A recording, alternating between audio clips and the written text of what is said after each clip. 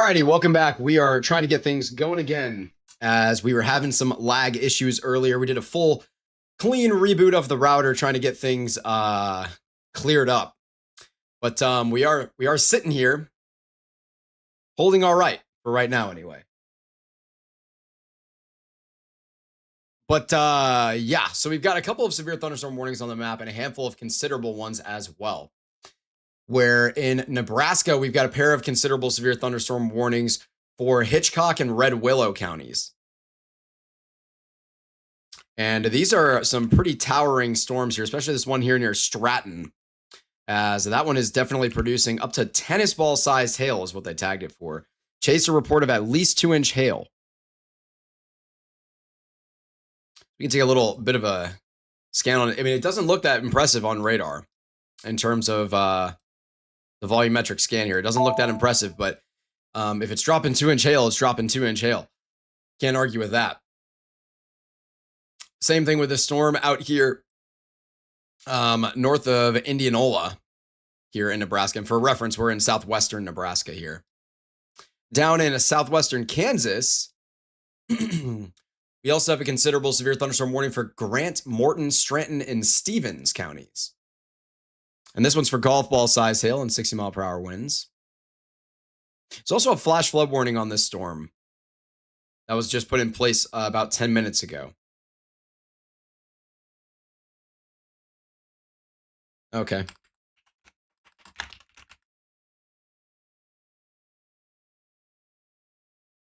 I don't know if he's that'll be interesting.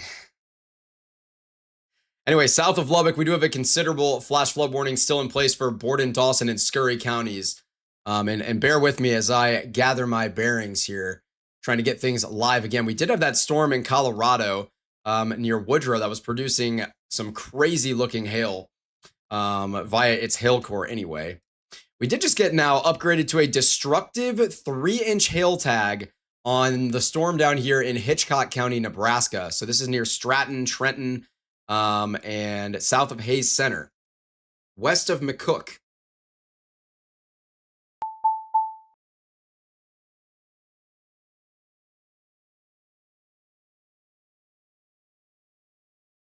Okay. Yeah, this hail was a photo of 3-inch hail that fell 8 minutes ago. So honestly, I'm kind of surprised because on radar anyway, this doesn't look like the most impressive hail core at all. But clearly, it is dropping some giant hailstones down there. So we do have a giant hail threat going on right now in southwestern Nebraska.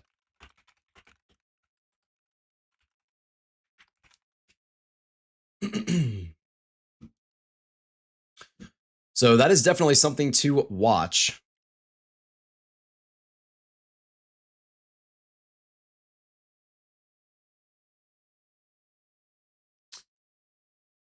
This video from Reed is kind of crazy. There's a fire truck stuck in a ditch. I'm going to repost this on Twitter. This is crazy. I'm going to link this in the chat as well. Check this out, guys. This is from Reed.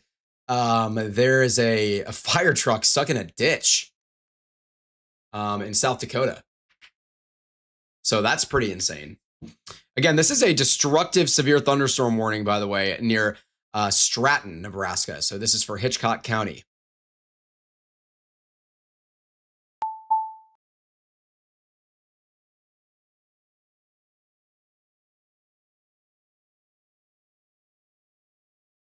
Yeah, I can't show Reed's videos on air. I don't have, the rights to his stuff to retransmit his stuff. But yeah.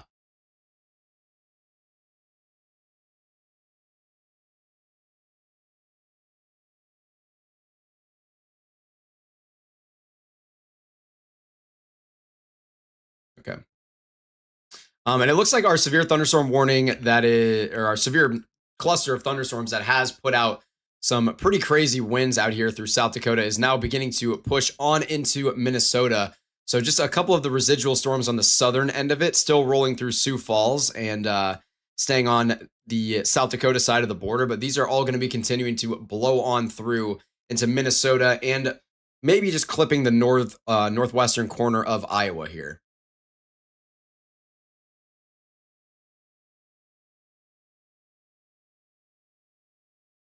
And I think we did just get Evan Freiberger out here, who's just joined and maybe hitting us with a raid. It just said Evan Freiberger and his viewers have joined. we might have a little bit of a raid in action here. I'm getting pantsed in action by Evan right now. I have been raided. Welcome to all the new friendly faces. Good to see you guys, Evan, and I appreciate the raid, dude. That's awesome. Yeah, Evan's got like over 200 people right now, I believe. So that's pretty crazy. We just jumped to over 100 concurrent viewers. That's wild. We are just getting our broadcast going again, as I had internet issues and I had to stop broadcasting for like 20 minutes to go fix the internet issue. But we are good for now. Knock on wood, anyway. But this storm down here, by the way, I don't want to take away from the awesome raid that's happening, courtesy of Evan Freiberger, but this is still dropping 3-inch hail. This is a destructive severe thunderstorm here for Hitchcock County in Nebraska. So if you're in that area, definitely make sure that you're staying attentive with this one. And yeah, Evan, I really appreciate the raid. And it's really good to see everybody here. I really appreciate that. I hope everybody is staying safe tonight and enjoying Evan. He doesn't get to stream so often, so hopefully you guys are enjoying him. It's good to have him back. We need more people out there doing the right thing in the community and broadcasting the right way.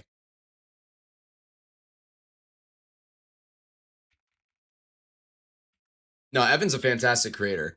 And for my people, I know we don't have a lot of my people here because we just restarted the broadcast. But for any of my people who don't subscribe to Evan, you should be subscribing to Evan right now, for sure. And yeah, I appreciate all of you guys out there with Evan who have come in here and tapped in tonight and came to say hello in this raid. I really appreciate it. The downstream severe thunderstorm warning for our destructive cell dropping 3-inch hail, by the way, is tagged with 2-inch hail. It's a considerable tag.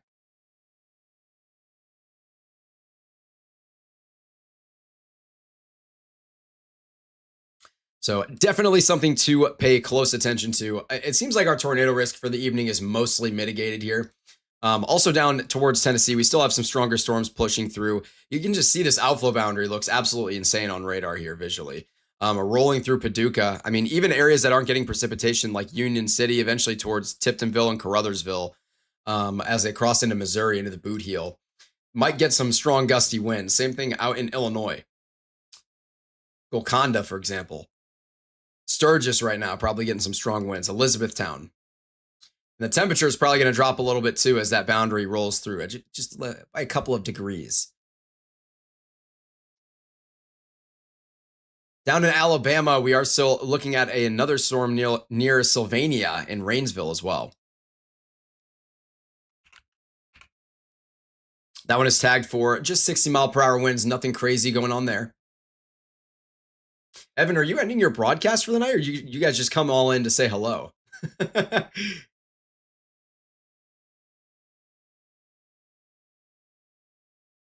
And then in southwestern Kansas, we are still looking at this cell. Let me zoom in. My goodness, it didn't want to let me zoom in there. As this one near Big Bow and Richfield is still kicking pretty strong for Grant, Morton, Stratton, and Stevens counties, all included within this considerable severe thunderstorm warning and the flash flood warning down here. Okay, so I see, Evan, you have ended your broadcast for the night. You were early, or you were live a lot earlier than I was today. I was working, and man, I swear I looked up. I'm sitting here in this meeting, and I look up at the radar, which I had on my upper monitor, and I was like, what is going on? There was like a bunch of tornado warnings active. Yeah, I was like, man, yeah, I did not expect things to get going the way they did today. It was definitely an overperformance, I would say, on the day. But thankfully, Evan was able to go live and cover it for you guys. That's awesome. Yeah, I really appreciate everybody coming in here for this evening. It definitely means a lot. We're going to take you through the rest of the evening here, tracking a bunch of storms. I can go ahead and show a little bit of an outlook on where we're at. This is with our website. You can visualize this for yourself. But obviously, our main area of concern has been up through the northern plains into the Midwest this evening. We are seeing some residual thunderstorms still pushing through South Dakota, Minnesota, even clipping the northwestern corner of Iowa. Some storms as well back towards Lake Michigan. Then we're seeing some storms down here in southwestern Kansas that are trying to get going now. And then still the risk for some strong winds back down towards the Tennessee Valley. So that's what we're tracking this evening here. Evan said, I looked at mesoanalysis and I was like, I need to go live. Yeah. Yeah, I don't blame you. I wish I could have gone live sooner, man. Like I was literally clawing at my cage. We were sitting there in that meeting earlier. I was like, I need to go live like now. And I couldn't get live, unfortunately. There was no way for me to go live. I could have sacrificed taking a shower. I would have looked like garbage. And I could have gone live about 30 to 45 minutes sooner, maybe. That's the best I could have done, though, unfortunately. Out here in southwestern Nebraska, again, we do still have this destructive severe thunderstorm warning dropping 3-inch hail, so some giant hail. A severe weather all done for Wisconsin. I'll check in on Wisconsin. Got some storms down here in central Iowa still going on. Back towards Wisconsin. I know we had that line pushing through earlier when I had to end the broadcast. Yeah, we can see some of these storms pushing off over the lake that could pose a threat as they cross into especially the western part of the lower peninsula of Michigan. And in Wisconsin here, it looks like you're pretty much done. Just a lot of stratiform rain. So you're still going to get some precipitation, maybe a couple rumbles of thunder, but you'll be all right up there in Wisconsin for the majority of the evening. We definitely could see maybe a couple more storms redevelop behind this, but I don't particularly think it's going to be that concerning. Maybe in southern Wisconsin here, as these storms in Iowa start to make their way up towards just the very southern parts of Wisconsin, which is some of the more populated areas near Madison and Milwaukee. But in general, I'm not expecting anything like crazy like we had last night in Wisconsin. Last night was a really crazy, a really crazy Wisconsin night for sure. I got really in touch with my Wisconsin geography last night.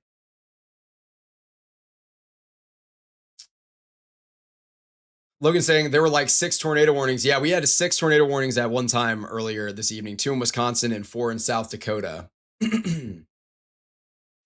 Always have a hat on hand for the showerless days. Thankfully, no one watching can smell you. Yeah, you know, it's funny because I wore a hat in one of our forecast videos and broadcasts just to try it out and see if I liked it.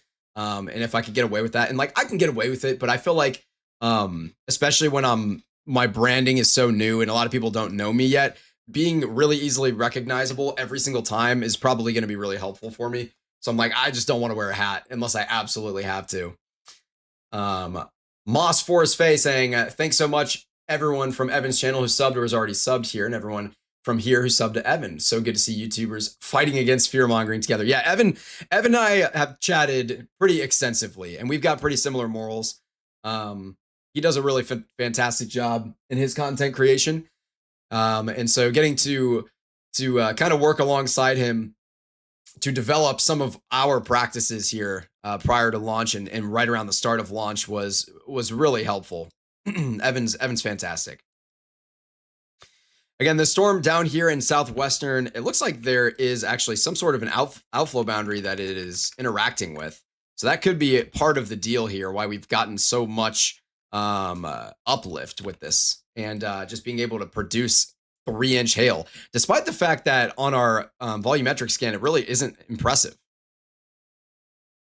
But we have had reports of 3-inch hail confirmed. So get a shower cap for those emergency streams. Well, that's the problem is my hair. Like I got to actually wash my hair. This is such a funny conversation. Are you related to Creed? No, I am not. Oh, you've reached over 1,000 subscribers. Yeah, we hit 1,000 subs last night. We gained like over 200 subscribers last night. We had a really, really large uptick and everything last night. It was really, really cool to see so many people joining the stream. We hit like almost 300 viewers and The broadcast had like 10,000 views or something. It was insane. It was really cool to be to see all that support. Like it was really humbling and honoring.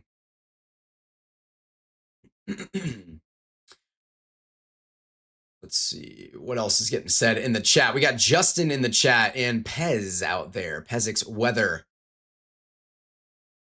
Nancy in the chat as well. A lot of familiar faces who are fans of both mine and Evan's, and especially Evan's. Those are Evan's people that have allowed me to enter into the scene a little bit. So I'm grateful for that. Yeah, Nightbot has been actually relentless. Today, when we started our original broadcast before we had all the internet issues, Nightbot was like throwing some shade, dude. I don't know what was going on. Like, I haven't programmed Nightbot to do anything. Like, it's just doing that. We just have like the very basic settings on for it. We got a question: will the storms be tornadic or severe for Aurora, Illinois? I'm guessing it's this. I forget exactly where Aurora is. I should know that. I'm pretty sure it's. Bear with me. I should know where Aurora is. I live in St. Louis. It's kind of embarrassing for me. I'm losing my mind.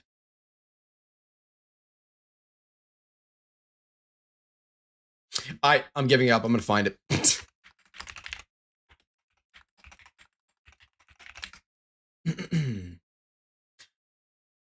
Okay, I was right. It is like in the Chicago suburbs. What?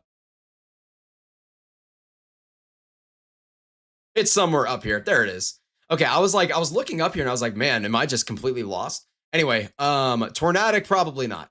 You might get some severe gusts up there, maybe up to 60 miles per hour. I wouldn't really expect any hail, but definitely some severe gusts are not outside of the realm of possibility for the greater Chicago area this evening.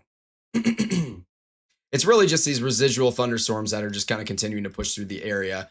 None of this is really particularly concerning at all.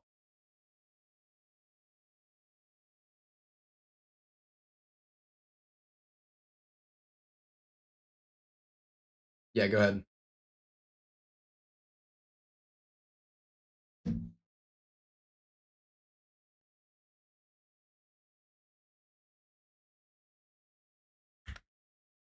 Oh, yeah. Okay, so we do have this really strong little wind bag that's rolling right through the Sioux Falls airport, essentially. This is less than 200 feet in the air. Adrian has pointed this out to me. And these winds are clocking in at like 80 miles per hour, potentially up to 85 miles per hour at 200 feet. So at the surface, probably around 70 to 80. So this might get upgraded, and it probably should get upgraded to a considerable severe thunderstorm warning at least. But this is what we're looking at here. This is headed right towards the radar unit, essentially. I will say on the most recent scan, those winds did downtrend a little bit. So still probably up to 70 mile per hour gusts that are rolling through the airport right now, right at Sioux Falls, South Dakota. I appreciate you pointing that out, Adrian. That is a really good catch. And then, of course, we do have the destructive severe thunderstorm warning still going on in southwestern Nebraska. That one has 15 minutes remaining on it, still tagged for 3-inch hail.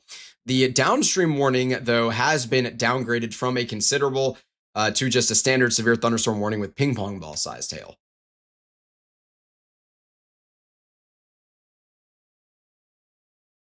Is Nightbot just going crazy or something? Like, I see everyone's talking about Nightbot, but I'm not even seeing Nightbot messages in my chat. Maybe I'm just losing my mind.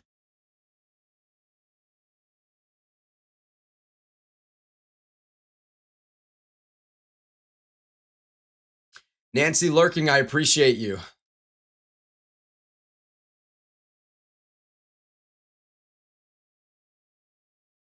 And it looks like we are holding good with the internet so far. Knock on wood again. So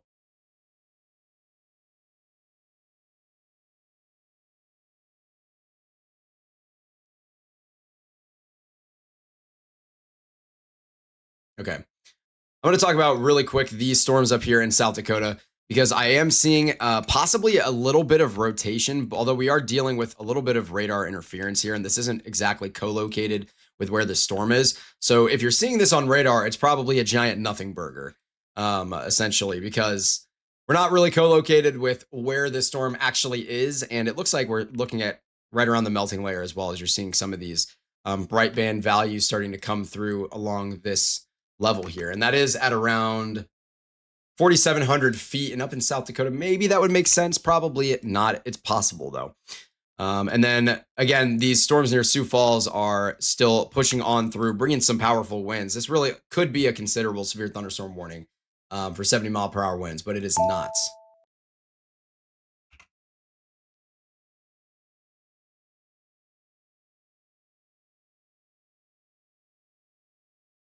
Mhm.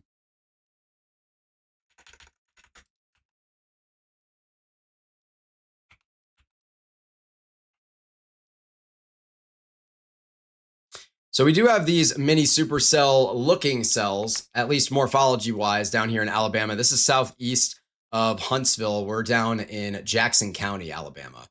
And the main, and also DeKalb County, Alabama. And the main concern here, like I'm not really seeing any type of low level rotation, or at least very minimal, if any at all. So I'm not really terribly concerned with this becoming tornadic, but it does have that morphology to it, where it kind of looks like it wants to develop that inflow notch. And if I turn on my METAR here, we can look at what the surface winds look like. And we can find out exactly what's going on with it. It looks like the winds are just pretty calm in general, actually coming out of the north.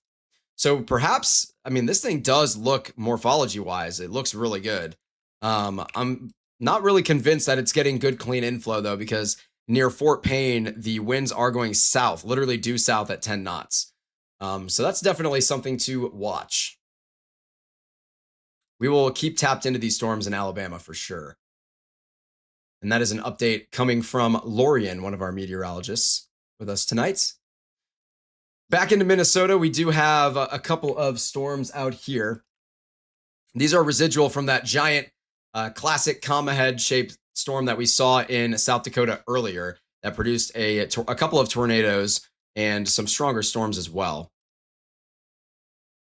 This one is beginning to push through the Granite Falls towards Clara City type of area, and it's tagged with 60-mile-per-hour winds and 1-inch hail. Nothing unbelievably crazy with this storm again, but still a stronger thunderstorm here. And then near Sioux Falls, we've been watching closely with these winds that are coming right through the airport, really. At the surface, we're probably looking at winds around 60 miles per hour, maybe getting towards 70. They could have definitely put a smaller, considerable severe thunderstorm warning on this, and it wouldn't have made me mad. We've had a lot of questionable severe thunderstorm warnings, or tornado warnings, and I will say today. All right, on our cell up near Stratton again, this one does have a little bit of low-level rotation. It's nothing super impressive. It has been downgraded from a destructive severe thunderstorm warning to a considerable severe thunderstorm warning. So this is for Hitchcock County. And then in North Dakota, we have a considerable severe thunderstorm now, as this little guy near Trotters has just crossed the border out of Montana. And this one's tagged for golf ball sized hail and 60-mile-per-hour winds as well. It's in a radar hole, so we can't get a great picture on it. Yeah, go ahead.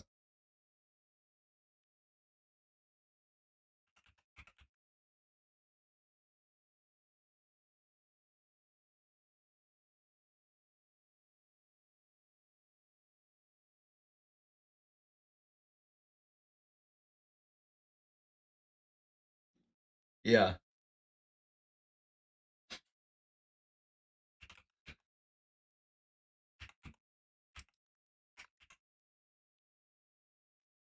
So essentially, Adrian's just filling me in on a couple of updates going on in that cell near southwestern Kansas, which is no longer under a considerable severe thunderstorm warning. And by the way, if you're wondering what I was just reacting to, Croatia in the 102nd minute just tied the match against Portugal in the round of 16, which is insane. But he's basically just saying there's just a lot going on with this cell. It's still dropping some hail, still has a little bit of low-level rotation. There's some sort of a thermal boundary in play here. It's getting good, strong southerly winds with a little bit of moisture, dew points in the 60s, and it is still dropping some hail as well. But yeah, if you're wondering what I was just having a crazy reaction to, I cannot believe what I just saw. as Croatia has tied the match in like the 111th minute. Although I will say it looks like it was offside. So I think Portugal might end up winning this match.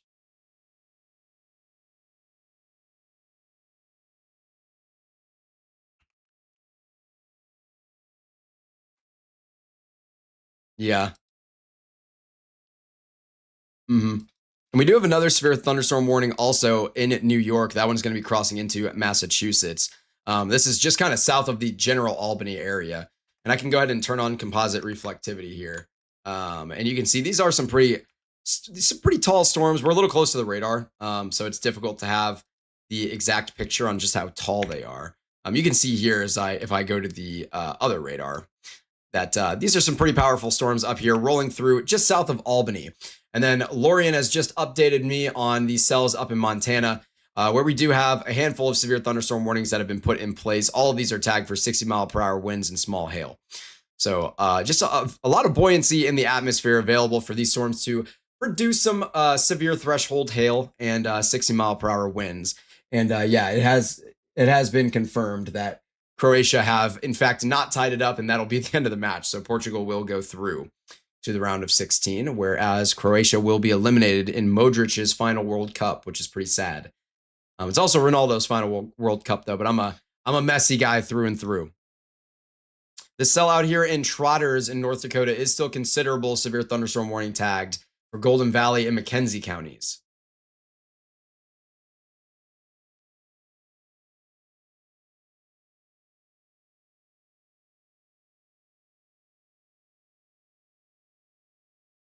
What? The emojis that we're getting in the chat are frying me right now.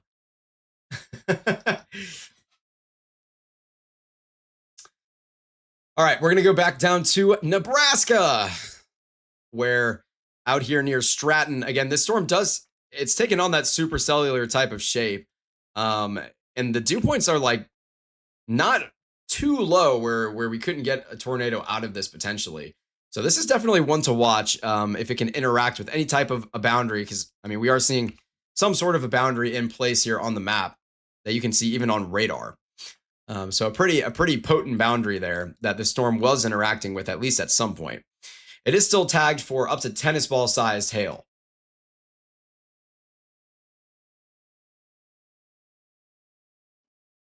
Just emoji chanting in the chat at this point. I love it. Absolutely, I love it. So it looks like the Sioux Falls radar went down. Let me check on that. Sorry here.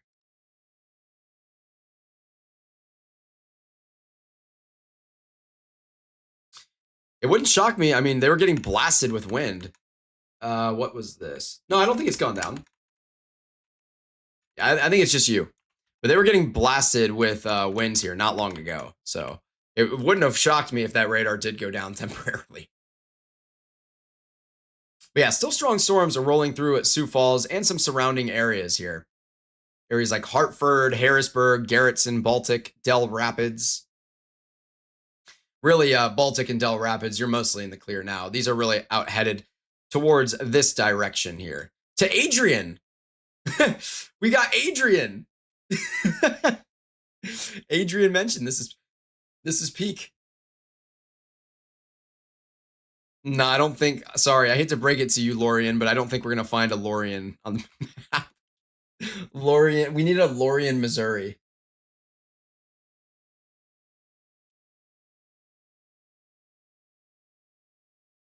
Will has said Nebraska 1 times. No way this is a real thing. There's no way this thing cannot actually track it. Like you would have to manually update it every time I say Nebraska, right? Nebraska, Nebraska, Nebraska, Nebraska. And Portugal have won it.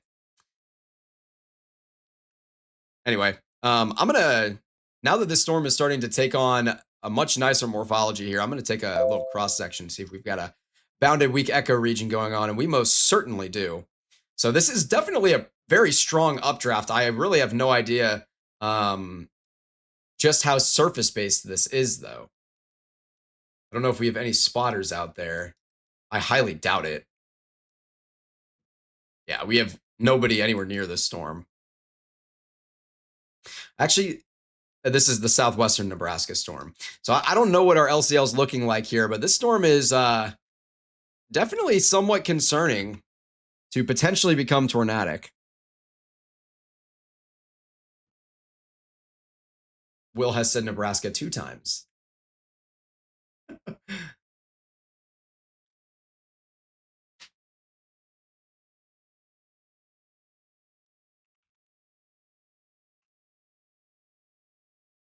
Okay.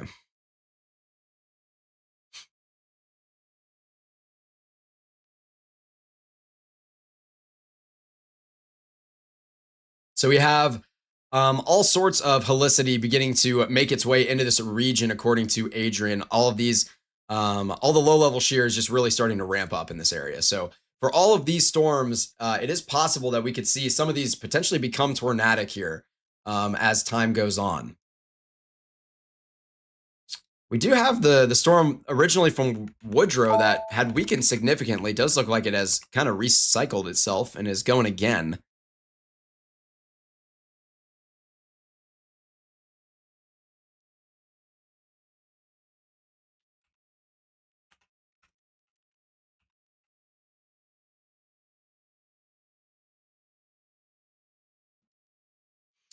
We just got an absolutely massive severe thunderstorm warning up here in Montana for Garfield and Petroleum counties in Montana. So there was an observed wind gust with this one.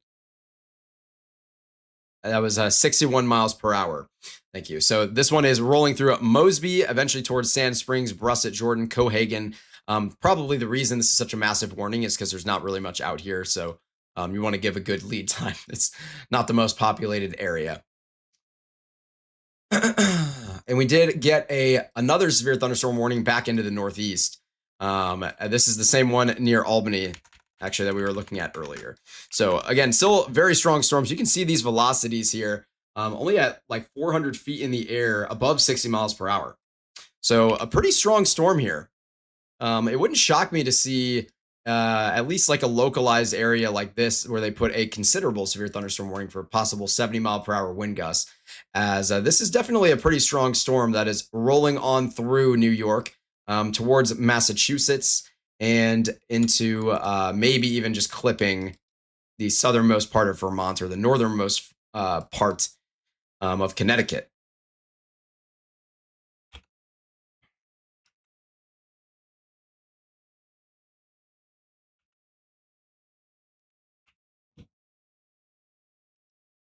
Okay. So our LCLs out here on this Nebraska cell are looking at around 1200, which is not too high. Where like a tornado could just immediately be ruled out because the LCL is just too high. So this is definitely a concerning one. It is tornado possible tagged, by the way. So definitely one we're going to watch pretty closely here. It looks like it's developing its hail core yet again to be a little bit juicier.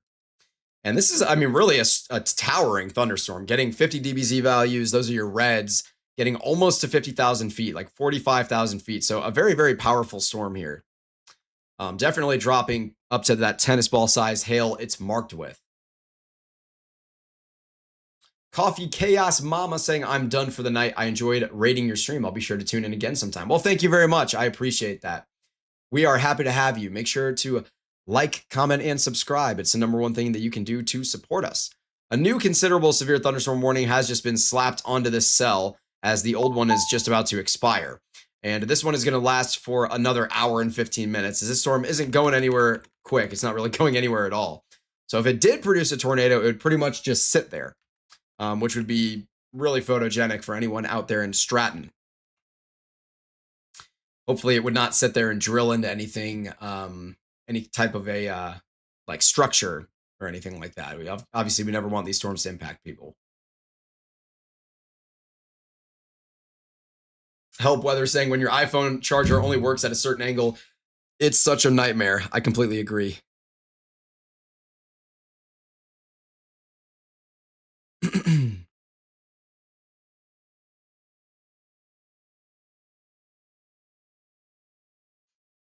See it. Hunter Hurley and Matthew Capucci liked our post of that. of Alan's clip. I don't know why it's so grainy, the like clip of our broadcast.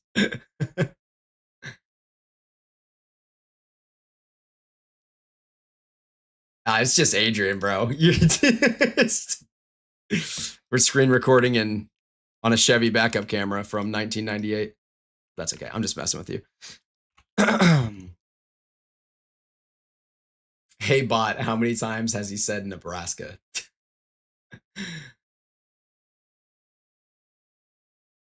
Yeah, no, someone's just manually updating the bot. It's probably Blake. Just messing around. Tornado Explorer Alt. Hello from Evan Stream and new here. Well, thank you for tuning in. We are happy to have you. And again, really, really grateful for the raid from Evan. Evan is a phenomenal fella.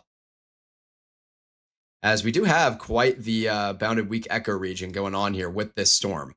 So essentially what you're looking at is this kind of rainbow of colors where you have heavier targets suspended and fully wrapped around less heavy targets, which is indicative of a strong rotating updraft. And our surface winds in this area too. Whoop, I can turn METAR again, or turn METAR on again. They are coming out of the south. And they are coming pretty quick. They're bringing moisture from the south at like 15 to 20 knots, literally out of the southeast directly into the inflow notch of this storm.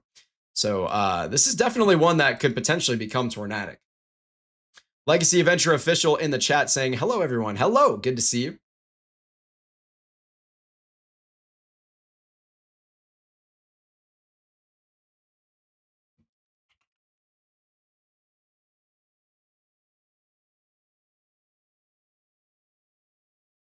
What? 70% on the what? Ah.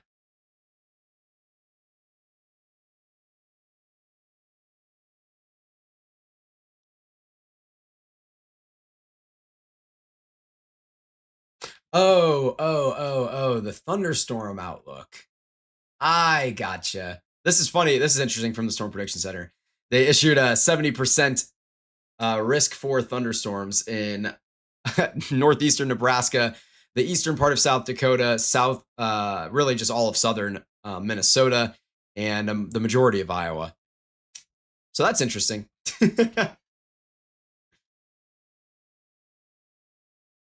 Finally made it to a stream. Quality is super amazing. Well, I appreciate that. I really do appreciate that. The quality was not amazing earlier. We were having some internet issues. I don't know what was going on, but we are good to go now. But again, we are dealing with a considerable severe thunderstorm warning with a tornado possible tag.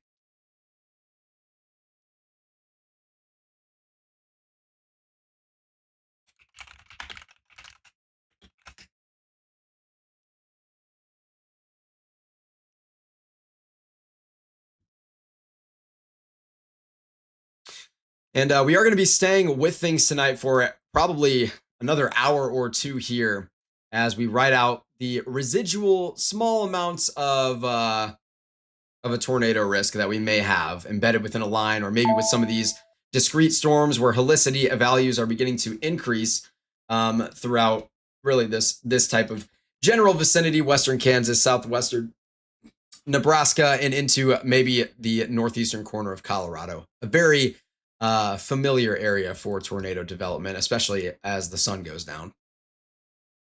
Very impressive quality, though. As a weather streamer myself, I know what it's like to have issues. Oh yeah, I get it, man. I get it, and I appreciate the words of praise.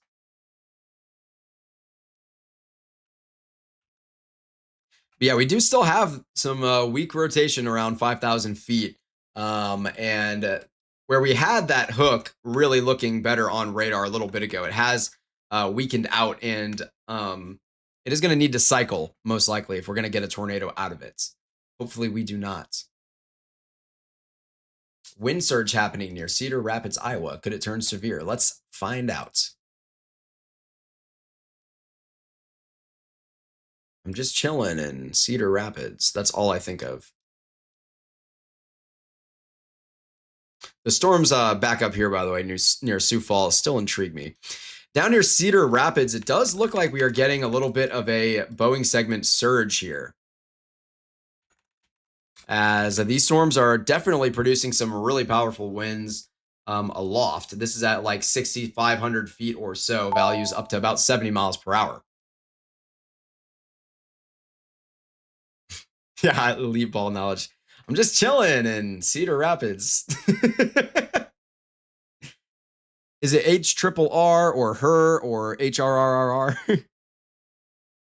I personally pronounce it as H triple R. What about everyone else in the chat? I pronounce it as the her, personally. It really doesn't matter. It's all the same model.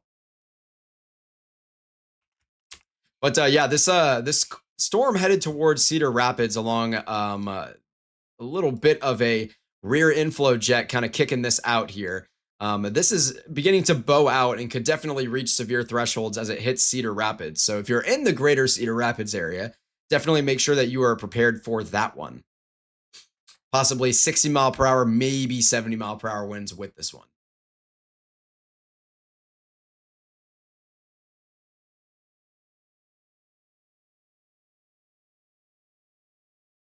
And there's Cedar Rapids, Iowa, where we're just chilling.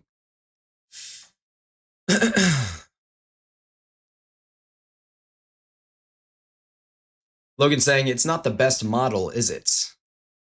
The Her is one of the better models that we have.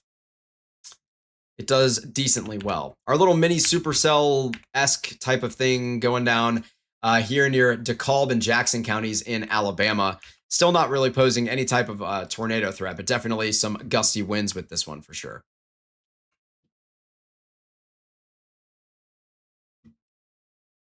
All right, in southeastern Nebraska, whoa. It looks like we are starting to recycle and wrap up again here. Just northeast of Stratton. And this has been upgraded once again to a destructive severe thunderstorm warning, as we did get baseball-sized hail 3 minutes ago.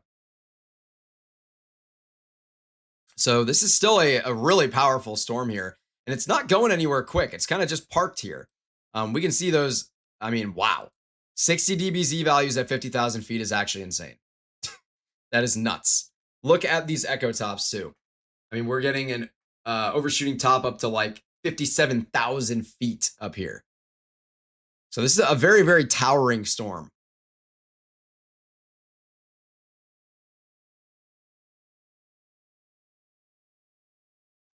Sorry.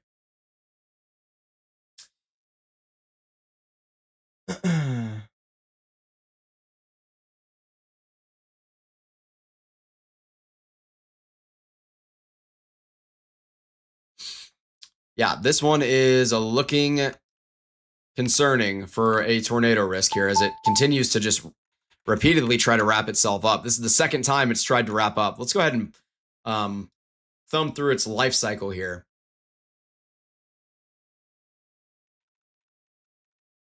We can go back in time and see the original cell that began to move off to the north, and then this new one just fired off and tried to wrap up multiple different times here near Stratton. And right now it's just northwest of Stratton, where we are seeing confirmed a 3-inch hail and some decent low-level rotation or mid-level rotation at 5,000 feet. Nothing crazy at all, though.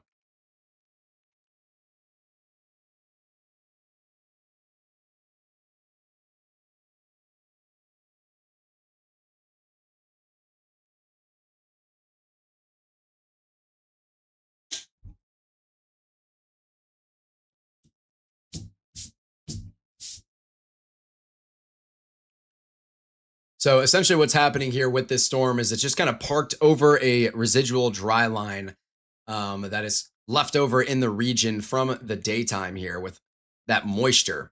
I could turn on METAR and we might actually be able to visualize where this dry line is.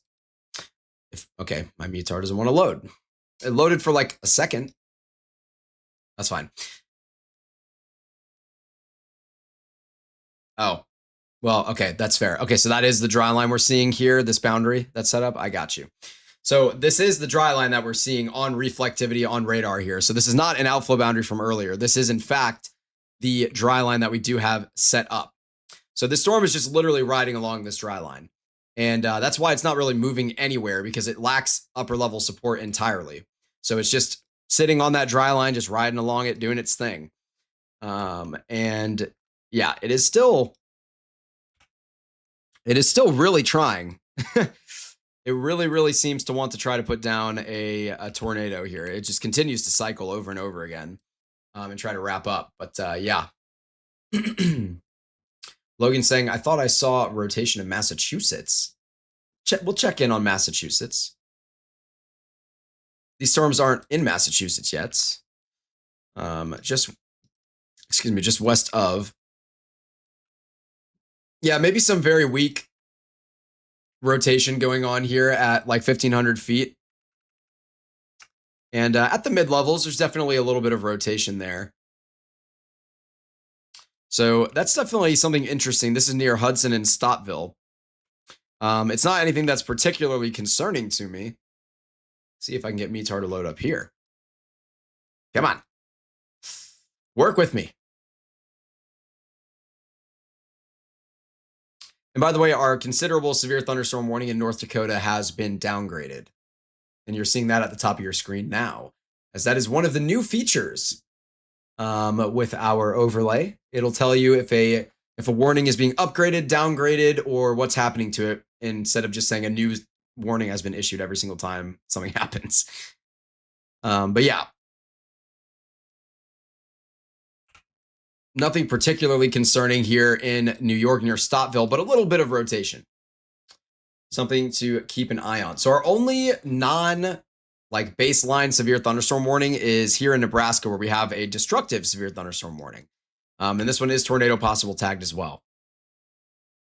Or was tornado possible tagged. It looks like, okay, it is still tornado possible tagged. Got it.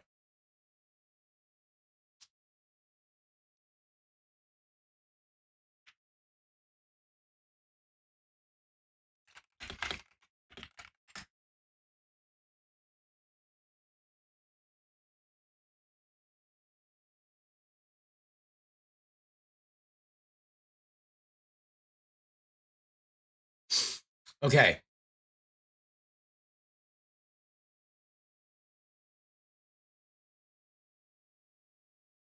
So we are continuing to keep an eye on things. I am going to check in really quickly back towards these storms in Kansas and southwestern Kansas here.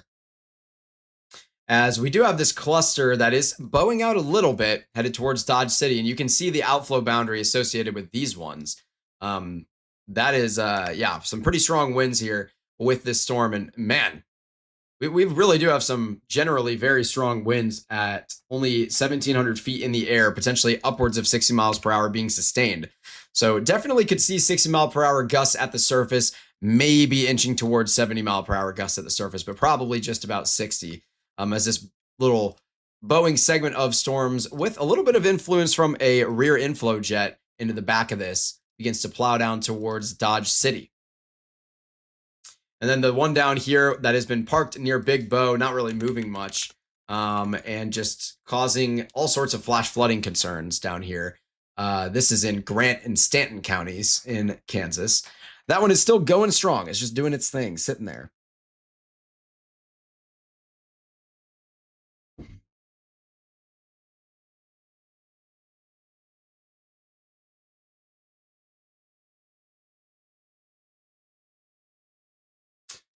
I did see, I didn't see this like over 2 hours ago.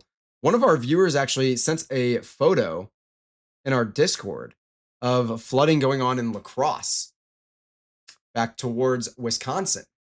So that's interesting. I appreciate you sending that in. That was PL 130. I'm not going to show it unless they are in the chat and can give us permission. But yeah.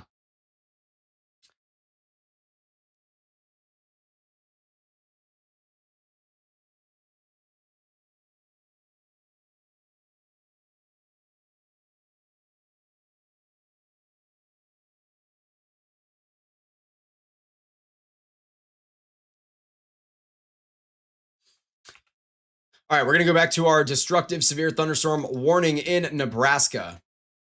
Sean saying, seen you hit over 100 viewers a few times tonight. Keep it up. Well, thank you. That was not really due to me tonight. Last night was definitely due to me. Tonight, that was from Evan hosting us. So grateful for the raid from Evan there, as he ended his broadcast earlier this afternoon or this evening. We're going to be rolling for probably another hour or two here tonight.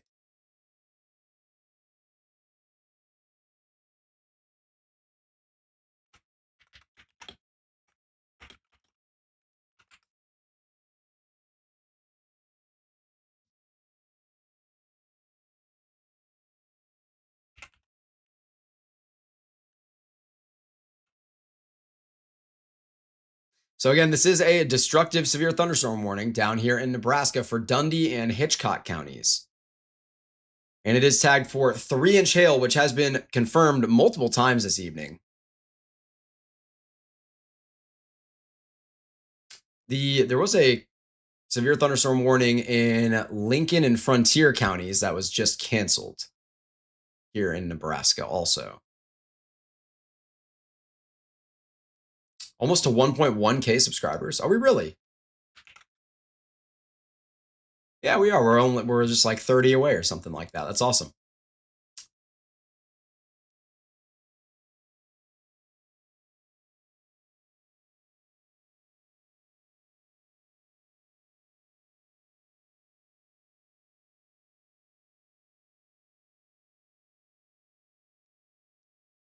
Man, that clip from Alan earlier was still so cool. I'm still like loving that in the back of my mind. I kind of want to show it again. It was so cool. Oh man.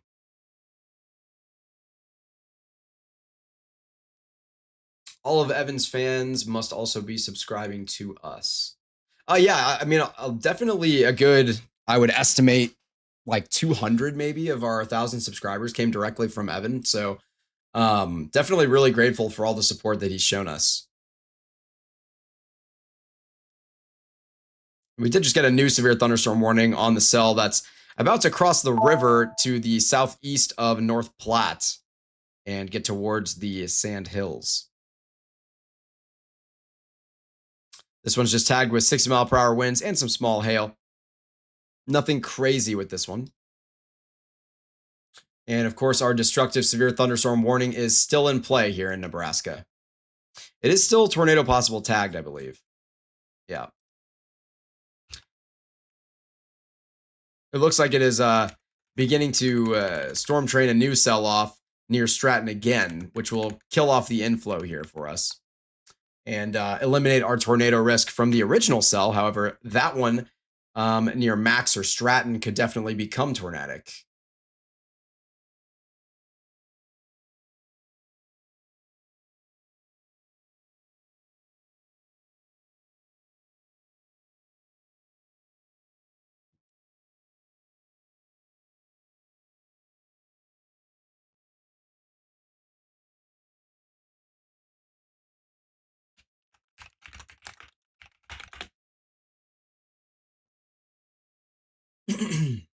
We actually did just peak over 100 viewers again, so I appreciate everybody tuning in. Really, really awesome stuff.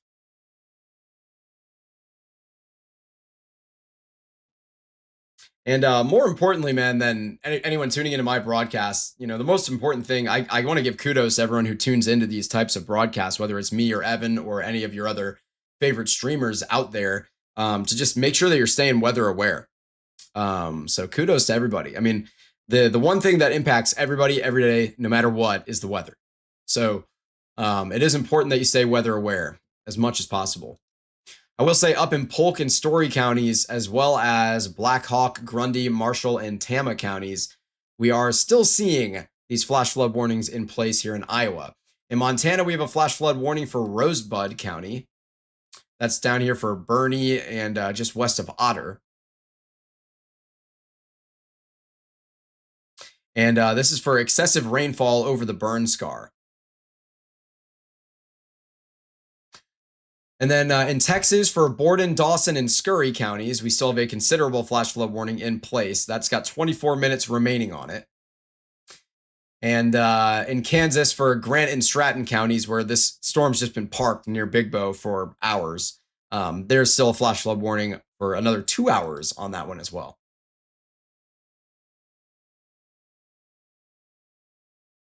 Logan saying, I'm in a slight risk for tomorrow. Should I be weather aware? You should always stay weather aware. Every day of the week, 365, baby. But yeah, we can talk about tomorrow a little bit. I haven't looked at the outlook quite as much. We are going to be putting out a forecast tomorrow morning, a forecast video. So definitely make sure that you're subscribed and have notifications turned on for that. Tomorrow there is a 2% tornado risk in a much smaller area than we had today. That is going to be for northeastern Nebraska, southern South Dakota, and western Iowa. The main event is going to be hail, wind, as we have a 30% and a SIG 1 on the map here for areas like Lincoln and Omaha, out here in Nebraska, Iowa, and the southeastern part of South Dakota. And then there's also a little bit of a hail risk for a couple isolated cells that could produce some large to very large hail out in South Dakota, especially, and maybe into northern Iowa. But I'm not really expecting anything crazy in terms of hail. It's more of a wind threat tomorrow, maybe an isolated spin up tornado. I would be shocked if we have more than like 1 or 2 tornadoes tomorrow. The parameters are not particularly favorable. But that wind threat is going to stretch all the way to the East Coast, literally from South Dakota to the Atlantic Ocean. So a very, very expansive region where we could see some sort of storms bringing wind damage tomorrow night. Same thing with hail. It is pretty expansive all the way through the northern plains, back through the Midwest, and even down into the Oklahoma Panhandle. So again, we will have a forecast video going into depth on this tomorrow morning as the details become a little bit more clear. For day 3, this is going to be for your actual 4th of July. And again, we'll talk about this in the forecast tomorrow morning as well. We are expecting a couple of areas where we could see some stronger storms, really out near western Kansas and northeastern Colorado, and then back through the mid-Atlantic and the Ohio Valley a little bit. And then as we look off into the future, nothing extremely notable. For Sunday, we do have a 15% region outlined in the mid-Atlantic as well, back towards Baltimore, D.C., and Richmond, Virginia. And that's about all we're looking at. And you can visualize all of that for yourself on our website, easily share it with your friends and family. It's a really good visualization tool to help you and your family stay weather aware. As we do have a new area of rotation forming northwest of Stratton that looks like it could maybe do something. As it looks like, all right, we have a new updraft that's trying to take over here.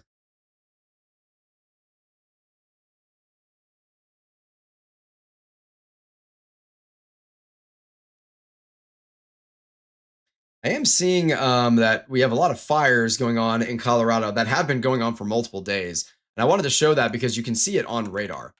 I can pull back. So you're seeing here near Beulah Valley, that's a fire. This is not precipitation that you're seeing on the map. This is all smoke from a fire here. And I can composite reflectivity might show this a little better too. Yeah, that's a little better. I mean, you can literally see this fire. It's pretty crazy stuff. It's a really, really concerning situation down here in Colorado. There's a lot of really dangerous and damaging fires going on out there. I know there have been multiple mandatory evacuation orders. And I know we showed this on last night's broadcast as well, but I think it's really important to just reiterate this threat with these fires. I mean, look at this one near Lake City and Ridgeway. That's a really large fire. There's another one down here near Monticello as well. Some of these might be a little bit of actual convection. A couple of them might be up here into northwestern Colorado. But especially down here from the Pueblo radar, we were looking at the one that's just southwest of Pueblo. That's a fire. That is not precipitation at all. We did just get a tornado warning on this storm, by the way, as I was talking about. That new rotation looked all right. So we do have a tornado warning in place now. And we should get that update on our overlay any second here. We are going to make some new improvements to the overlay to try and speed up the rate at which we get updates. We did just get a tightening here in our rotation. So we do have a tornado warning in place now. And this is down here in Nebraska.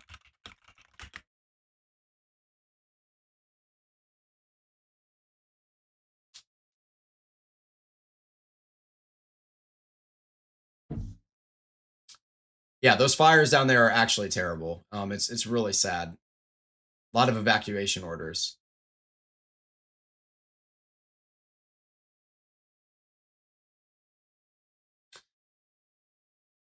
Peach on a leash saying, "Uh-oh, I'm in the yellow." I'm assuming you're talking about the probabilistic outlook or the categorical outlook. Yeah, that's not ideal. Just make sure you stay weather aware and you will be okay though.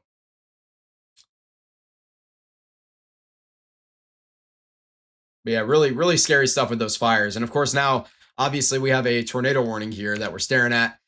Just north of Stratton, not the most populated area in the world here between Stratton and Hamlet. So hopefully it'll continue to just kind of park itself there. But we do have a tornado warning live right now in Nebraska.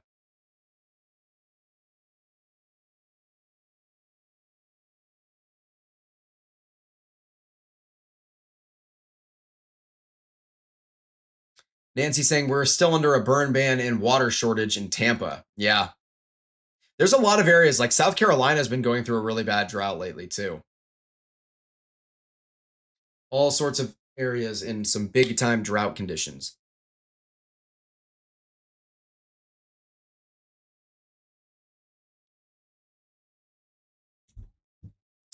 StormNet is giving this tornado warning cell a 45% chance at putting down a tornado, by the way, which is StormNet, for those who don't know, is like an AI driven tornado probabilistic generator, essentially. It's becoming more and more trusted. My grandpa is in southeastern North Carolina and is in an extreme drought. Yeah, absolutely. Chukasoba in the chat saying here in North Carolina, we're in serious drought as well. They're using scary words like exceptional and extreme. Yeah, it is true, though. There has been some very, very, very concerning drought going on out there.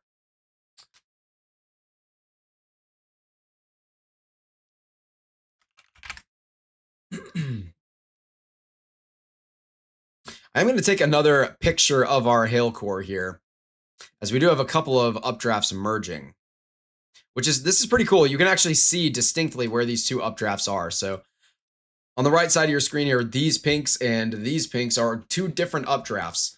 And when we go down, you can see the way they separate here, as you have an updraft over here and your new younger updraft over here that is trying to take over. And that is the more tornadic one, is the younger one there. So definitely something to watch. We're paying close attention to this cell as it could produce a tornado at any time.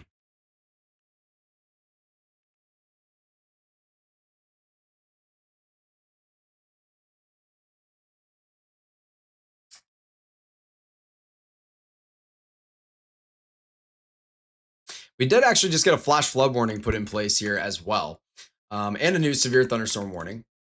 So all sorts of business going on out here in Nebraska. So this new flash flood warning is for Dundee and Hitchcock counties. It's just because this storm has been parked here for so long, just dumping rain.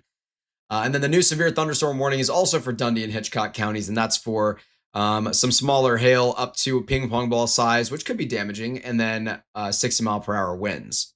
But of course, our primary concern right now is the threat for that giant hail south of Hamlet and north of Stratton here in Nebraska, and the tornado warning, obviously, as well. Back in North Dakota for McKenzie County, we did just get a new considerable severe thunderstorm warning on this same storm, I believe. Might be a different one. It's got an hour on it for golf ball sized hail and 60-mile-per-hour wind gusts, which was radar indicated. What are you supposed to do when it's both a flood and a tornado warning at the same time? You know, it's funny. We had this conversation not long ago, like maybe like a couple of weeks ago, and it was because of a storm that was in Louisiana, where they had a tornado warning, a flash flood like emergency, and something else going on. I forget what it was, a severe thunderstorm warning. Whereas in this case, we have just a regular flash flood warning, not an emergency, but a destructive severe thunderstorm warning and a tornado warning. It's like what kind of message do you give the public? You know, like in a flash flood warning, sometimes it's like you need to evacuate and go and leave this area that's about to flood. Whereas with a tornado warning, it's obviously shelter in place. And then with a destructive severe thunderstorm warning for giant hail, it's most certainly don't go outside or you're going to get bonked on the head with a coconut made of ice. you're gonna look like a cartoon character out there, and that's not ideal.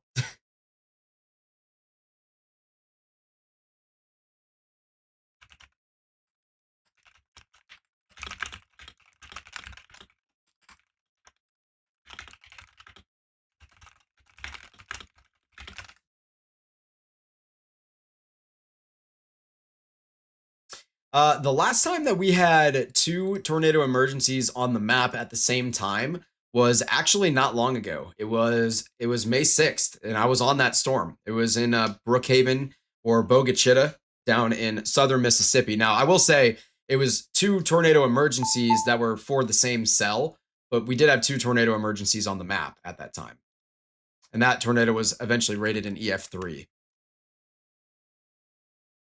That was a crazy storm chase. That was a really, really technical one.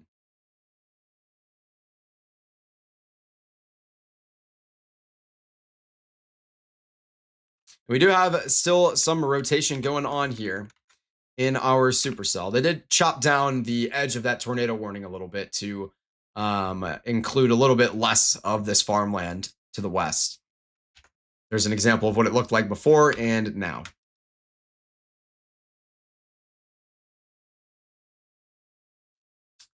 March 31st, 2023 had two at once. Yeah, it probably did. I don't know off the top of my head, but suggestion, keep a motorcycle helmet handy. Yeah, right? I'm new, but been with Evan for almost 4 years. That's awesome. Well, I'm really happy to have you here. I know Evan can't really stream or make videos very often anymore. So the fact that he's sent a lot of his folks my way really means a lot. So we're really happy to have you. We did get another considerable severe thunderstorm warning really quickly here in South Dakota, or excuse me, in North Dakota. This one is for Marmarth, and this one's down here in Bowman and Slope counties for golf ball size hail and 60-mile-per-hour winds.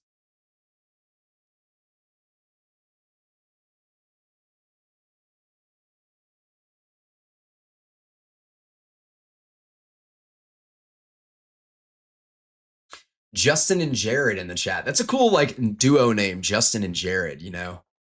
I like that.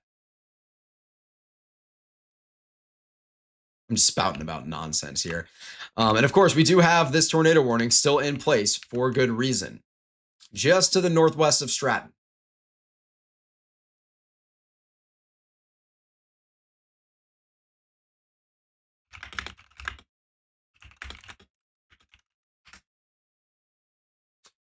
Okay.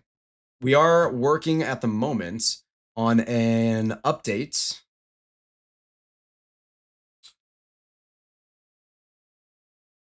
for our overlay here. So give me just a minute as we're going to try and make this happen here.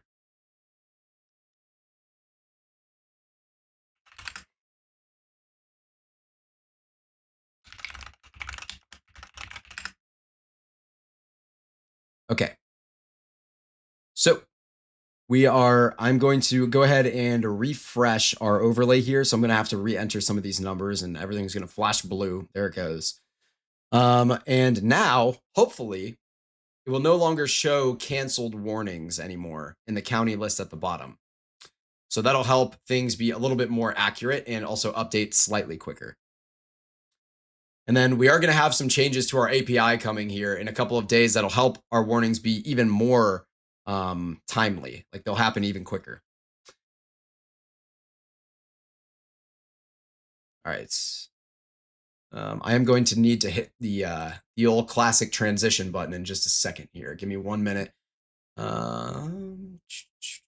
We did get a change to our population areas as well, so not a bad time to go ahead and do a little update here.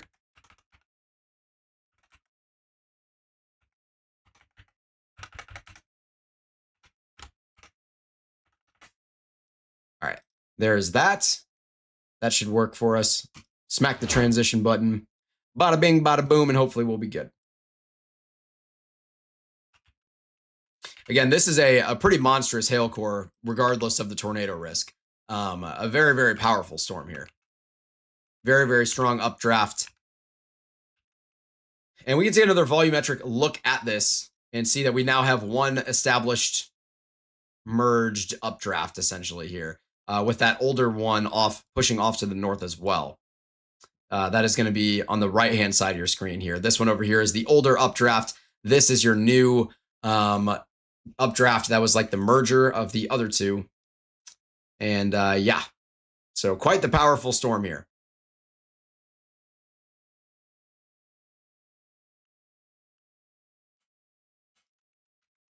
We will get an update in just a second on our velocities as well.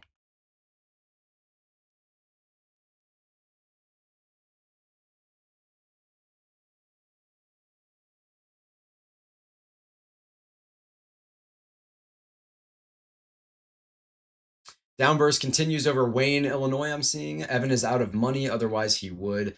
Yeah, Evan and I had a long conversation about it, and I mean, I get it. I really feel for him, you know. But he has this new business idea that should be really good for him. So I am very excited for him. But it's obviously a bummer not to not have him in the community, at least very frequently. Every now and then he'll still get to broadcast maybe or put out a video like he did today. This cell is very cyclic. Yes, it is. Oh, yes, it is. I was going to say, I figured you'd be live. Yeah, I am trying to be live as much as possible.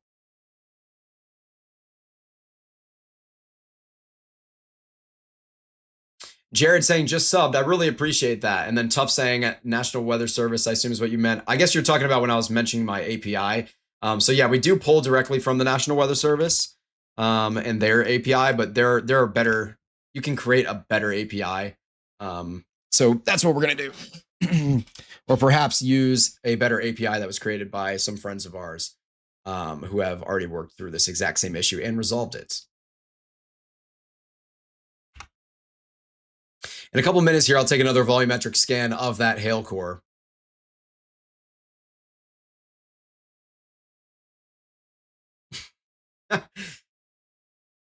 Yeah, Texas indoor baseball. That's an old classic.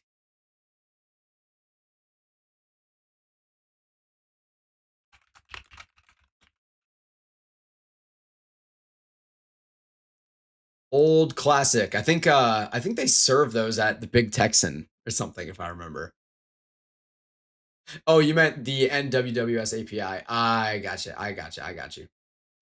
Yes. Yeah, we are pulling directly from okay. I honestly I don't remember which one we're using because I'm not the one who coded this overlay. It was our director of production, Ben.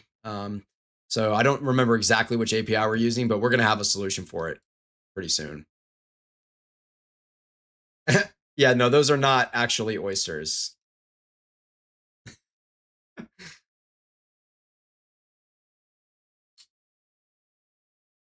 Welcome back, Kaysen. Good to see you. And yeah, I really do appreciate everybody who's new here that is liking, commenting, and subscribing. It means a lot. It really, really helps us out more than you can imagine. And it is also an honor for you guys to trust me with your weather coverage when the person that you've grown to trust the most, and Evan, is not really able to do much of any broadcasting anymore. So it is really awesome to be trusted. We don't take that for granted at all. We are committed to doing things the right way here. Yeah. Yeah.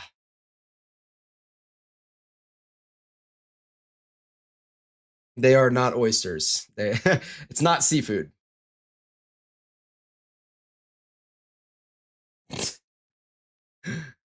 Yeah.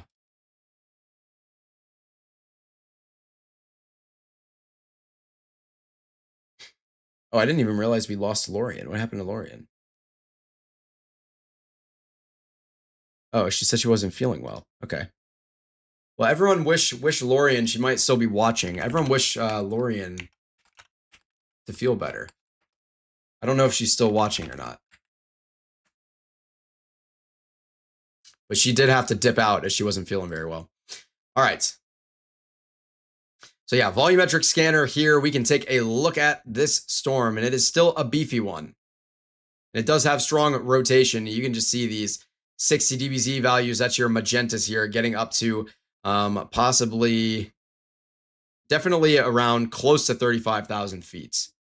So a very, very strong storm here. Could easily still be dropping that 3-inch hail that has been reported multiple times.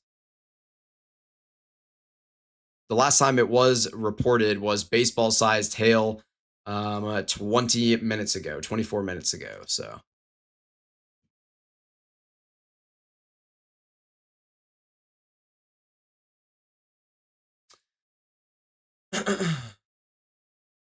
oh,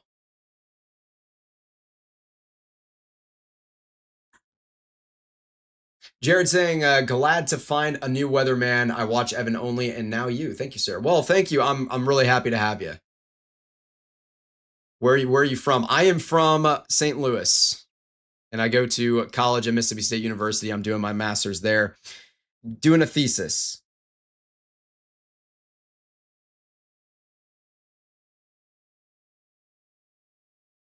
And yeah, we are closing in on 1.1K subscribers, which is really, really cool to see.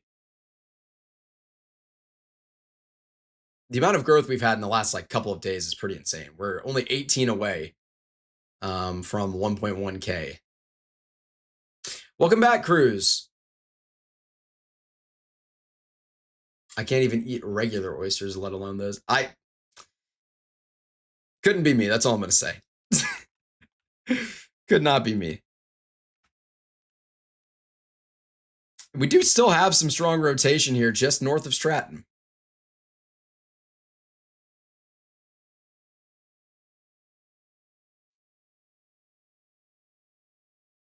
I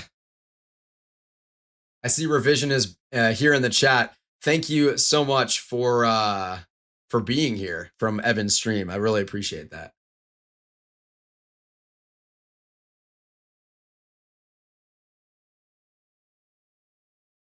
Do you use live storm chasers in your streams? Yes, we do. Okay, so we also have a couple of different modes in our broadcast here, where I can go to 1 cam mode or 3 cam mode. That's the changes you're seeing on the left-hand side of your screen, where we can input our storm chasers. We just don't have anybody who's out there in the field tonight. We did have Alan out in Iowa a little bit earlier today, and he captured the most incredible. I'm going to show this because I don't think a lot of you were here when we showed this earlier, but we have this incredible. That's not it. What even is that, by the way? Anyway, this is it right here. So we have this footage from Alan from his storm chase in Iowa today. Really, absolutely stunning. You guys are gonna love this. This is awesome.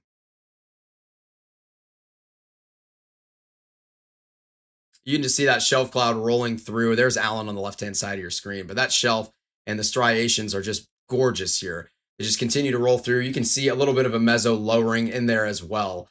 I don't think this one produced a tornado, but Alan did catch a brief tornado that we have a photo of as well. You can view on our Twitter. But look how green it gets here as this storm continues to roll through, and you can just see the waves, man, in the plants out here. And it just gets so green. And this is just so cool.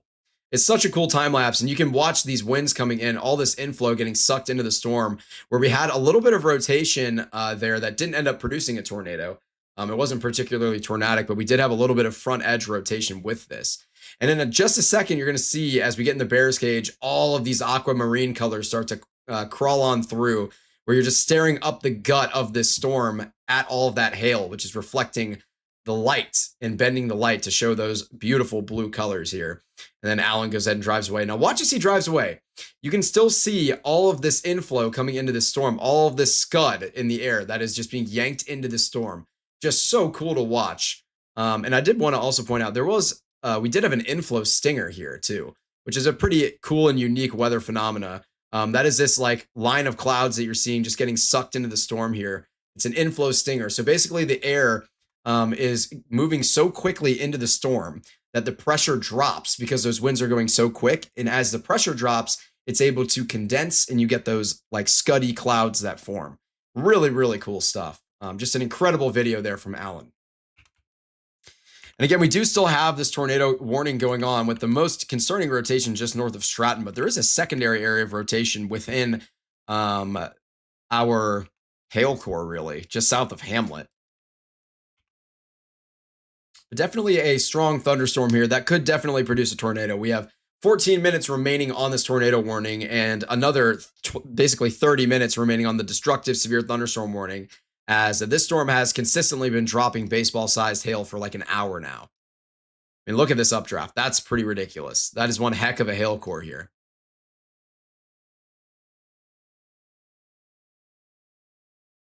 Just a really, really beautiful storm.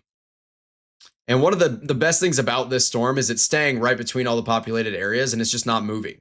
It's not really impacting any of these populated areas or any of these populated areas. So that is really nice to see. We do have another cell firing off near Benkelman. Interesting.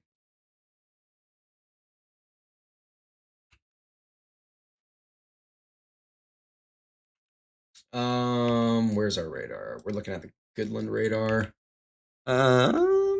Yes, it is. You are right. Okay, so this secondary area of circulation up here, this is anticyclonic rotation. So essentially what that means is it's clockwise, which is not the way that tornadoes usually will spin in our atmosphere. So possibly a little bit of a split. And our tornado warning was actually just canceled. It was just lifted. So we do not have a tornado warning in place here any longer, which is good news. But this is still a destructive severe thunderstorm warning.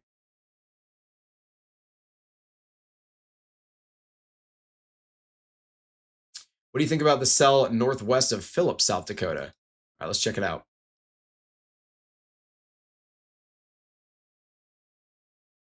I'm guessing you're talking about this one, although I don't see Phillip. But this one definitely looks concerning. That is supercellular for sure. There's some radar contamination going on here. But the storm, let me see if I can get some METAR to load and see what the surface winds are looking like out here and the dew points. As it looks like we do have decent enough moisture at the surface here. There is some sort of a thermal boundary in place as the dew points back near Rapid City are much lower, and there is some sort of a boundary here. So I don't know if this storm is surface-based enough to become tornadic near Pedro, but definitely one to watch. I don't know where Phillips is, but I'm assuming you're talking about this. Oh, there it is. Okay. Yeah, so definitely a concerning one near Pedro. It wouldn't shock me to see this get tornado warned. It is tornado possible tagged as it should be. We do have a handful of considerable severe thunderstorm warnings going on in North Dakota, by the way. Pretty much all of these cells that are semi-discrete out here. This is southwestern North Dakota that we're looking at. So all these are going to be tagged for these larger hailstones. Golf ball sized hail up here near Trotter and Grassy Butte. And then near New Rodick, excuse me, we are looking at tennis ball sized hail. And then down in the southwesternmost corner of North Dakota, we're looking at golf ball sized hail near Bowman and Marmarth. And then, I guess this is really closer to Marmarth. And then down just southwest of Bowman, also softball sized, or golf ball sized, not softball sized. Whoa. Welcome back, Braden.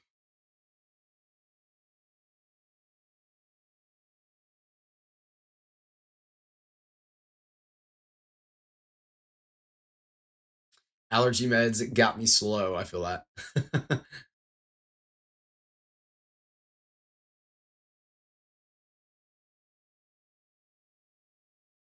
I'm seeing Revision tried out the Rocky Mountain oysters, so that's interesting. Rocky Mountain oyster sized hail. That's good stuff. That is good quality humor right there. As it looks like we are recycling again to try and get rotation going just north of Stratton. So we could see a new tornado warning up here.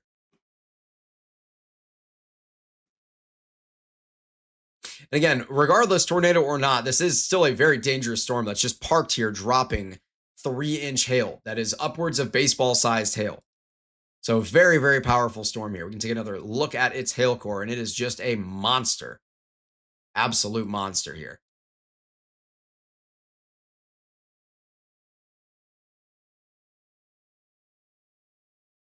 Really, really powerful storm here. You can even see this like cave kind of that's forming here, where you have those heavier targets suspended above nothingness. And that is really indicative of a strong updraft with this storm.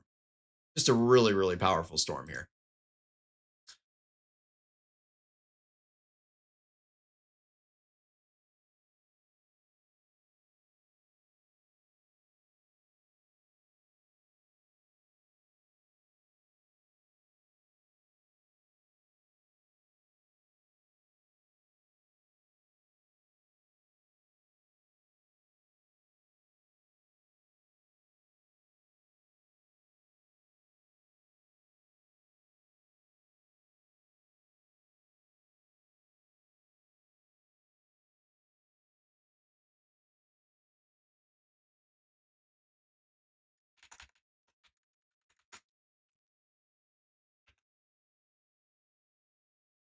So essentially, this storm up here, as Adrian is enlightening me to in my ear right now, is that this one is really taking this. And by the way, this one is really impressive. When you're able to see a bounded weak echo region on the volumetric scanner, that is a really powerful updraft. This is a very, very impressive storm here. This visual is crazy. I just got completely distracted because this is like meteorology eye candy right here. That you don't see this very often. I don't even know if I've ever seen this like while I'm live tracking a storm. I've seen it, in hindsight, but this is crazy. This is a really powerful storm up here in South Dakota.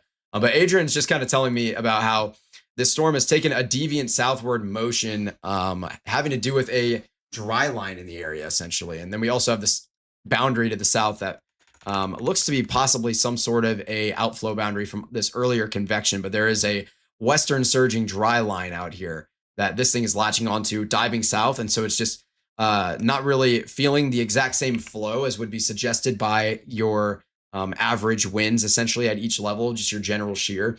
It is diving south. So it's taking in better inflow and it's artificially creating a more curved topograph for itself because of its storm motion. So a very, very powerful storm here near Pedro as it turns south. So this one could, I mean, again, I don't know exactly how elevated it is, if it's near the surface or not, but a really powerful one producing some large hail regardless, maybe could become tornadic.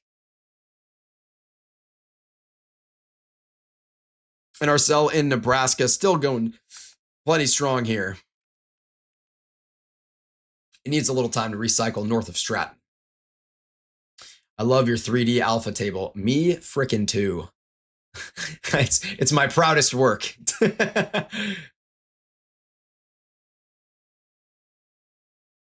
Justin said, gotta go watch fireworks. Great stream. I'll be back. Well, thank you very much and enjoy your fireworks. Happy 4th of July.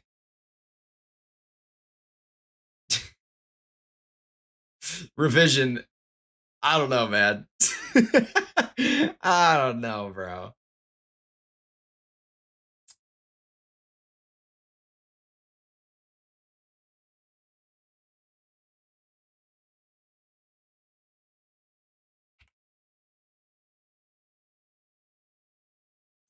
Man.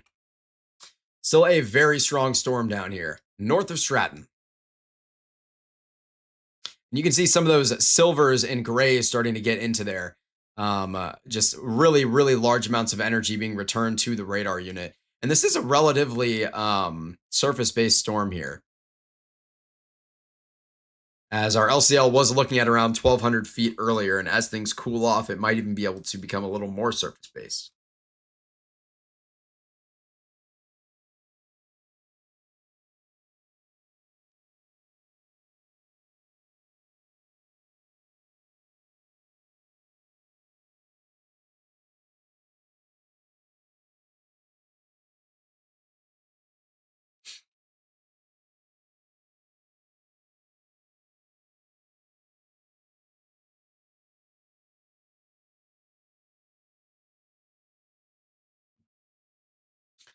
So, on the map right now, we have 5 considerable severe thunderstorm warnings. All of those are going to be through North Dakota and South Dakota. One of them in South Dakota, the rest up in North Dakota. And then we have the destructive severe thunderstorm warning down here for Dundee and Hitchcock counties in Nebraska. This one's also tornado possible tagged. It did formerly have a tornado warning and has certainly tried to put down a tornado. And it looks like it is continuing to try to put down a tornado. It just continues to reestablish inflow and just cycle itself over and over and over again.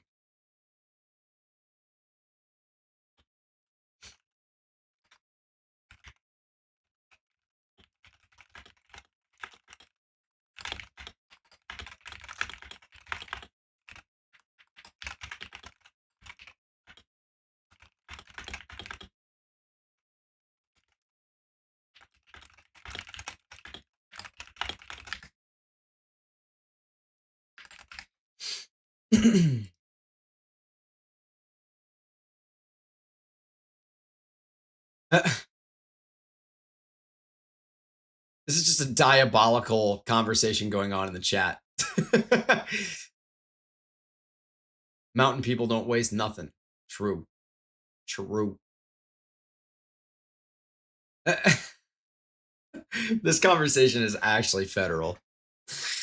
I'm going to bed. It's getting late, at least over here on the East Coast, that is. Yeah, it's past 10 p.m.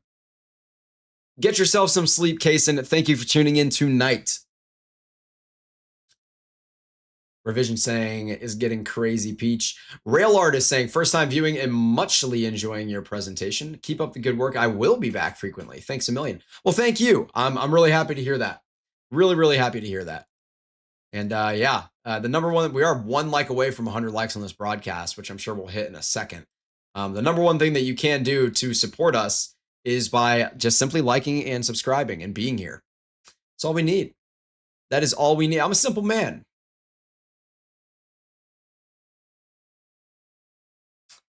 As we've rolling deep with over 100 viewers here tonight for a while, ever since Evan gave us that raid. Very, very kind of him.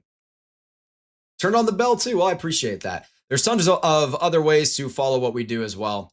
I'm going to check in on the storms in the Northeast, by the way, as they are rolling out of New York into Massachusetts, eventually towards Springfield, as they're still producing some gusty winds, maybe some small hail as well. Upwards of 60 miles per hour. And we did hit 100 likes on the broadcast, so I appreciate that a lot, guys. That really does mean a lot. There's a lot of other ways you can get involved with us in our other social medias, in our Discord. Our website is a really, really incredible visualization tool for knowing what is coming your way with severe weather, which you can download these images and share them with your friends and family very easily. You can zoom in to view counties, and you can copy those images and share with your friends and family for the convective outlook, the tornado outlook, the wind outlook, the hail outlook, everything. You can get it all. And you can even read about the areas at risk and the meteorology behind it from the Storm Prediction Center. So this is all information right from the Storm Prediction Center that we just take that information, ingest it, and format it into a much more digestible format, so that you can share it with your friends and family and keep them weather aware. And then you can also view the forecast for your region as well for the next 5 days, and it'll tell you what each Storm Prediction Center risk level you're in for every day, as well as the current day's risk. And it'll tell you if you're under any warnings at the moment and what the details are, if you are under any. And I'm not trying to sell you anything by showing you my website. We gain literally nothing from you using our website. We just are building this as a tool for people to use, to visualize all of the severe weather and try to keep themselves and other folks safe.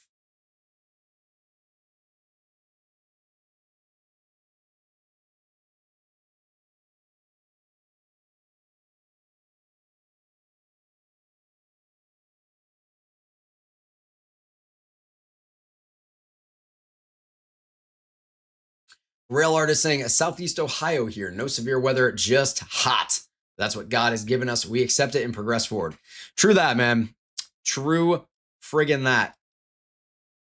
Up here near Portland, Maine, we do have a thunderstorm warning, a thunderstorm rolling through under a severe thunderstorm warning. 60 mile per hour wind on this one, maybe some small hail as well. And yeah, Cruz, you're welcome to use our visualization tool. Just make sure that you credit us if you use the visualization tool.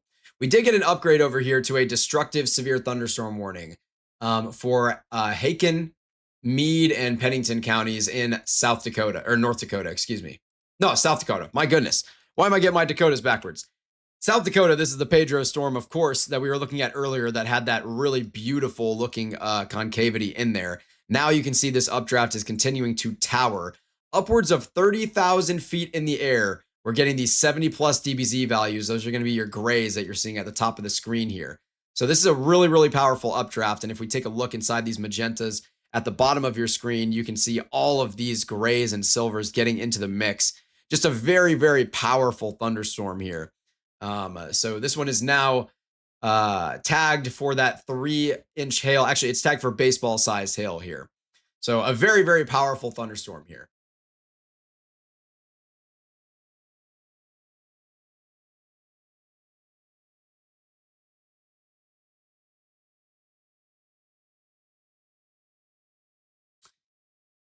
All right, back to our storm in Nebraska also that is still tagged for that 3-inch hail and has been producing that 3-inch hail numerous times tonight. It does have a little bit of rotation trying to notch up. It looks like potentially 2 different areas of rotation here.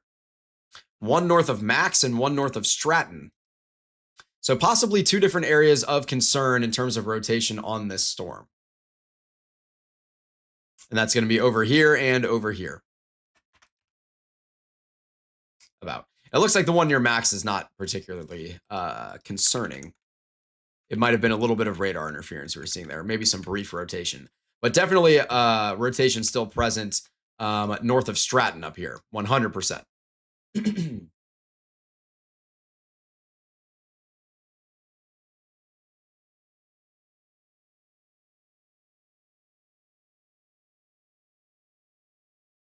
Storm in Colorado uptrended again. Let's take a look at it. Oh, yeah. Okay, so this one really jumped up like crazy over the last 10 minutes. It's interacting with what I believe is the same dry line. So I think we're getting an interaction with the dry line here, and this storm is just beginning to fire off like crazy out here. And this is south of Ray in Yuma. And we don't have the latest volumetric scan, and you can see on the bottom of your of the surface there, that map doesn't exactly match what we're seeing here. You see all those silvers and grays in there, and then when we take the volumetric scan, you're not seeing them. So we're not getting the latest volumetric scan yet, but that storm is very powerful. We'll take a volumetric scan of it in a little bit, and this will most likely get upgraded to a considerable severe thunderstorm warning at least here pretty soon.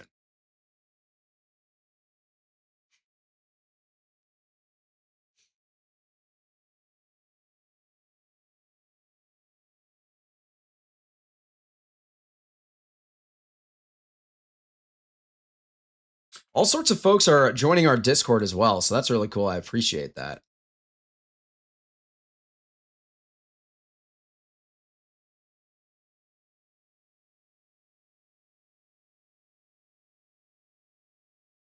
Oh, that's really cool stuff that you've got there, Pezix.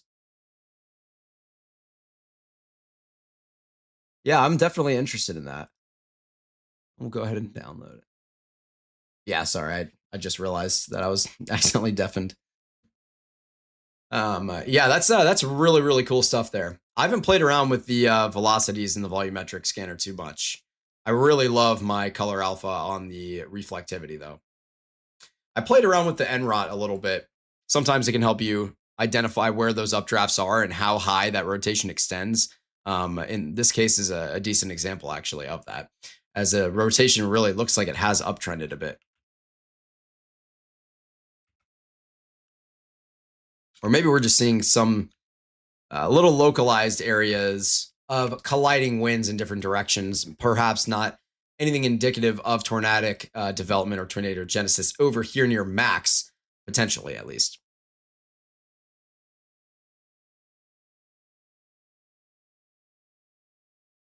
Yeah, the volumetric view is generated by combining radar tilts, and essentially they're interpolating the data to fill in the gaps.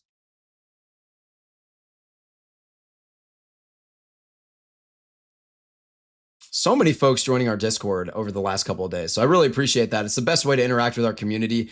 We have like 50-degree meteorologists in our Discord as well. We do a lot of forecast discussing in those channels that everyone can view. So you can follow along with what the meteorologists are yapping about. All right, back to South Dakota here. The storm near Pedro still looking quite concerning. And that hail threat is still looking pretty prominent here. Just a very towering updraft up here. Echo tops reaching close to 50,000 feet, not quite getting there. And then back into North Dakota, we do have all of these considerable severe thunderstorm warnings still ongoing. Baseball or tennis ball size hail with this one up here near Manning and Fairfield. And then down here near Bowman, Marmarth, and Ollie, which is just on the other side of the border in Montana. These are all tagged with golf ball size hail. Actually, one of these, the one near Marmarth, is tagged now with 2-inch hail.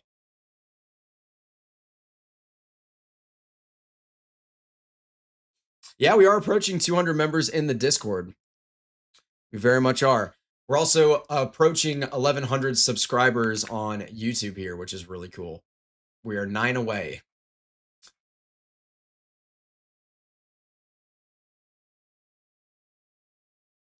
Oh, yeah, good catch, Cruz. I forgot to change the title back. Whoops.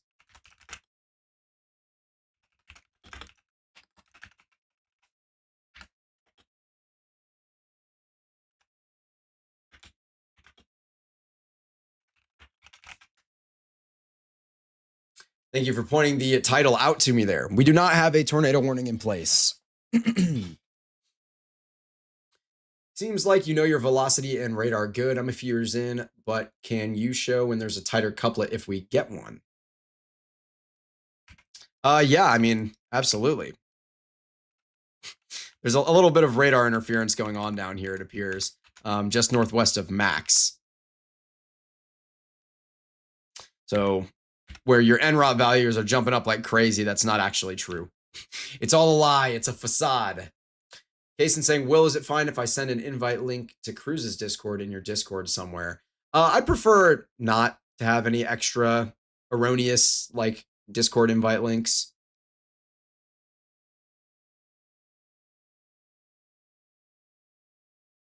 But yeah, definitely give Cruz a follow on social media if you aren't already. He does some good work out there as well.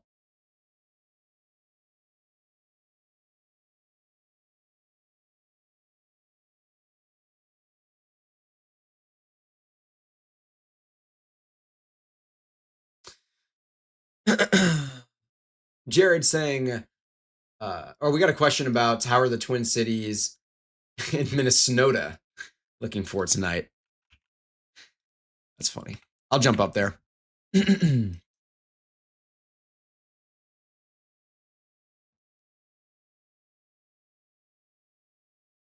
Cool.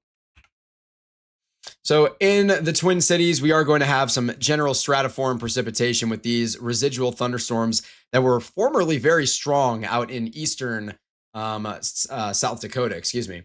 And all of those have weakened significantly. So not really much of a severe weather threat rolling towards the Twin Cities, but definitely the potential for a couple of maybe stronger thunderstorms and posing some gusty winds and a lot of rain. So do you plan on making a 4th of July forecast video? Yes, we will be making we're going to have a forecast out less than 12 hours from now. I'll be waking up at 5:30 a.m. tomorrow to film our forecast video. And that forecast will take you through your 4th of July weekend. It'll cover Friday, Saturday, and Sunday.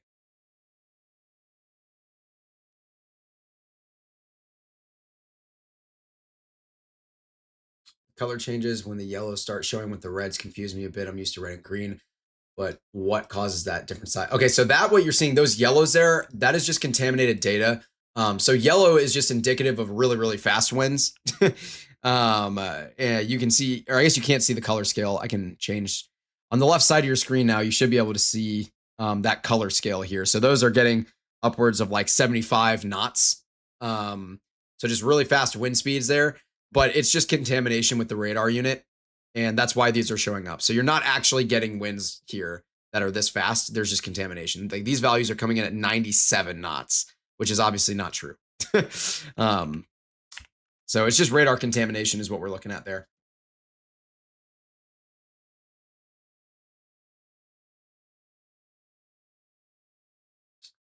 Okay. All right. Adrian, talk to me. What do you got? Adrian says he's got something cool. So I'm going to relay that to you guys in a minute here.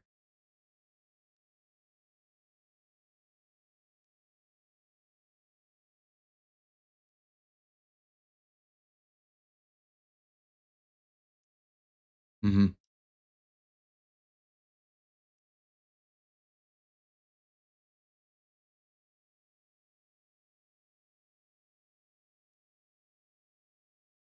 Ah,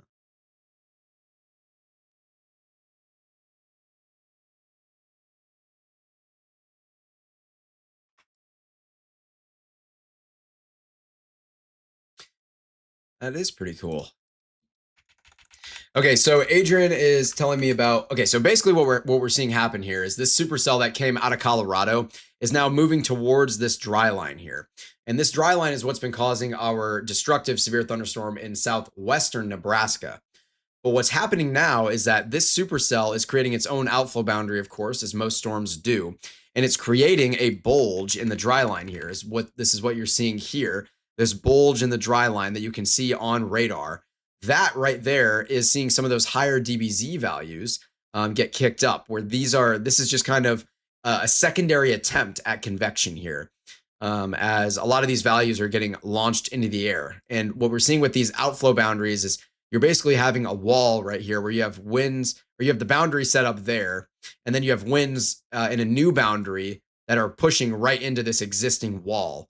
And so some really interesting things can happen in that type of scenario. We're just going to keep a close eye on it to see what happens with that supercell here right near the Colorado, Nebraska, Kansas border. It's fully in Colorado near Vernon and Adelia, just north of Kirk. Our Nebraska storm, by the way, has been downgraded to a considerable severe thunderstorm warning. So our only destructive severe thunderstorm is now in South Dakota.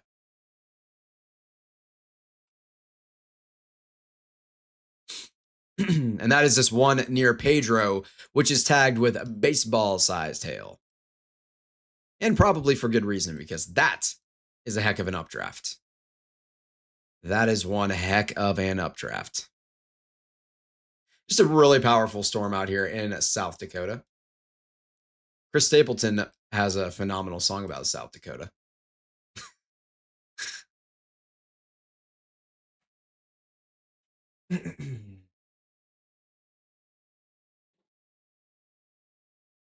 The one time I don't want storms, I'm in a slight risk on the 4th of July. The 4th of July is my favorite holiday.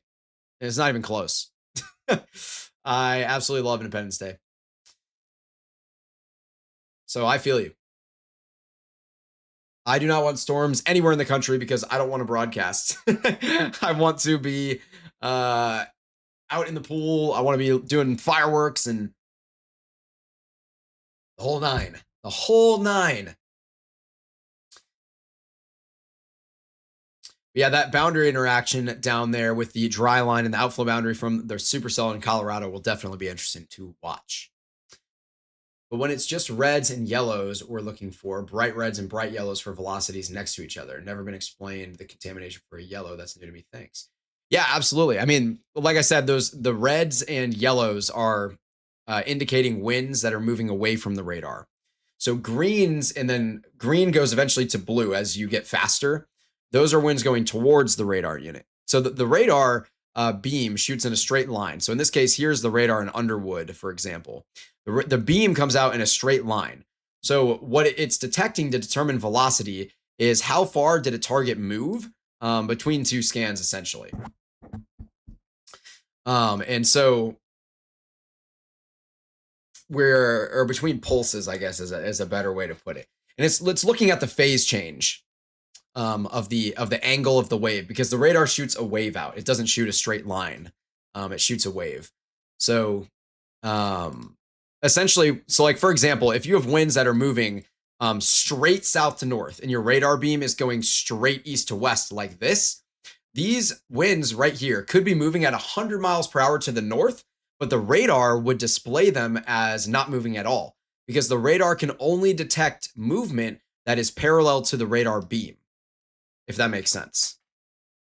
So there's a lot of things that have to be considered with the radar, and that's why radar analysis can't just casually be done flawlessly by everyone. Anyone can look at the radar and be like, oh, it's probably raining over here in your Pedro, and they can see the pink and the white and everything and the brown and be like, yeah, it could be hailing there too. But you need to really understand how the radar unit works and the limitations of our NexRad 88D radars to be able to understand and interpret it at the highest level, which is important for meteorologists. Case in saying, unrelated to weather, but the ISS is set to deorbit in 2030. Talk about the end of an era. Yeah, absolutely. Johnny Melancholy saying, subscribing now, my man. Thank you for the great coverage and insight. Dude, thank you for being here. I'm just happy to have everybody. Electric tornado storms weather in the chat saying hello, Will. Hello. Welcome to the broadcast. We got a question saying, can you please look at severity of storms over Aurora, Illinois happening now? Thank you very much. We don't have any severe thunderstorm warnings anywhere in the state of Illinois, but I can jump over to the greater Chicago area and talk about it a little bit.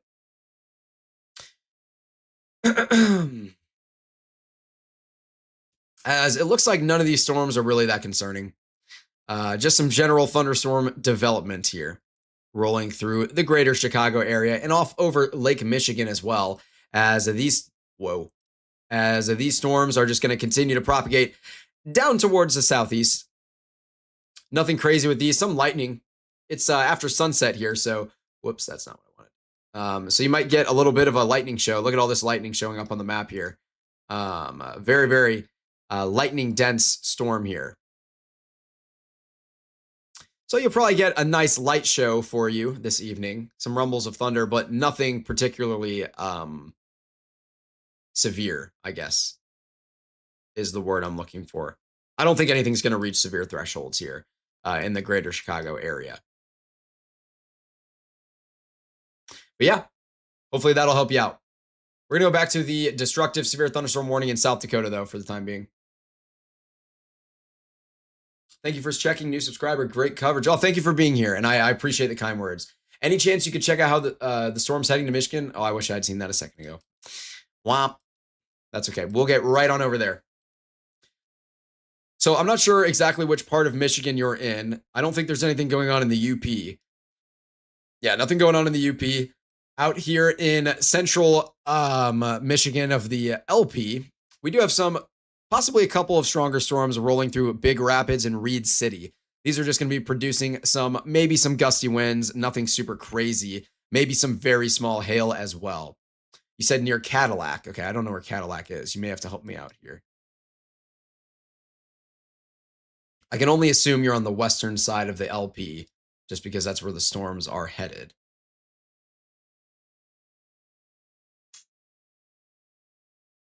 All right, I'm gonna just find it. Hang on. Cadillac, Michigan. It's on Lake Cadillac. Oh, okay. I'm literally like staring at it. Is this not it? Wait, hang on. No, it's further north. I'm tripping. There it is. Cadillac's actually a pretty big city. Wow, how about that? Yeah, so for you in Cadillac, you'll probably be seeing some general thunderstorms as well. Maybe a little bit of lightning, probably not much. These storms are not nearly as electrically active down here, but they are kind of headed your way. The ones that are coming out of areas like Manistee and Free Soil are mostly headed your way here. I can go ahead and play a radar loop. I'll pull some older frames back so I can show you the direction these storms are headed in. How did I not see Cadillac? It's literally in the middle of my screen, and it shows up when I zoom all the way out.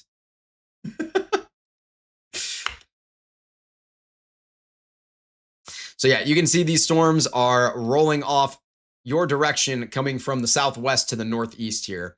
So you'll definitely be getting some decently strong storms, but nothing at severe thresholds, most likely. Maybe you'll get a 60-mile-per-hour wind gust, but I'm not expecting anything crazy out here in Michigan near Cadillac. So I think you will be okay. free soil. Is it not free soil? Did I say something wrong? Can I DM you a loopable lightning place file? Yes, please. Dude, I need as many place files, dude. Like, my place file game is so mid. It's so mid. It's really, really bad. All right. Jared saying, wow, I just learned something. To only east to west is why color changes. Well, not necessarily. It's based on the orientation of the radar beam. So the radar shoots a beam out from its point in a straight line, right? So it shoots out in every direction. But it can only measure winds that are moving parallel to the radar beam. So for example, in the east to west example, if the radar beam is being shot from the radar straight this direction towards the east, it will not be able to register the velocity of a wind that's going straight north. But if the radar beam was shot straight south, it would be able to measure the velocity of wind that was moving straight north, for example, if that makes sense. So it's not really about the direction the winds are going in. It's about how parallel the winds are to the like plane of the radar beam, if that makes sense. I don't know if that helped. Hopefully that helped. Dude is smart. I'm so watching you. Thanks to Evan, brother. I just want to learn. I know quite a bit from him from many years, but I love learning more about velocities. Yeah, man, dude, tap in. Feel free to ask questions. I will always be happy to answer them. Let's see. Cadillac. Good to hear. Lots of folks out here in the chat. And again, this is a destructive severe thunderstorm warning, by the way, for Meade, Pennington, and Hacken counties out here in South Dakota. Will, I'm a young weather enthusiast. I'm 11, and in the future, I want to become a meteorologist like you. Oh, that's awesome, dude. Pursue your dreams. Don't let anything stop you. The only thing out there that can stop you from achieving your dreams is the decision to stop trying.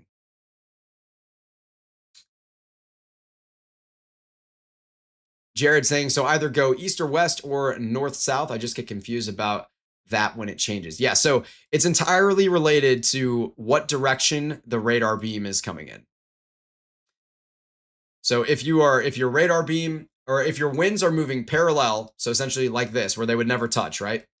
If your beam is moving parallel to the winds, or sorry, your winds are moving parallel to the angle at which the beam was shot, or the pulse was sent out is a better verbiage from the radar unit, then the radar will flawlessly measure those winds. But if it's perpendicular, so if this is your radar beam and these are your winds, it will not be able to measure winds that are perpendicular to the orientation of the radar beam.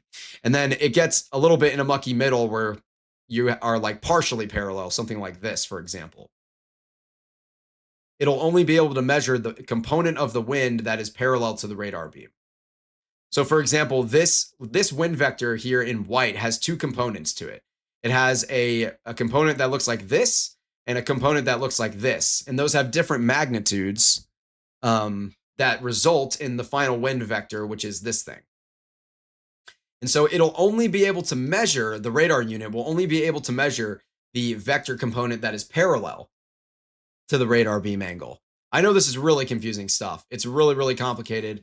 It's hard to explain, but we got to make do with what we can.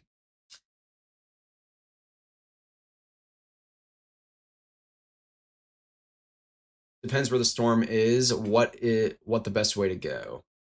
Yeah, kind of. There's another downburst signature near Schaumburg, Illinois. Oh, really? We got a little downburst going on in the Chicago suburbs. Take a look at it. Said, what did you say? Northwest of Chicago? Near Schaumburg. Well, I guess I could just like look at it.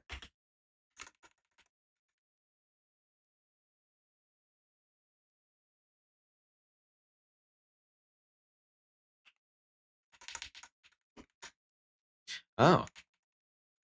Perhaps.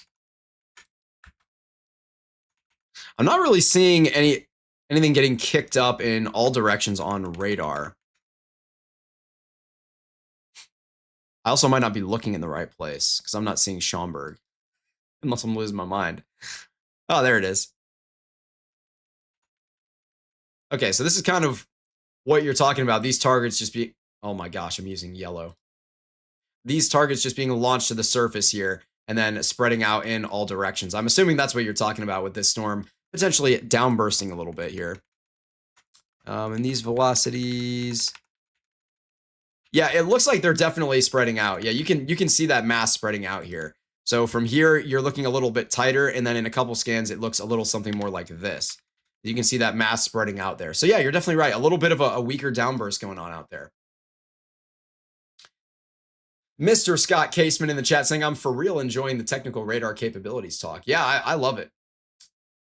Cruz saying, I need your opinion. I'm not sure if you're big into NBA, but what are your thoughts on LeBron leaving the Lakers and maybe playing with Steph Curry eventually? I don't know. I don't know. I mean, I don't know anything. I'm not a big NBA guy at all, I will say.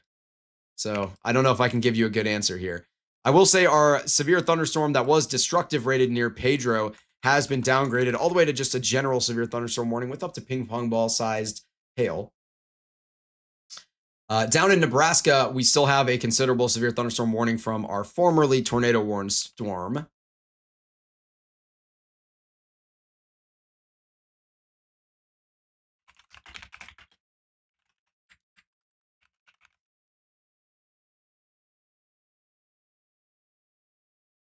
Oh.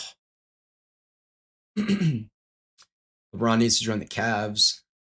Just observations on radar. Hopefully these bring a cool down soon.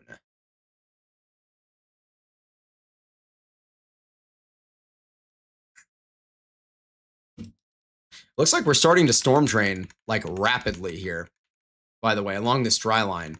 So it looks like, Adrian, I bet you've been following this, haven't you?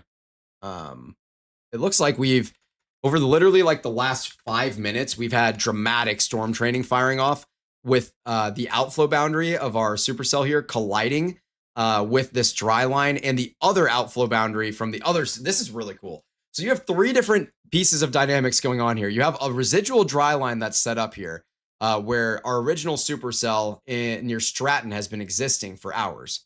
And then you have this other supercell that's meandered all the way from Woodrow, Colorado, and now interacted with this dry line here. And so now what's happening is you have 2 different outflow boundaries. It's a really bad line. 2 different outflow boundaries here coming from both of these supercells. And then you also have the dry line here. So you have a 3-way conversion, and you just watch these cells fire off literally instantly. Instantly. Look at this. We're just going to storm train all the way down. This is really, really cool stuff here. Nerdy meteorology stuff going on here. To the average person, this means nothing. Like, congrats, there's a couple thunderstorms. but to us, this is cool stuff. You don't get to see these types of interactions happening all the time. This is a really, really cool interaction here. I think Pezix is talking about this in the chat right now. Jared saying, I love it too. I ask, and this is what I'm interested in learning more, where exactly the couplet is. Help is great at it, where I call rotation to the exact location within a few miles confuses me a little bit. Yeah, one of the things that you have to think about with rotation in a storm is you got to think about what level in the atmosphere you're looking at. The radar beam is not always going to be showing you the lowest part of the storm because the radar beam shoots up and at an angle, right? So in order for the radar beam to contact the storm, it has to continue to rise and rise and rise. And the further you get from the radar, the higher up it is that you can actually like see the storm at the lowest tilt angle. So essentially what I'm trying to say is sometimes the rotation that you're seeing on radar, even if you're at the lowest tilt angle of the radar unit, can be, 5 to 10,000 feet in the air.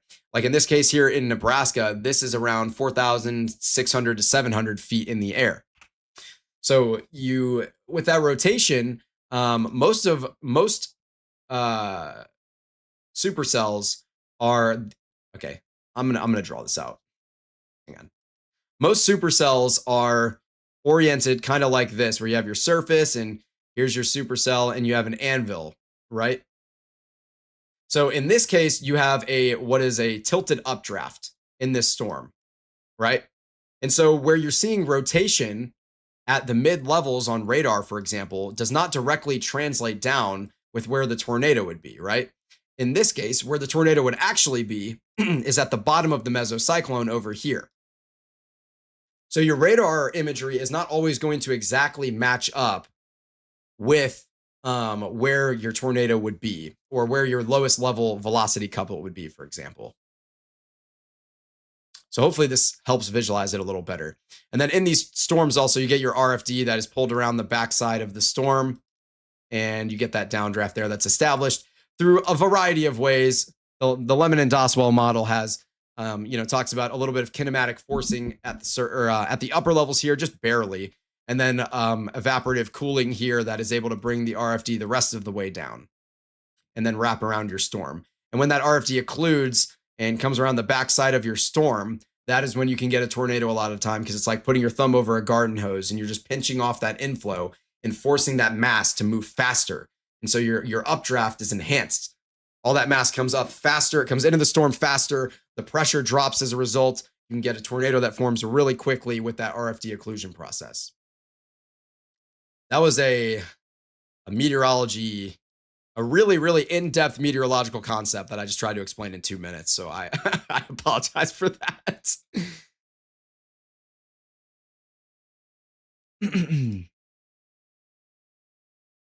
Ooh, I got a new place file.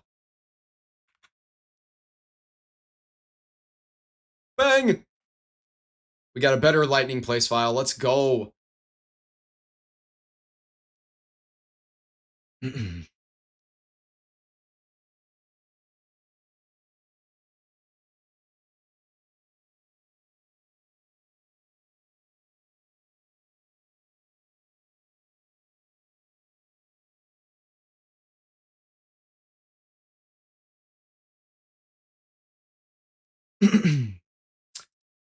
Thank you, Pezix, by the way, for sending me this this place file. Some nice lightning here.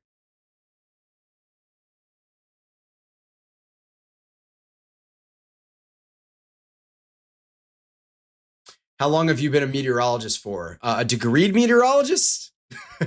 Like 2 months. I got my degree in May, and I'm now pursuing my master's. But how long have I been studying meteorology? Since I was a little kid. Answering your previous question. What was your previous question? Hold on. I must have missed that, Kason. I believe my previous question got lost in chat. Wow, I missed this a while ago. Clearly. What are your thoughts about the cells in southern North Texas towards Greenville? I live near Sherman. Do you think those will make it towards here? And what do you think they're capable of? Okay. Well, we'll take a look down in Texas. I'm sorry, I didn't see that.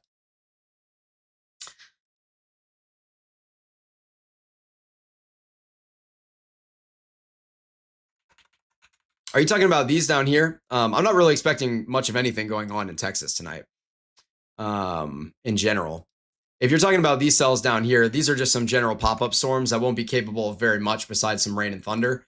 Maybe a couple of gusty winds. They're probably not going to make it anywhere near Sherman. They're probably hardly going to move at all. There's not a lot of wind or shear in this environment. Texas is just sitting in that high pressure.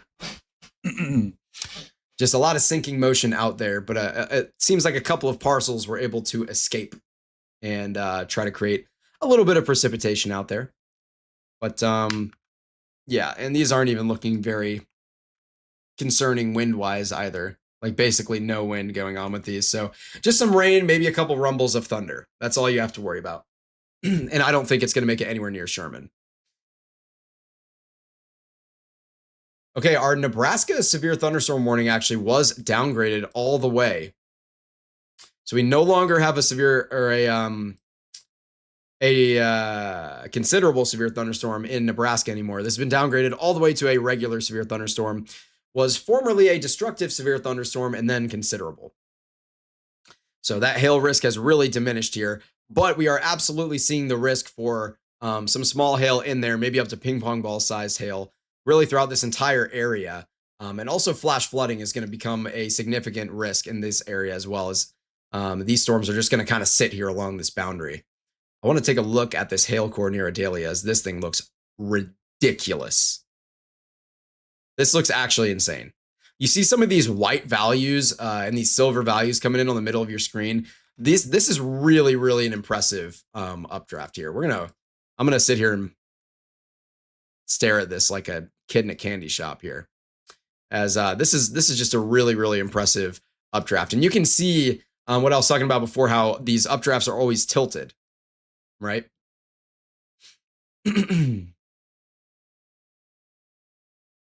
So very, very strong storm. Really, really beautiful looking one. Yeah, that's just incredible. These 70 plus DBZ values are getting lofted at like 25,000 feet in the air. So really, really powerful storm here. And we can visualize our velocities too here.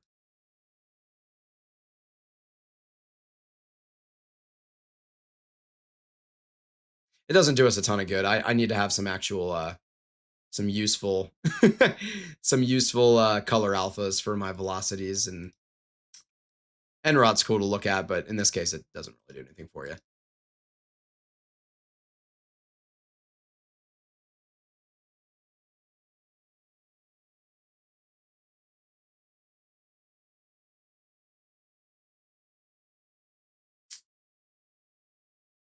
I appreciate everybody saying the congratulations, by the way, with my degree. I really appreciate that.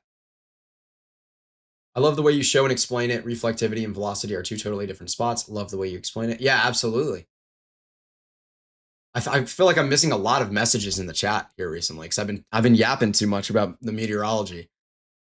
That's exactly what I was wanting. Thank you, sir. I've been asking everybody for that, and nobody really explains it the way you do. Well, thank you. I appreciate that.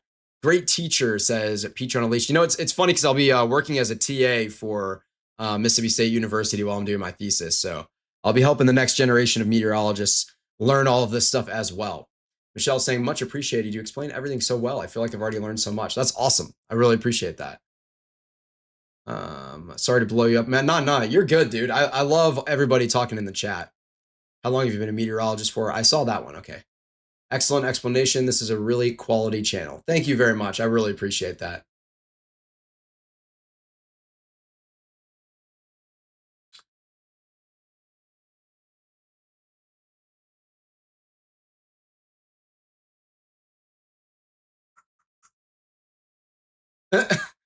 What are we talking about? What are we talking about in chat? How'd I scroll down and all of a sudden see we're talking about feet? What are we doing? Oh, we hit 1.1 thousand subs. Let's go, dude. We're at 1,101 subscribers. I really appreciate that, guys. That's awesome. Thank you guys so much for that. That is so cool. All the support has just been incredible, man. I can't flip the bird with my feet, or can I? What are we doing here? Thank you guys for the congratulations.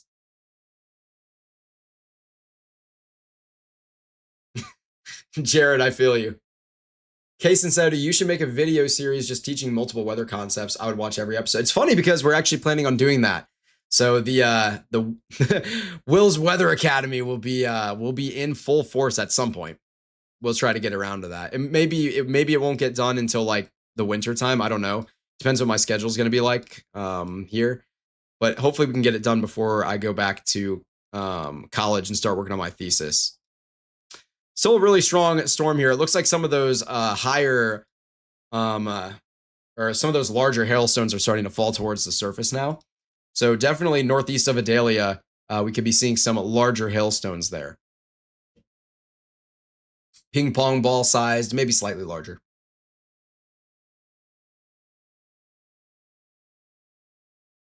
Please check for possible rotation in Illinois. Okay.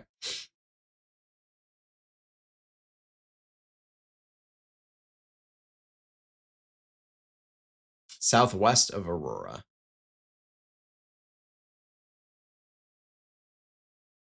Well, the only warning that's on the map is up here in Illinois anyway, for Cook and DuPage counties. And this is really rolling through like Addison, Bensonville. And this isn't really any kind of a rotation deal, not really a threatening storm in terms of a tornado. It's not tornado possible tagged or anything, just bringing some gusty winds.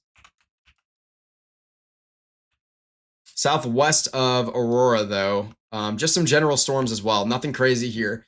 You should be all good. Just a little bit of a light show. There's some scattered lightning in there. It's not that lightning dense, but just some wind and some scattered storms, and you'll be out of the woods near Aurora pretty soon here. So you should be okay.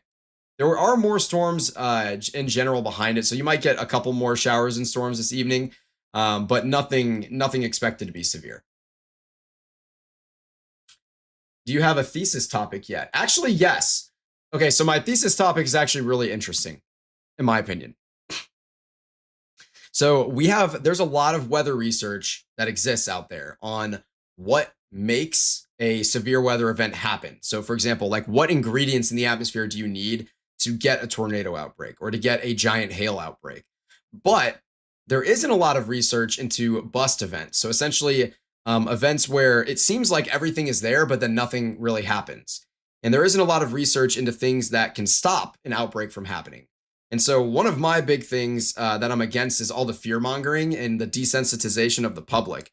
And so, we're going to be working on with my thesis, looking at what are some things that can stop outbreaks from happening so that meteorologists can improve our messaging and be a little bit more transparent with fail modes and try not to be the boy who cried wolf because that's not good for anybody. So, that's what my thesis is going to be on. I am working with an incredible professor, Dr. Andrew Mercer, who is good buddies with Reed Timmer. Actually, they went to college together. He's a brilliant mind, so I'm really excited to be working with him on that.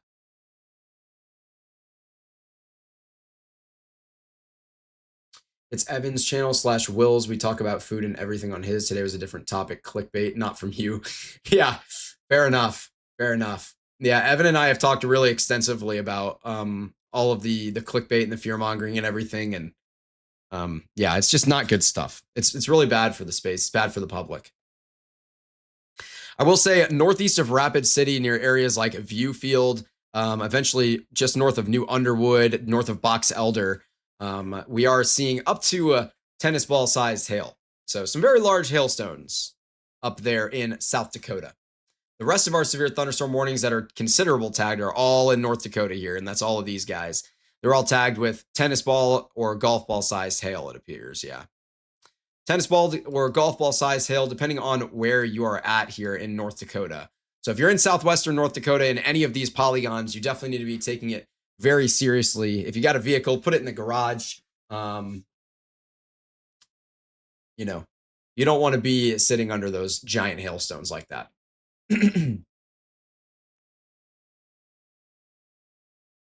1.1K subs in less than a month. W. Yeah, I know. It's really been incredible growth. I feel like an industry plant. It's funny, like I feel like an industry plant, except I'm just not because this has been very methodically planned.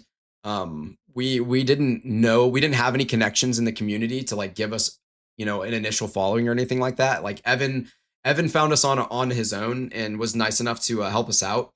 But that's only been probably about 200 of our subscribers have been directly from Evan. We've built a really quality product here, and we're founded on trying to do good for the community. And so we're just of the opinion that if we continue to do things the right way and put out good content that is engineered to try and keep people safe, none of that fear mongering or any of that garbage, then the people will come. They'll want to see it. They'll want to be a part of something like that. We also want to do a lot of good for the community, a lot of charity work as well. Once we reach that point, right now, 20% of our merch proceeds go to charity. But other than that, we don't have a nonprofit set up yet or anything like that. And I know that a nonprofit is a little bit of a scary thing for people to donate to sometimes because a lot of nonprofits these days can sometimes kind of be used like as a facade. Like they're like, oh yeah, we're doing charity work, but really they're pocketing a lot of the money. And we're not going to be doing any of that. Everything we do with the nonprofit is going to be directly for charity. I'm not ever going to engage in any of that shady type of business. My measure of success as a human being is how many people can I leave a positive impact on. It is not how much money I make or how many followers we have. Those things are all secondary. And they're really not that important to me at all. My goal is to just make a difference. And it looks like this is really cool here. So we're actually seeing the dry line retreating a little bit. The dry line is being moved by the outflow of these storms. So that's pretty cool. Neat little interaction there. We do possibly have a little bit of anticyclonic rotation going on northwest of Benkelman. So that's interesting. A little bit of kind of strong anticyclonic rotation at 4,000 feet in the air. So we're seeing this clockwise rotation here. Or actually, no, excuse me. This is, hang on. Where are we at? Radar south. This is counterclockwise rotation. What am I talking about? We're seeing cyclonic rotation here. So this could end up worthy of a tornado warning here, northwest of Benkelman. And this would be embedded in this storm. So if there was a tornado here, it would be rain rafts.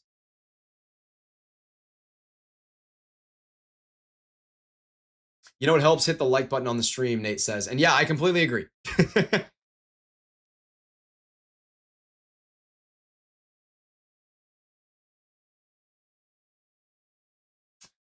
Would also like to see you analyzing our weather photos and profile photos as well. What do you mean? Apparently, there was a 56 mile per hour wind report in Hanover Park, Illinois, which does make sense.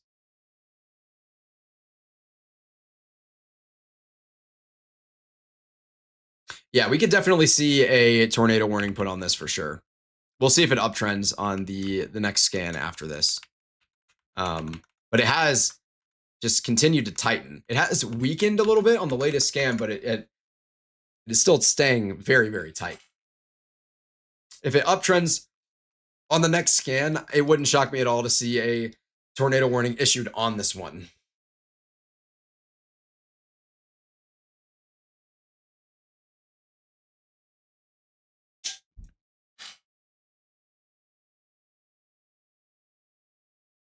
Did I deafen myself again? Oh, no, I did not. Okay.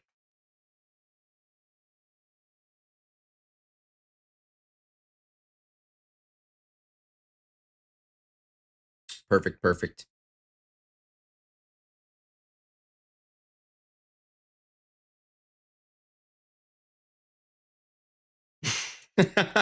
I have some incredible news from Mark Sudduth. For those who know him, he's got 80,000 subscribers, something like that. He's a big time name and a friend of ours. He is so while I was storm chasing with him about a month ago, I convinced him to try and eat local because he's a big chain guy, and I convinced him to try and eat local, and he liked some of the local joints that we stopped at. And now he's eating local on his own. So huge news from Mark Sudduth there. Huge news from Mark Sudduth. He also just had a jumbo margarita, so I bet he's feeling incredible.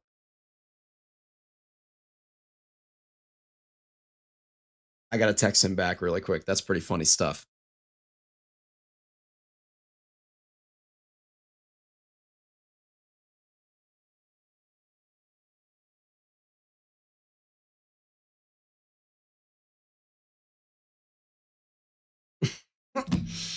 All right.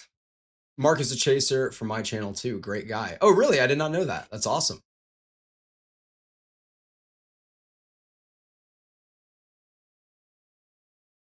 Yeah, Mark is he's a really phenomenal guy. He wants to help younger folks grow in the space also. He just he does things the right way. He's really a great guy.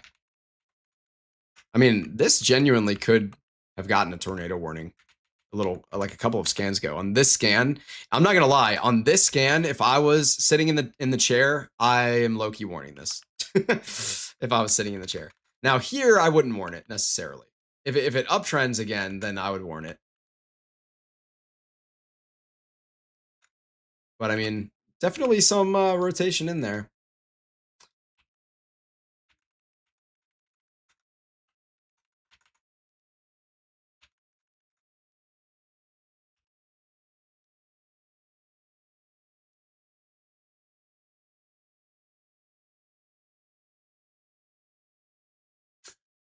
Okay. Mark Sudduth, hurricane track.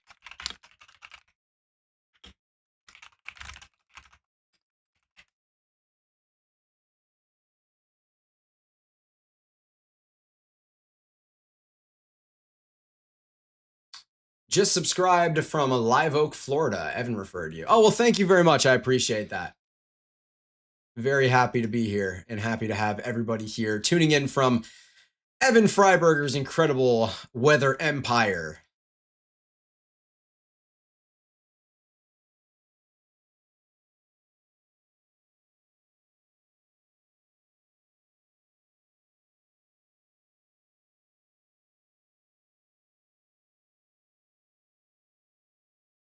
All right, and we have fully downtrended here towards nothingness, essentially. So that is good.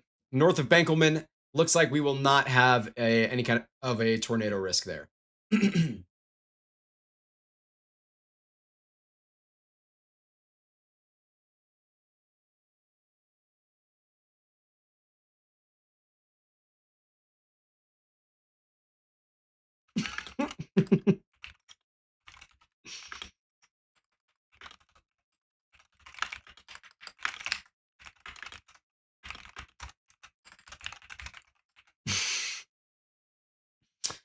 Norman Smith, one of our storm chasers, is cracking me up right now in one of our chats. I apologize for just laughing, casually just laughing.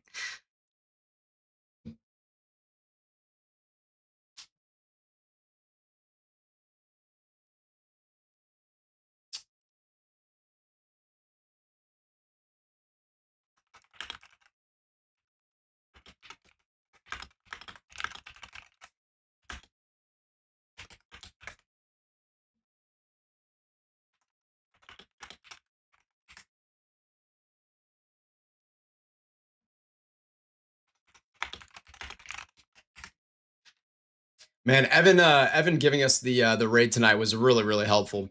Yeah, Storm and Norman, he's the one. Norman Smith, he's one of our storm chasers. He is absolutely awesome. He is so cool.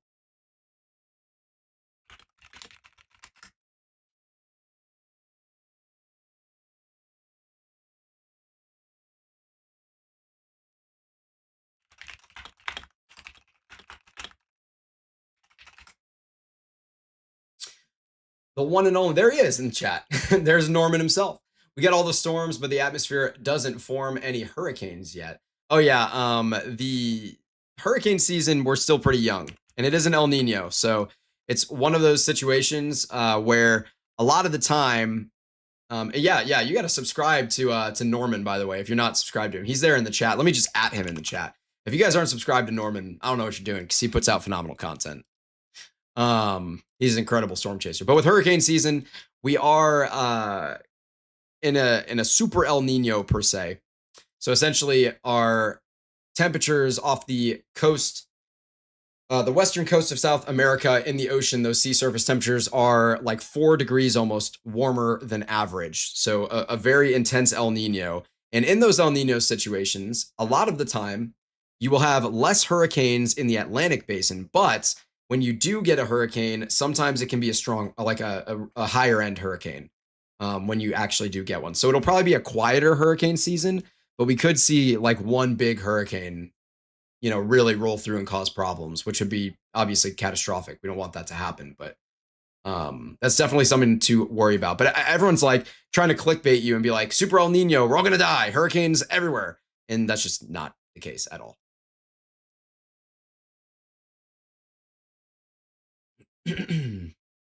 Pezik saying, been subscribed to Norman, as you should. Same dude that got a tornado from a smokestack plume. That was the craziest thing I've ever seen. I don't know how Norman got. That was so funny, man. When he sent me that picture, I was like, what am I looking at? Like, literally, dude, he was like signed with us for like a day, and he casually just drops that in the chat. And I was like, what in the world? This guy is him, bro. That was cracking me up.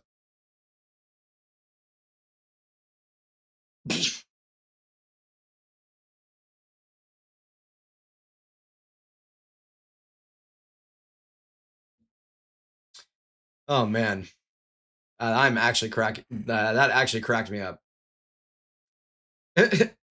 My mom just said just subscribed. Wait, what do you mean? You weren't subscribed before? Okay, out in Billings County in North Dakota, we do actually have a destructive severe thunderstorm warning now for baseball-sized hail here. As I think, okay, so this is radar indicated. So we have not had this observed, but we are looking at a destructive severe thunderstorm warning out here in Billings County, North Dakota. So if you do happen to be out there, you've got to be paying close attention to this one, as baseballs made of ice are falling out of the sky. Those can literally be deadly for yourself or cattle.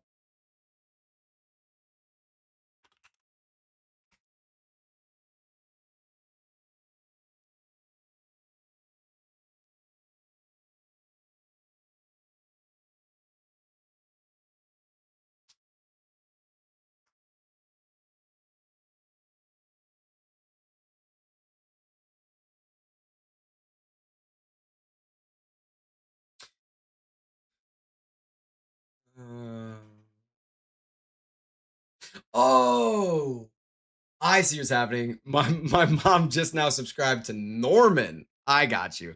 Well, you should have been subscribed to him too. That's okay though. I'm just giving you crap. Okay, Cruz saying one time I had Connor Croft, Jordan Hall, and Brady with the Stormfront Freaks in my chat at once. They were all together at one beach house. I consider myself the GOAT now, LMAO. Awesome, bro. That's cool.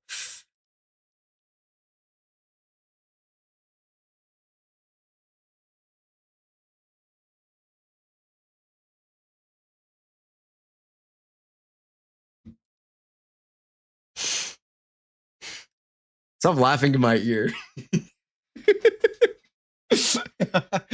Adrian, bro. Just fried me.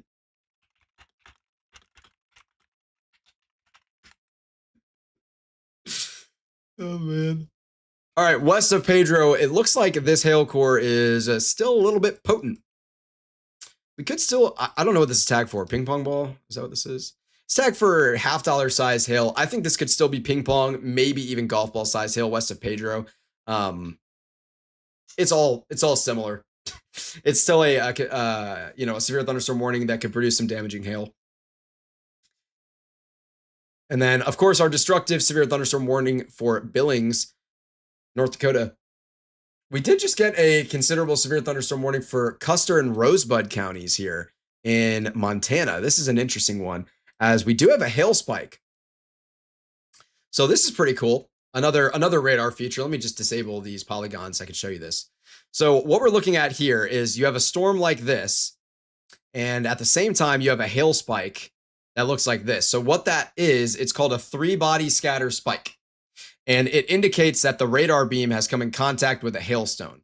Now, why does it indicate that? I'll show you. Move to a blank spot on the map so I can draw. What is that, the Twin Cities? Yeah, we'll draw over the Twin Cities. Why not? So here's your radar beam, right? It looks like a golf ball on a stand. As it shoots a beam off to some cloud, right? If it contacts a hailstone, the beam is going to hit that hailstone, and the hailstone is going to reflect, and especially wet hailstones do this the most. That hailstone is going to reflect energy in all directions. One of those directions will be back towards the radar. One of those will be off into the oblivion, and one of those will be down to the surface of the earth. So the energy that's reflected back to the radar is going to get interpreted by the radar unit. And that energy will be stored. And that's what you see, those higher DBZ values. That's like your magentas or your silvers in there.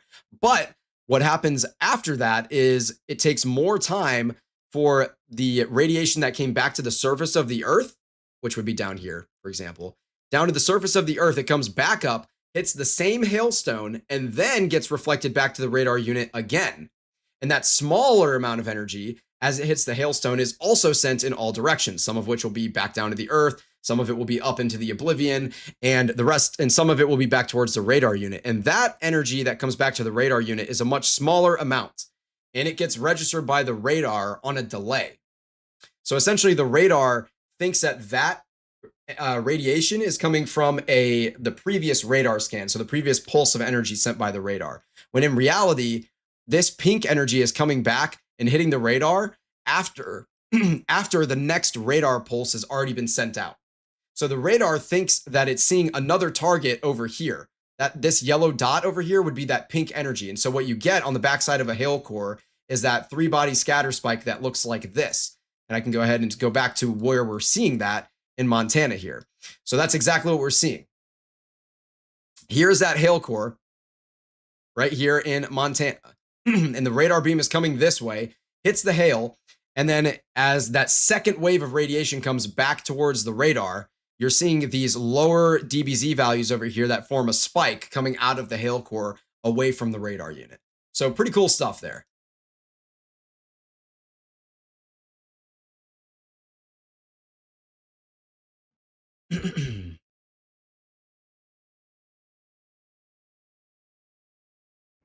Long wall cloud report description in northern Illinois.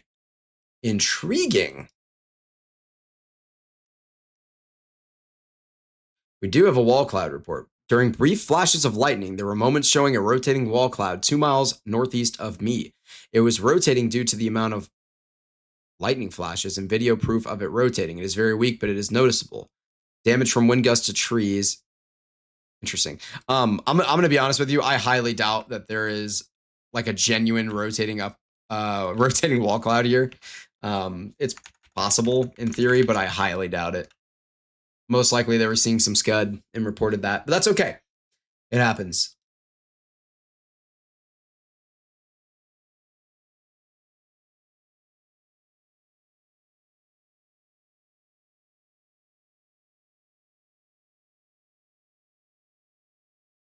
Bro, use ChatGPT.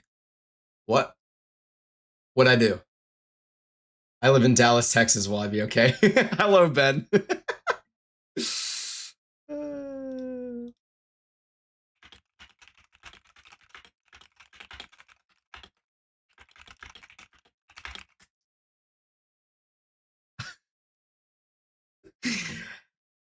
Ben, you are going to get, you're going to turn into Dorothy in Dallas, bro. You're screwed.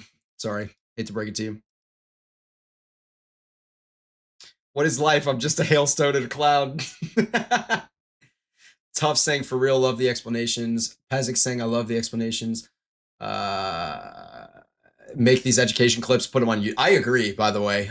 We need to do that. We need to take the clips of me explaining stuff and then go ahead and clip it out and just throw it on socials. Educational clips, really fun. Cool stuff that we can put out there, extra content to help people learn. Does the radiation turn the precip into acid precip? No, it does not.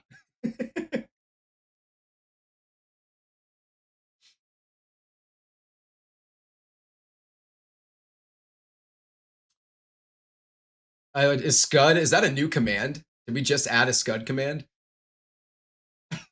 Ben, you're cracking me up, bro. Oh, man. That sounds AI generated. What did? Like my description of 3-body scatter spike? Sounded AI. I take that as a genuine compliment, by the way. Will you please look at Rapid City? Sure. We'll go take a peek-see over at Rapid City. Give me a second. Sorry. I got crap in my eyes. Sorry. Give me 1 second. I'm gonna focus. I'm gonna go to Rapid City in 2 seconds. I got something in my eye. Get some.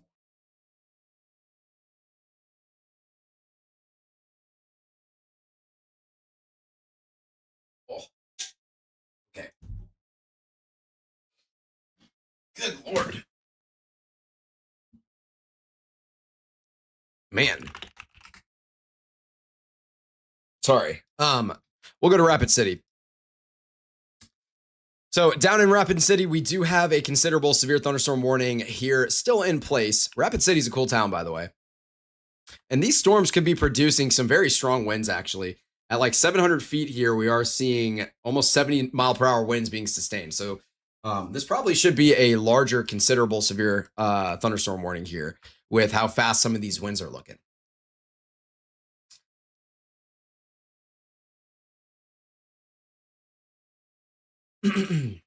Oh my gosh.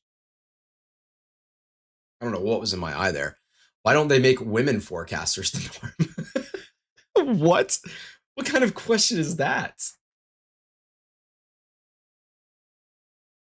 There are, I have so many talented female friends who are on air, by the way. They do such a phenomenal job. I went to college with a lot of them. Bratton. Kentucky, Tennessee, Louisiana, Alabama. Where else do we have them? Like Kansas, I think. You live between Rapid and that storm, and it's pretty windy right now. So, like, you live near Box Elder type of thing. Rapid City is gorgeous, by the way. I loved my time in Rapid City, and I also loved Deadwood. Deadwood was so cool. Scott Caseman, if you're still around, Scott knows about Deadwood.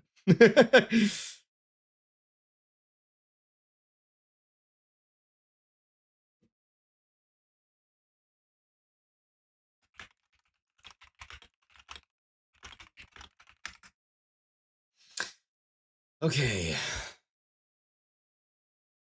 The warning in Illinois has lost the polygon and turned into a triangle. Oh, we got a Dorito chip out there. Okay. But yeah, here near Rapid City, sorry, I keep getting a little bit distracted here.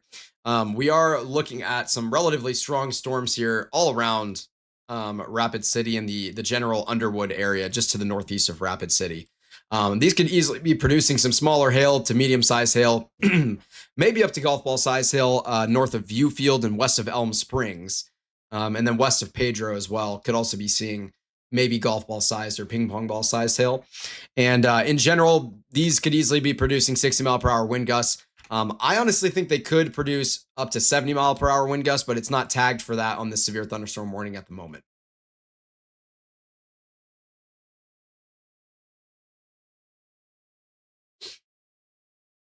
Deadwood for life. Yeah, Scott is still in the chat. Let's go, dude. Scott knows. Scott knows the ball. That was that was a fun time in Deadwood, man. We had a good lunch.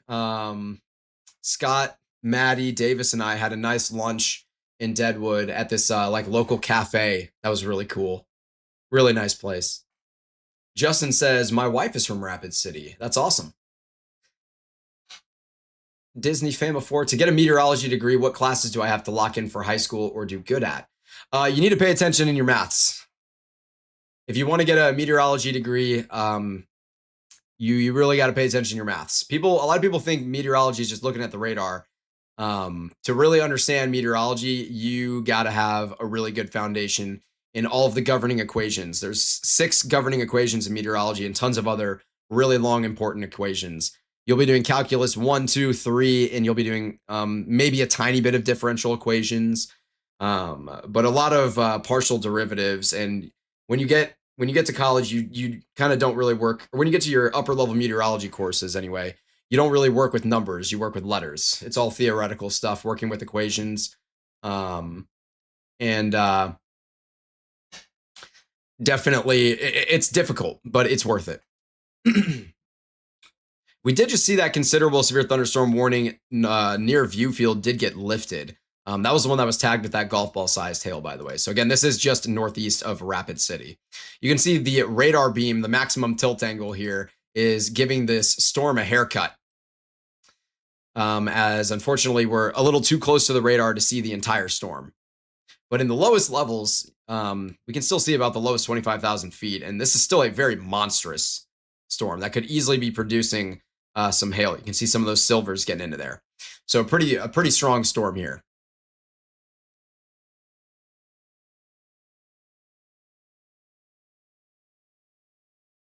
Math is what kept me from going into meteorology. Yeah, I will say a lot of people who don't know anything about meteorology just they don't think there's any math involved, and they're like, oh, it's not as hard as an engineering major. Like, you just look at clouds and it's like, nah, dude, like we're doing differential equations and partial derivatives out the wazoo, and everything we do is in theoretics. Whereas in engineering, you get to be bound to numbers and reality. We have to work in theoretics because we don't know everything about our atmosphere. It's really, really complicated stuff. Fly City Fly saying physics too. Yeah, honestly, physics was my least favorite thing that I did in college. And it is applicable to meteorology, but really not beyond like physics 1. Like the basic, like Newton's laws of motion are really important. But when you get too far beyond that, it isn't that valuable. It's really mostly just valuable in kinematics. All right, we're going to take another look at the destructive severe thunderstorm warning that is going on here in North Dakota for this baseball-sized hail. This is making me scared of studying meteorology. Well, I mean, the reality is if you want to go into any type of a STEM field, you're going to have to make sacrifices. And especially if you want to go into like, you know, some higher level, like, I don't know, field. Like, I mean, meteorology is really, it's a selective field. It's a very selective field. So you have to be, on top of your game.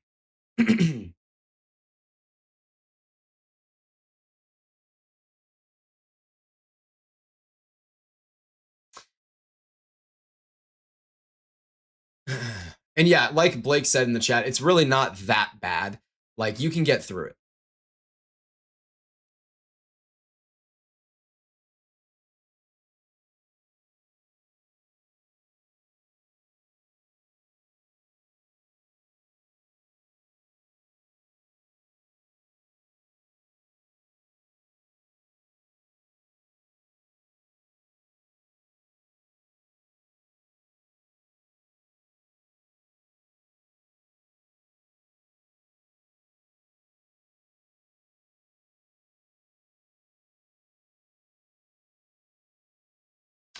All right. I had to make this decision when I was graduating in 2013. Yeah,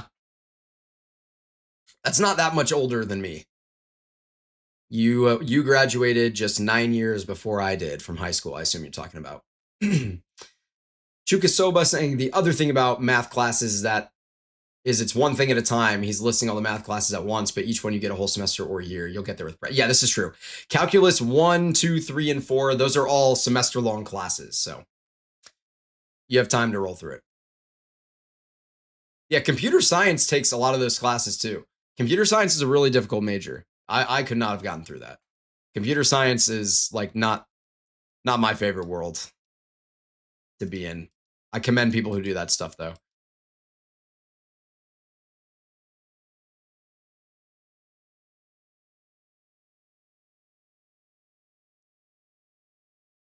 As a math lover, you talked about 6 fundamental equations in meteorology. Where can I find them? Good question.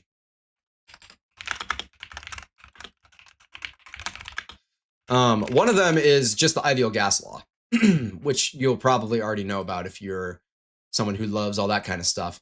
But essentially, you can type it into Google, the 6 governing meteorological equations, they'll come up. But what you're looking for is the momentum equations, the hydrostatic equation. We have a thermo equation that we throw in there, a continuity equation, and the ideal gas law, of course. Is geometry important? It is somewhat important. You're not really going to use it, you're not going to use it the same way you do in like a geometry class in high school by any stretch. Do you actually use the math day to day? Because I know the math you learn is mostly like how models calculate data.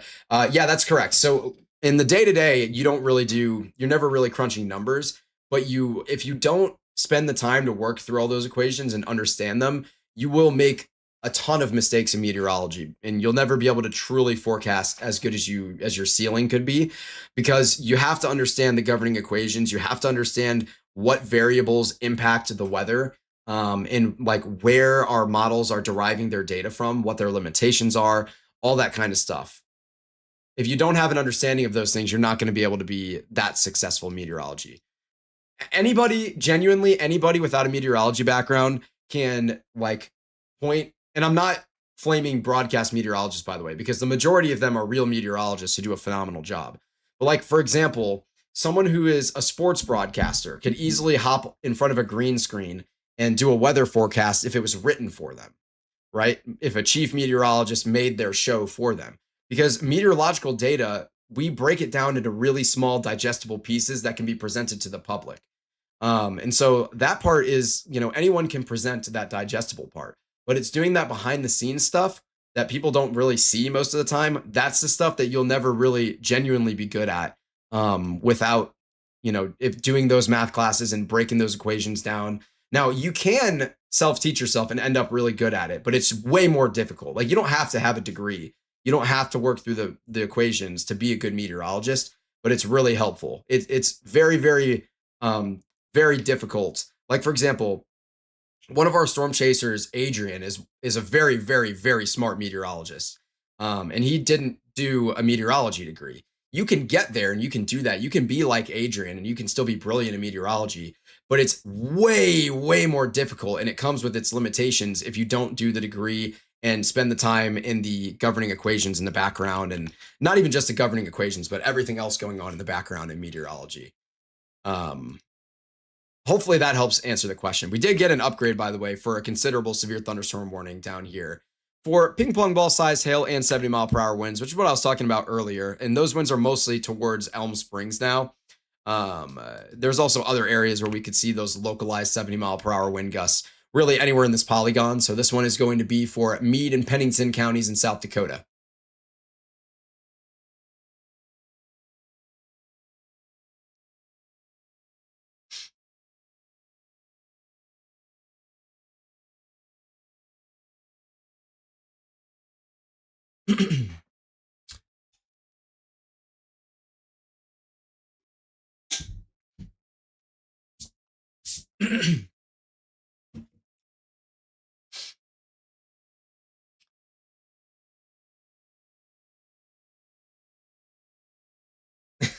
Scott talking about fireworks safety. Yeah, this is true.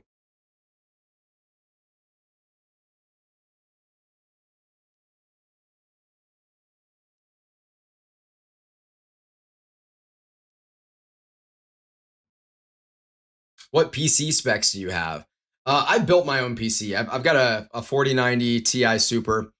I got like 32 gigs of DDR5. It's a little bit of a beast. I love my PC. I built it like summer of 2023. No, summer. Wait, summer of 2024. I built it in summer of 2024. So just about 2 years ago now.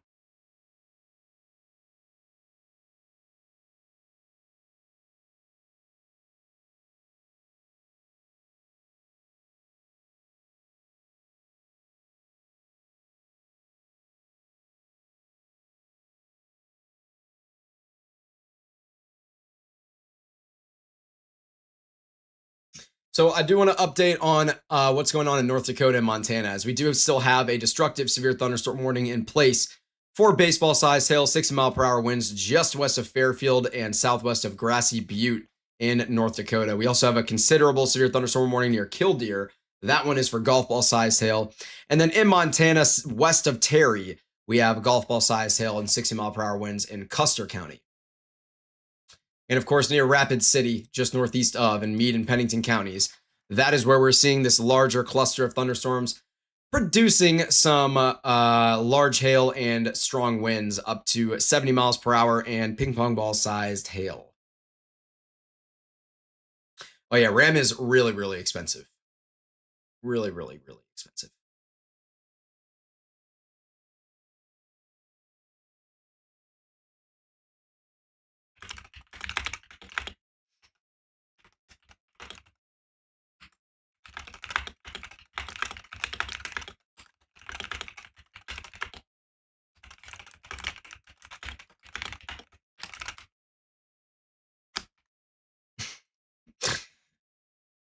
Gonna cost like $400 to $500 for 32 gigs of DDR5. I know, it's actually insane. Can't even buy SD cards for. I know, Norman. I literally just had to buy a micro SD. I just bought a GoPro. So okay, so a little bit of an update here. We are inching towards the point where I will be able to broadcast my own storm chases when I do go storm chase as well. And so I bought a GoPro, a really, really nice GoPro. I also had to buy an SD. And the SD, the micro SD, cost me to get like a 512 gigabyte one. It cost me like $120. Like, what are we doing? That's insane. It's just actually ridiculous. Anyway. All right, into Illinois, we do still have a severe thunderstorm warning in place for Cook and DuPage counties for 60-mile-per-hour winds. Still plenty of lightning going on out here, by the way, too. Turn on this place file is probably a little bit better. You can see a lot of lightning scattered around. I don't know which one of these I like to use the most. This one's kind of cool because it shows how much there is. But yeah. Yeah, I just bought the GoPro Hero 13 Black, I think it is. It's really, really cool. Yeah, it's for like dash cam purpose. Down in Nebraska, we do have a strong thunderstorm here near Butte, Spencer, and Manawi, Bristow as well. This one actually does have a little bit of rotation at the upper levels, but we're looking at 11,000 feet in the air, and unfortunately, it's in a radar hole. We can't get any closer than that. Oh, I stand corrected. We can get to 10,500 feet, a whopping 500 feet lower. It's got strong rotation at the upper levels, though. Nothing crazy. Southwestern Nebraska, we still have these storms going on from our old dry line friend from earlier, which is now being, I think the dry line was actually overrun basically by this outflow boundary, and it's just being shoved down to the southeast now. So that's pretty cool. Ben, that is a diabolical comment. Is my forehead really that shiny, bro?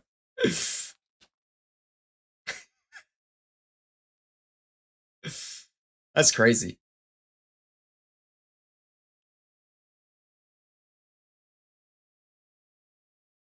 What?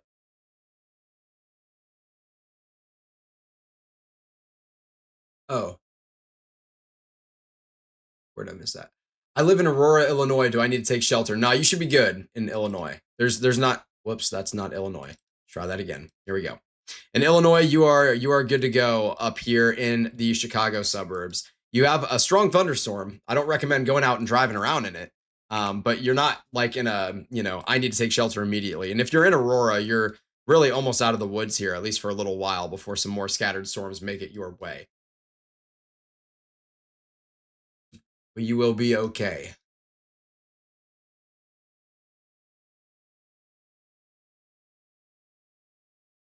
Off topic, so we actually had an EF1 inside the city of Winnipeg on Monday evening. That's cool. I mean, it's not cool. It's horrible, but like it's unique for it to hit a major city like Winnipeg. That's pretty crazy.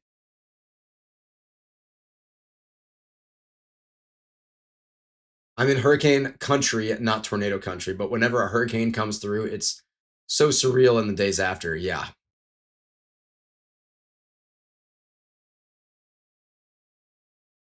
Yeah, in Manitoba, a lot of there's been actually a lot of tornadoes up there in Manitoba this year, I feel like.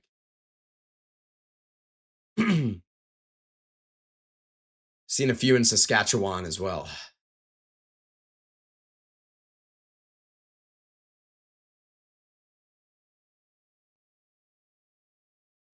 This storm is still probably the one I'm the most concerned about just because it's a more populated area. We do still have the destructive severe thunderstorm warning out here west of Fairfield, but it's just kind of parked over nothingness, essentially. There's not really anything out there. So I'm less concerned about it, but it is dropping baseballs out of the sky, which is obviously very threatening. But near Rapid City, this is a little bit more populated. So this is probably the most concerning one on the map, and I'll tend to stay with this one. Thanks, just asking. Okay, sounds good.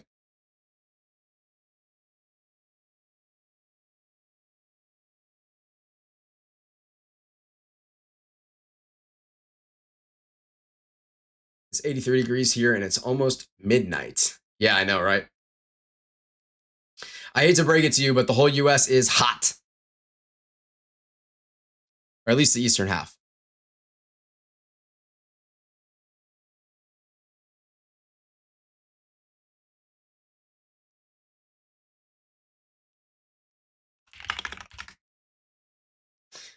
Oh, wow. I have a really beautiful photo from one of our newest signed storm chasers, Mikey Plemons. The announcement for that one isn't even out yet.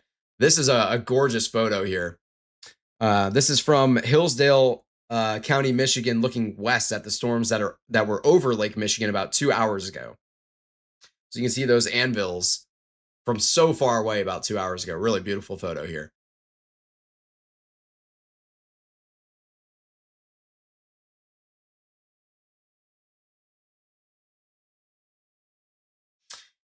Christine, welcome back. How are you doing this fine evening?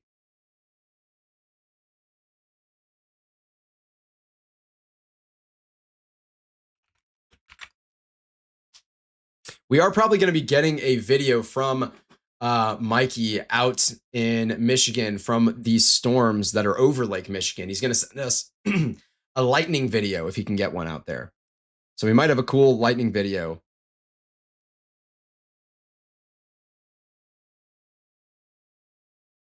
to show you guys pretty soon here. Hoping it calms down. I worry about everyone having to work in this heat. Yeah, it's I will say, like I said, they've been installing like AT&T fiber in our neighborhood, I think, and we have Spectrum. So it doesn't affect us, but I've been seeing them out there working in this heat, and it's crazy, man. I feel bad. Like it is really hot out, freakishly hot out.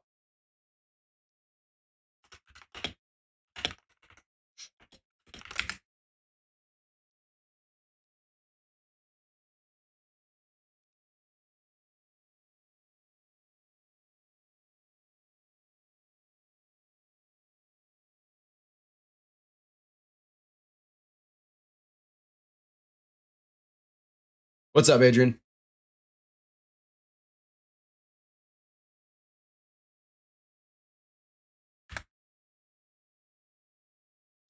Ooh. Yeah. So we are seeing some localized, really, really fast winds at about 500 feet in the air, spawning in just northeast of Viewfield. So these are winds potentially up to 80-mile-per-hour gusts here. So really, really, really fast winds. These purples in here are even inching a little bit closer towards 90 miles per hour. So some really, really powerful winds here just northeast of Viewfield that have just kind of started showing up over the last couple minutes. So a very, very, very powerful storm out here. New here from Evansville, Indiana. 84 degrees at 10:40 p.m. Yeah, it is hot. It is very hot.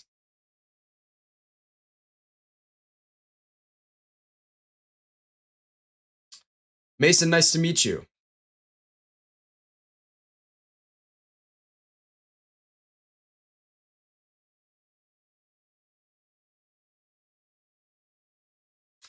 Very, very nice to meet you, Mason. I see you in the chat. Some of these pixels are rendering at 99.1. I got a pixel here at 100 knots. Now, that's not entirely accurate. There's a little bit of radar interference here, a little bit of contamination, but we are definitely seeing wind speeds here at around 500 feet in the air northeast of Viewfield that are definitely reaching around 80 miles per hour at a minimum. So this could be upgraded briefly to a destructive severe thunderstorm warning. It might not be, but this is kind of like one of those situations as these winds just kind of blow through where you could see that tornado level wind, like you could see tornado level damage from these winds in a localized swath northeast of Viewfield, something like along the lines of in this region here as these winds kind of blow through.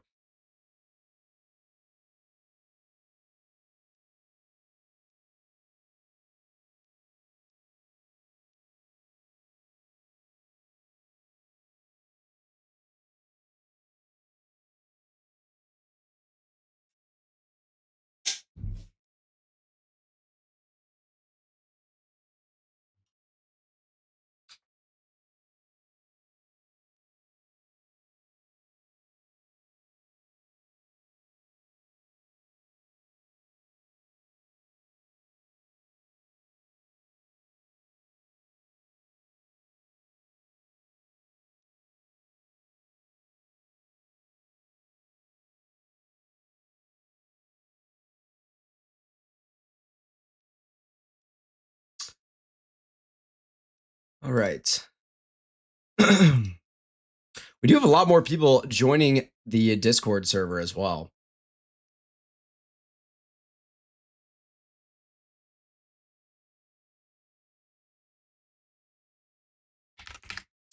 And now I'm seeing, bro, new. Essex new. Oh my God.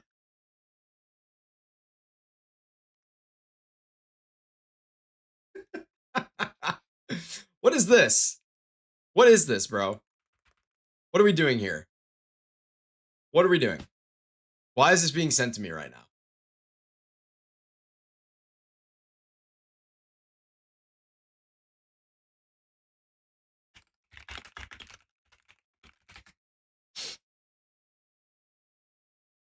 This is not real life. This is just not real life. What time is it at in your state? Mine is 10:44 p.m. It is 10:46 p.m. I am in the same time zone as you, Mason. I'm in St. Louis, Missouri, to your southwest. All right, northeast of Viewsfield, we are still watching these winds continue to plow through, eventually towards just west of Elm Springs out here. So, again, these are still pretty powerful storm or pretty powerful winds that could be localized, producing some damage that could be up there with tornado damage. Maybe 80-mile-per-hour winds in there.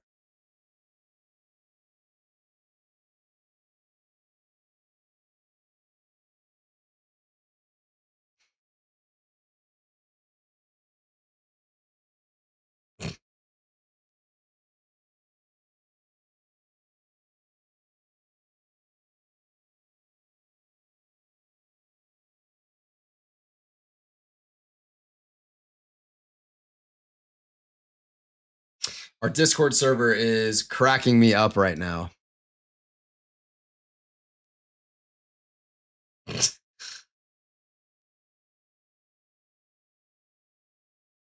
Lorian is exposing me.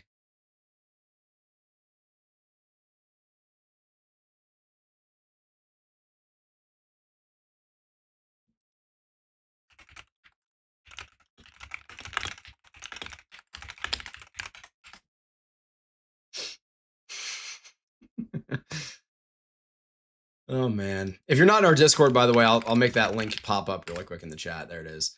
It is a good time. Our destructive severe thunderstorm warning in North Dakota has been downgraded, by the way, to a considerable severe thunderstorm warning. So that is good news.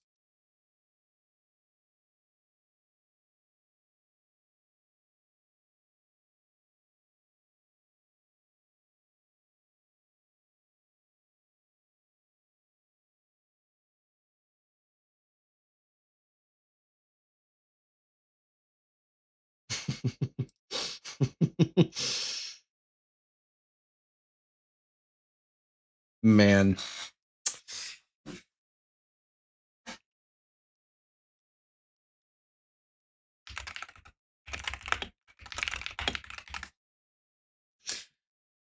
I'm tired. Don't come for me. Oh no, you're good.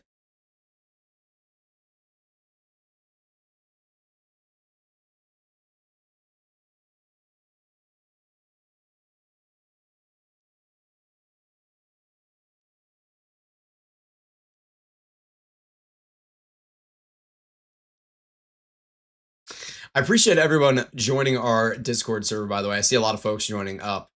We do have a moment, so I do want to talk a little bit about our website, and just reiterate the point that I gain nothing from people visiting our website. We just are creating this as a useful tool for you to be able to visit the website and visualize the risk in your area. So this is the categorical outlook from the Storm Prediction Center, made much more easier to digest, much better colors, a better map that you can navigate. You can zoom in, everything you need. You can look at the tornado risk. You can see the legend there in the bottom right.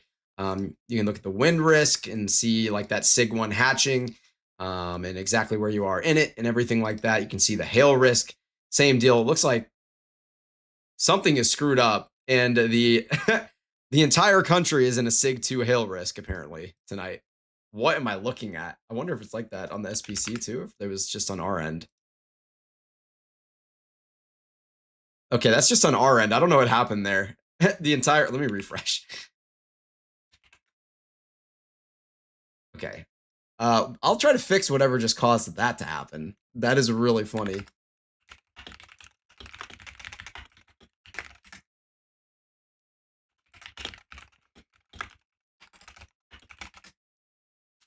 Um, anyway.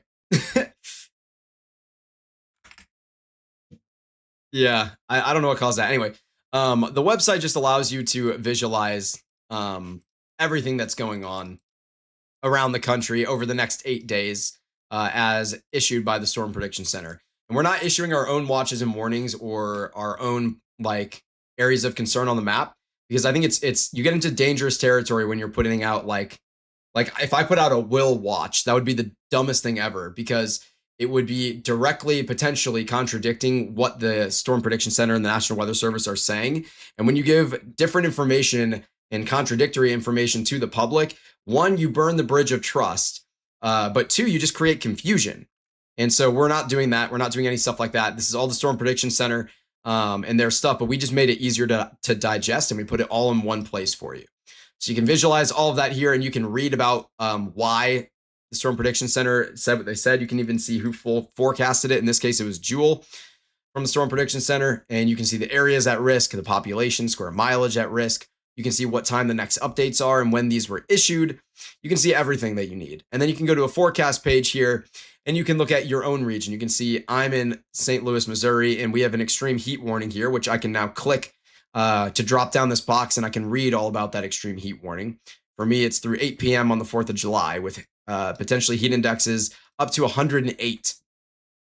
And it'll also give me the current conditions, the 5-day forecast, and the level of Storm Prediction Center risk that I am in every single day. And if I want to read more about today's Storm Prediction Center risk or even tomorrow's or the 4th of July, I can just click on it and it'll take me right there. So it's a really useful tool that we built for the public. So we gain nothing from people using our website. Definitely check it out if you don't know about it already. Really, really good visualization tool. I see Noah Miller in the chat. How you doing, my friend?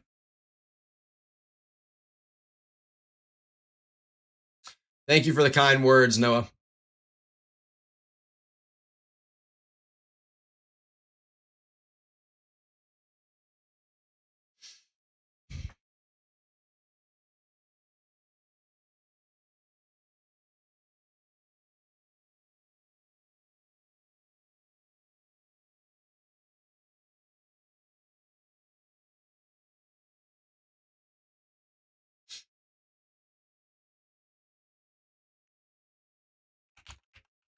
There are still very strong winds here, by the way, with this storm.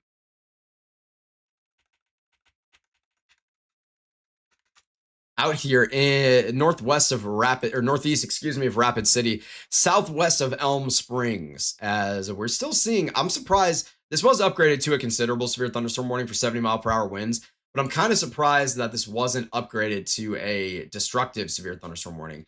Although I will say those winds did just downtrend on the latest radar scan, as I said that, of course. So woe is me, I guess.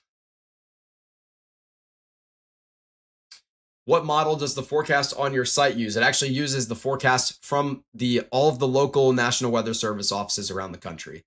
So it's pulling really, really good data to give you that forecast. It's not pulling from any one model. It's pulling from whatever the National Weather Service puts out.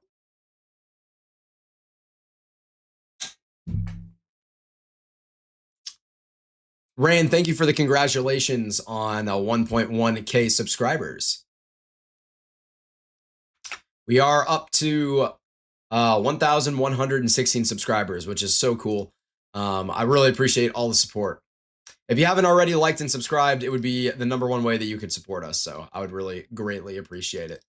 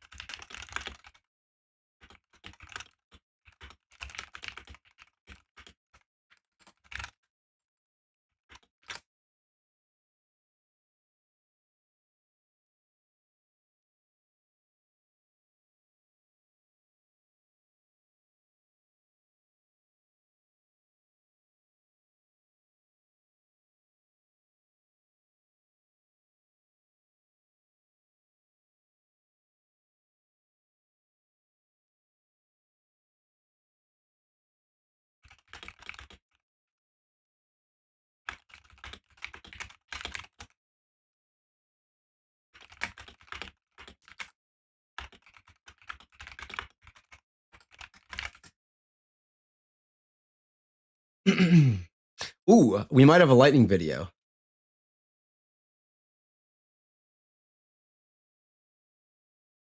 All right, we might have a lightning video shot on iPhone here. I don't know what exactly we'll be able to see from this, but oh wow. So a couple flashes of lightning in there. There was a pretty big one here.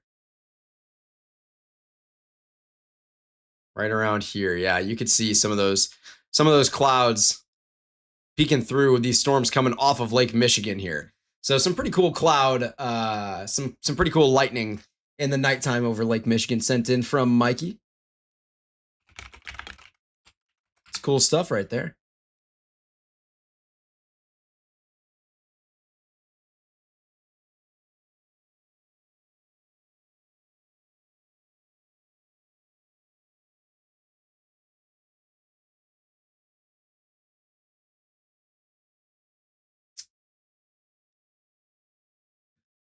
Oh man.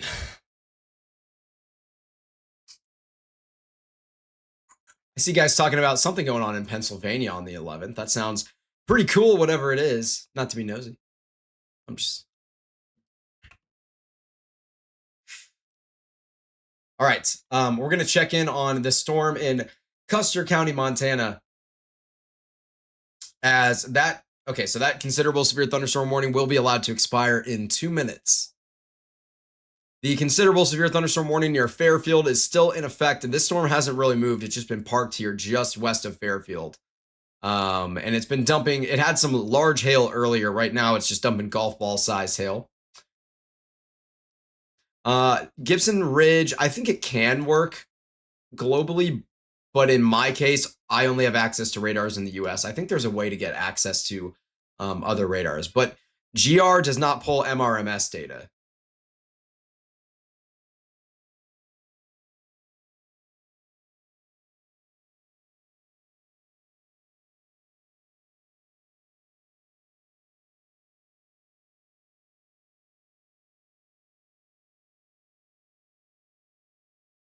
How am I missing 75 messages in our chat?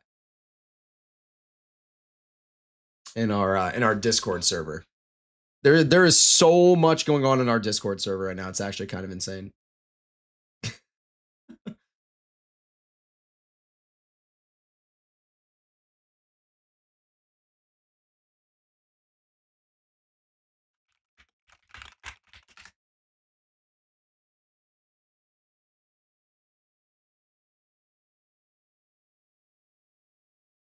Lorian is just dropping like infinite photos of me in the chat right now in our Discord from college.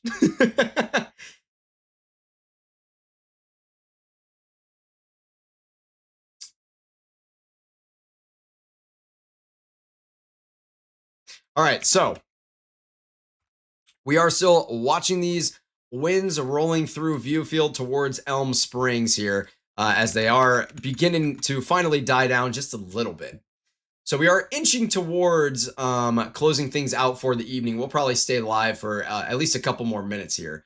But we are looking at a considerable severe thunderstorm warning in South Dakota, another one in North Dakota. Everything else around the map is just general severe thunderstorm warnings. We've got some in a couple in Montana, one in Connecticut. We'll take a look at what's going on in Connecticut. These storms came out of New York back towards Albany quite a while ago, and we can see they're now rolling on through areas like Webster and eventually towards Providence here. These ones are just bringing 60-mile-per-hour winds. Nothing, no type of hail or anything significant with those outside of 60-mile-per-hour winds. So if you're in the path of this one this evening, I know it's about midnight there. Definitely just make sure that you are prepared for a couple of gusty winds coming your way.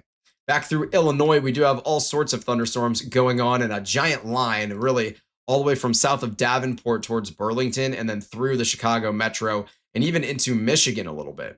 And these are just going to continue to sweep, I should say, on through the the northern half of Illinois and into Indiana, parts of Michigan as well this evening before they eventually dissipate. Down in Nebraska, we've still got a couple of storms going on. We have one in northern Nebraska, north of O'Neill, but we have another one in southwestern Nebraska near Stratton and Trenton. All of these have been just kind of stuck to this dry line here for like a couple of hours now. They've just been existing for like 3 hours at this point. And we have another larger storm in north of, east of Thedford near Brewster here. This is just going to be bringing some heavy precipitation, nothing severe. But in northeastern Nebraska, Nebraska, in a little bit of a radar hole, we have a cluster of storms, two different cells over here, and then a larger storm over here. All of these are going to be bringing the risk for some gusty winds in general, but especially this one north of O'Neill will bring the risk for golf ball sized hail. So definitely make sure that you're paying attention if you are there in any of those regions. You've been putting in a lot of hours. Good on you. I'm enjoying some of these new weather streamers with a lot less distractions. Yeah, I appreciate that. Scott, I see you checking the Nebraska counter.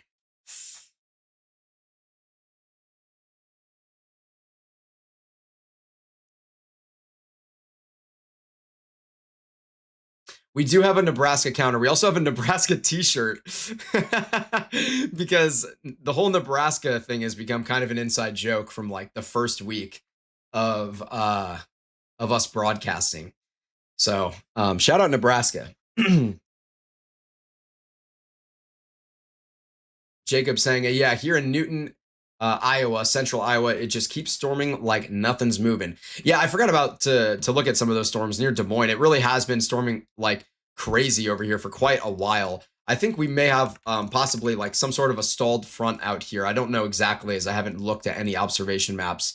Adrian might be able to provide some insight to me on that. But near Des Moines, we just have really all the way from Iowa City to Des Moines, even through Davenport, tons of storms all over the place in Iowa. None of these are going to be particularly severe, but they are going to bring flash flooding. We can see there are 2 flash flood warnings active in Iowa for Polk, Story, Black Hawk, Grundy, Marshall, and Tama counties. So these are going to expire, one of them in 3 hours and another one in 2 hours. So we've got some flash flooding. It wouldn't shock me to see more flash floods happen in Iowa later this evening, as they've gotten a lot of rain in the last few days. Models say back to Nebraska tomorrow. Just move there, Will. Honestly, bro, put me in North Platte. Like, let me go to work. I'm from St. Louis, though, and I don't think I could ever leave St. Louis. I love my town way too much.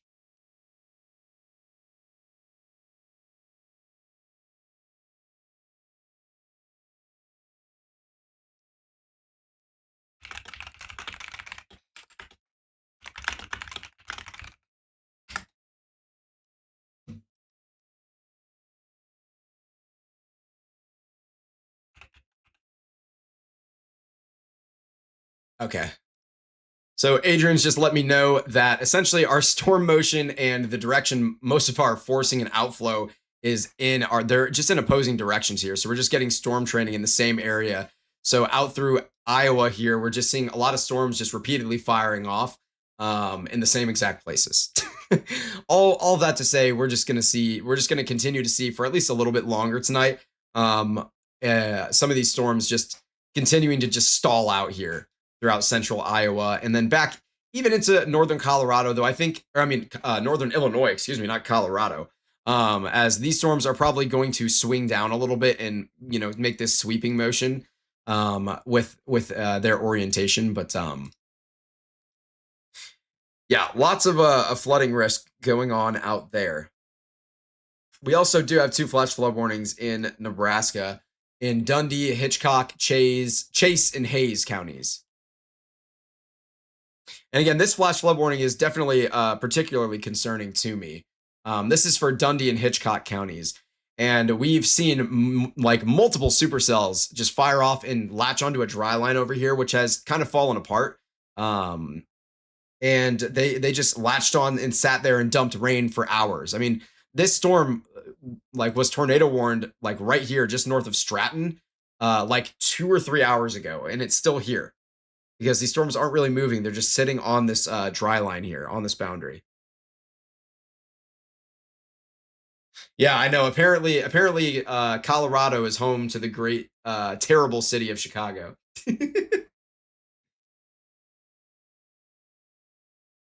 With a couple of really bad sports teams, the Chicago Blackhawks and the Chicago Cubs. I have nothing against the Bears, though. The Bears are fun to watch sometimes.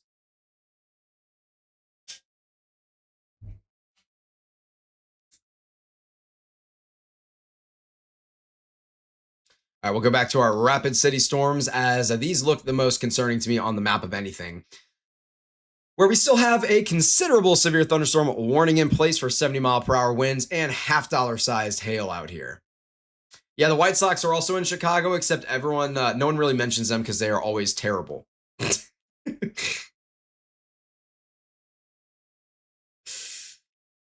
Yes, Denver, Illinois, and Chicago, Colorado. Wait, why does Chicago, Colorado actually have a really good ring to it, though? Does it not? Am I losing my marbles? I mean, I might be losing my marbles regardless, but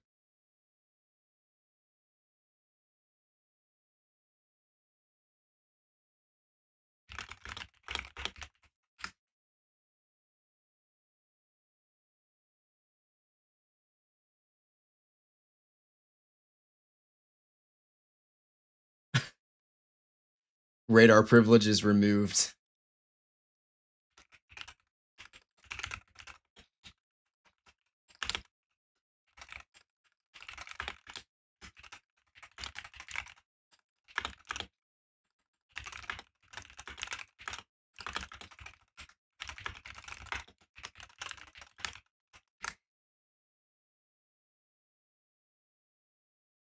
Avocado, Chicago.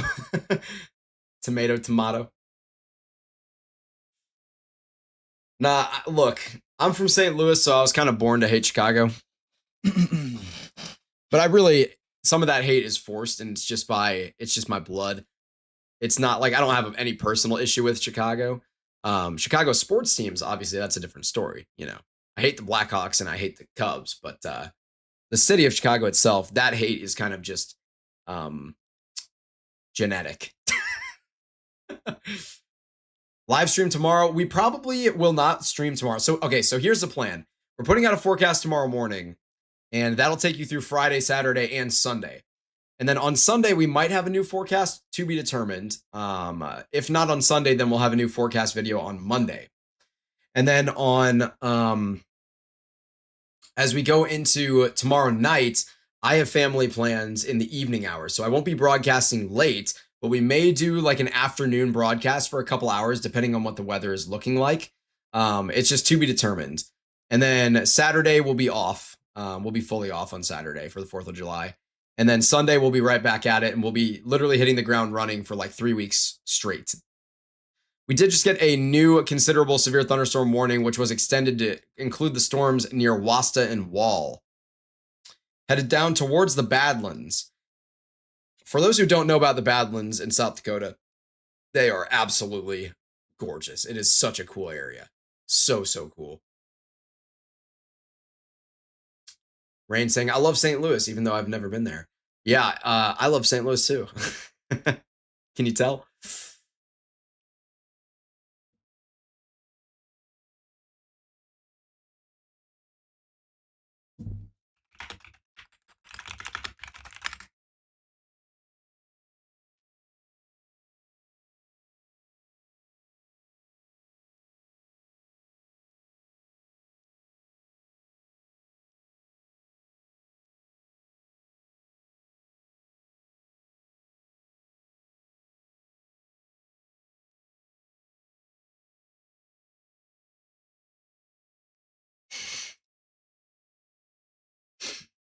Yeah, there are a lot of there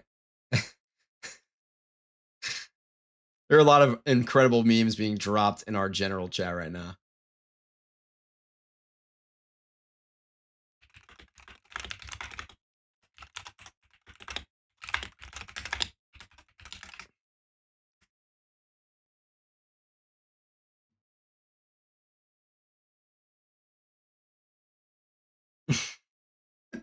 The Discord server is bumping tonight.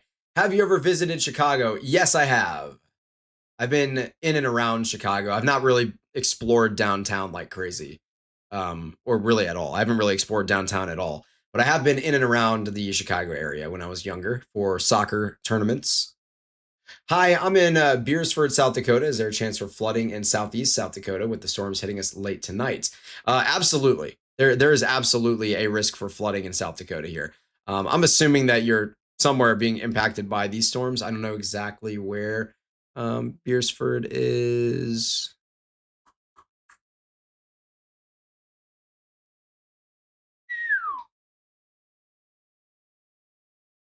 See if I can find it. Are you north of the Badlands?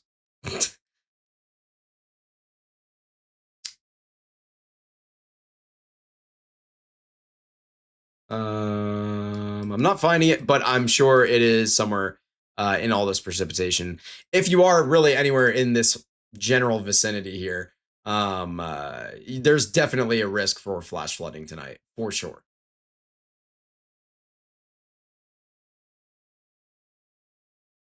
Flash flooding is going to continue to be a concern too, as we did just get one of those considerable severe thunderstorms, thunderstorm warnings lifted here. So we just have one now, one overarching one for the whole system. How's West Kentucky looking tomorrow? Great question. And you can actually figure this out on our website for free. And this is just a visualization tool. You can download this and share it with your friends and family too, so that they can stay weather aware. But Western Kentucky, you should be okay. Just a little bit of a wind risk with some pop-up storms. And you can also you can go to our forecast page here and I don't know what the Paducah zip code is, 42. Okay. So like I can plug in Paducah, for example, and if it'll load, hello. Is it not like Paducah?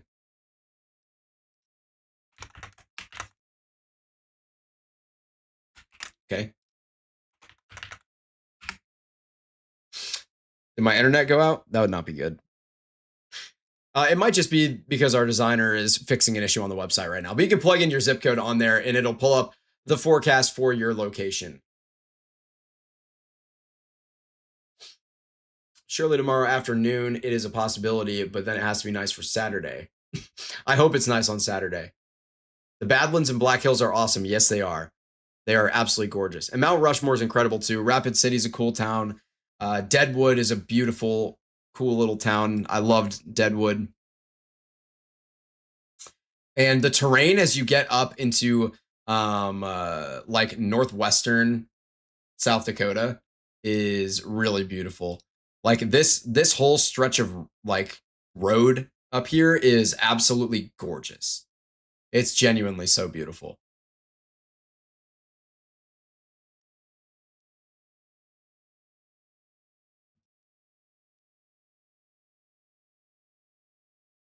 Yeah, it didn't seem like it wanted to load for me there. I don't know what the issue was.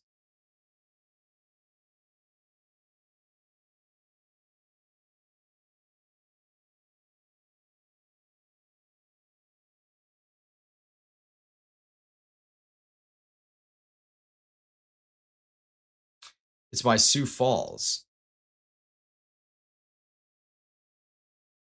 Wait. Okay.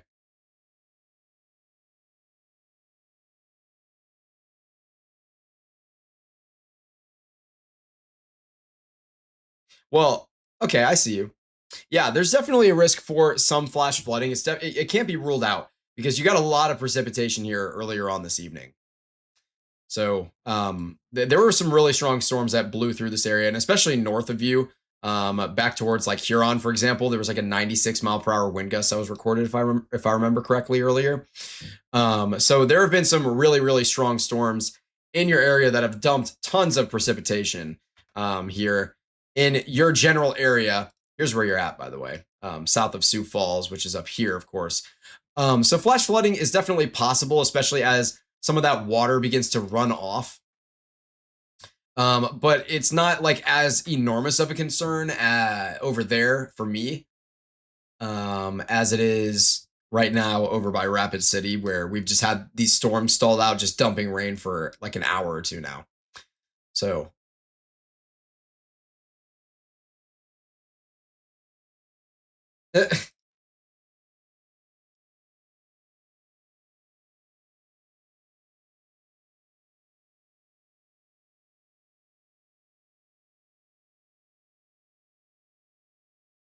interesting.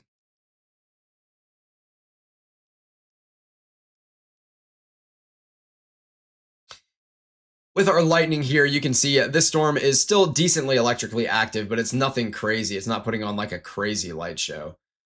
What about by Cherry Creek, South Dakota? If this is in the same general vicinity, it's going to be the same thing. I don't know exactly where Cherry Creek is. It said near Dupree. Oh, okay. Not in the same area at all. Yeah, it definitely could be a little bit more concerning for flash flooding near Dupree.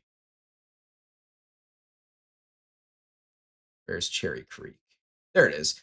Yeah, definitely Cherry Creek is more concerning because you have all of this precipitation down to your southwest, and you can see all sorts of tributaries with the lake up there as well. So you could easily see some flash flooding near Cherry Creek. That would be more of a concern than south of Sioux City, in my opinion, for this evening anyway.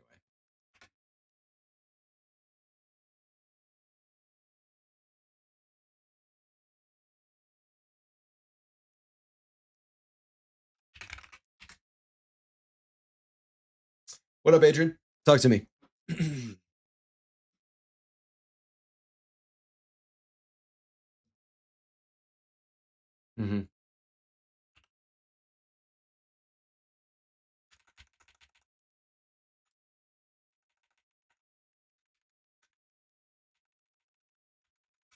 Hmm.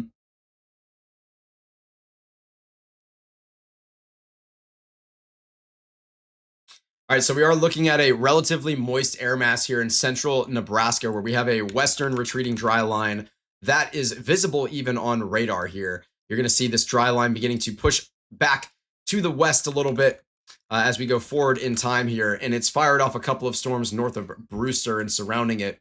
This is probably going to continue into the evening hours tonight. This one's already reached severe thresholds, dropping ping pong ball sized hail. 60-mile-per-hour winds is what it's tagged for on this severe thunderstorm warning. I will say everything in North Dakota has been downgraded below, just down to general severe thunderstorm warnings. Out in Montana also. So our only considerable severe thunderstorm warnings on the map are this cluster of storms here near Rapid City, just east of Rapid City, and then our storm for Boyd and Holt counties in northern Nebraska. And that one might be dropping up to 2-inch hail.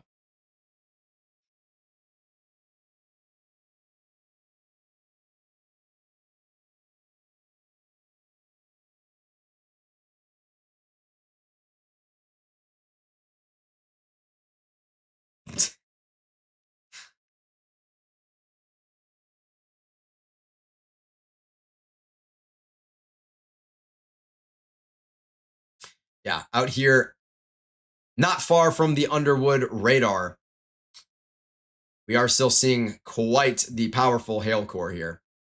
And a relatively tilted updraft, too.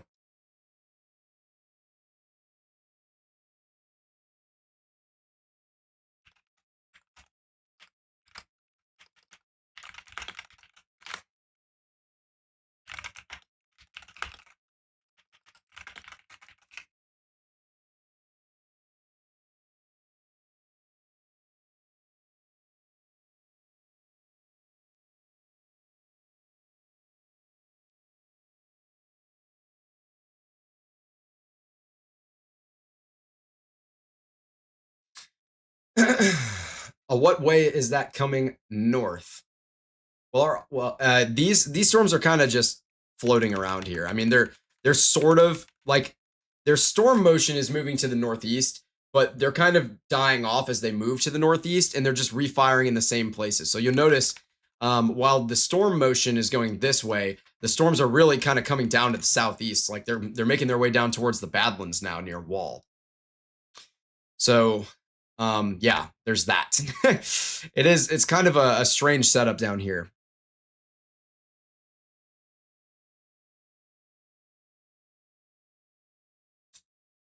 Sonia Rogers says, thank you, Will. I appreciate the updates. Well, thank you. I appreciate you being here. Our office put up a new severe for southeast DeKalb County, southern Kane, and northern Kendall in Illinois. There's also a tiny bit of rotation with that storm. Let me tap in. All right, bro. Lightning's getting a little excessive here. Yeah. Yeah, I see maybe a tiny bit of rotation going on here north of Sandwich. Maybe a tiny bit of weak rotation near Aurora, but nothing concerning at all. I'm not expecting any type of a tornado. These are just generally some stronger thunderstorms here this evening. They don't even have these this storm tornado possible tag, but there is a flash flood warning in place. So this flash flood warning now is going to include DuPage, Kane, and Kendall counties in Illinois. So in Illinois, you will be okay. You'll just have some stronger storms with some gusty winds rolling through. And then eventually in like an hour or two, you'll probably be pretty much good for the evening.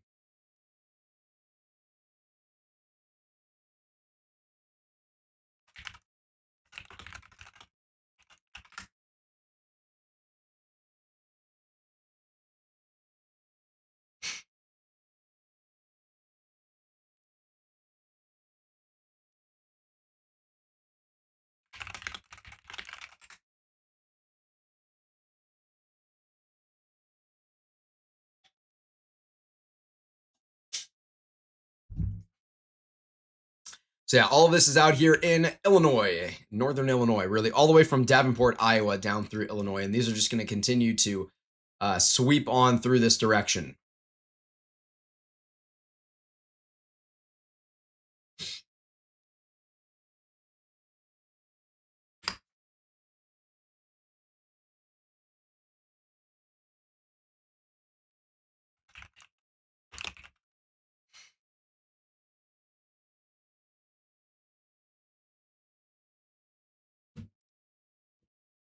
All right, back to South Dakota for Meade and Pennington. I live in Montgomery, Aurora. Are we good? Yeah, you're going to be good. You are going to be good. Again, east of a Rapid City, these are the storms I am the most concerned about on the map right now. Yeah, I did see a little bit of very weak rotation near Aurora, but it's not anything concerning to me. I very, very, very highly doubt we would get a tornado from that. Okay. Yeah. Our storm chaser and meteorologist, Adrian Roncahan, in my ear is keeping a close eye on Illinois. So if anything changes there, he's going to send me right over there to make sure that we cover it. So you will be good to go. But I am going to keep the screen focused here on these storms east of Rapid City in South Dakota. But again, if those storms in Illinois start to uptrend in that rotation, we will immediately jump over there. Adrian will point those out to me.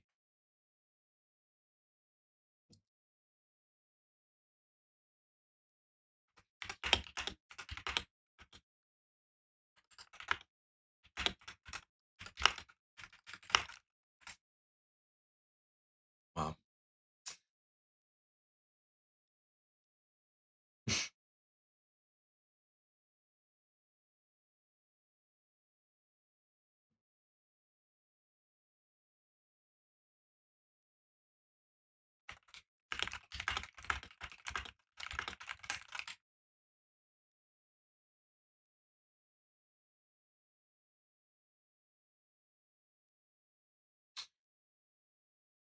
Bro, holy, you're locked in. What do you mean? What's up, NATO Aaron? How are you doing?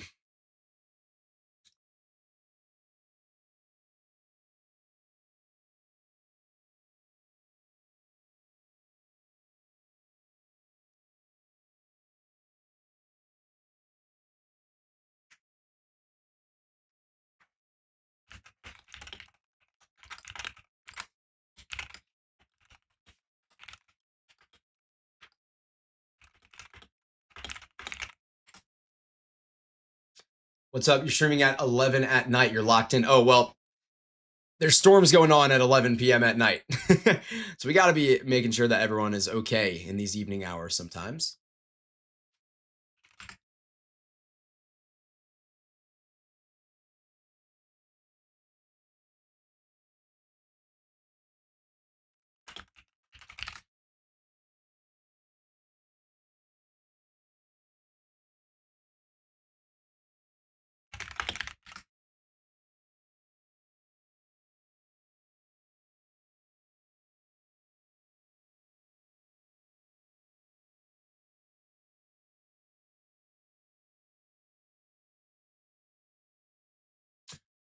All right.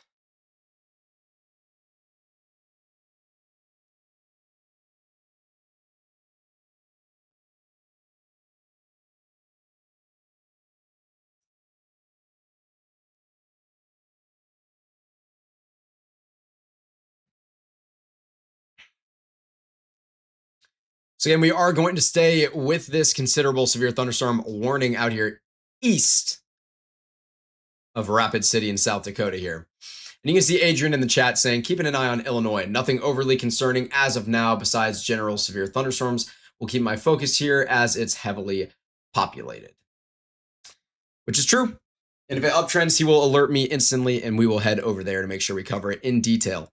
I do want to take another look at how just powerful these storms are out here. You can see we're launching pretty heavy targets up to about 20,000 feet in the air. So this is probably not a significant hail threat here, maybe up to golf ball size hail. But the main concern here for me, genuinely, again, you might have some damaging hail. Like you might be getting to golf ball size hail, but this is really a big time flash flooding risk too. Out here in South Dakota. It won't shock me if we see a flash flood warning put in place here not long from now.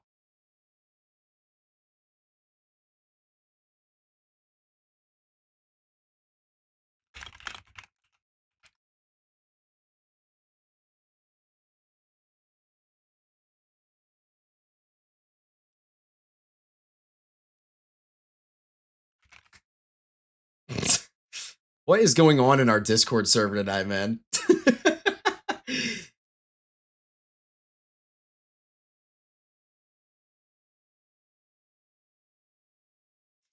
Oh man. Oh man. Oh.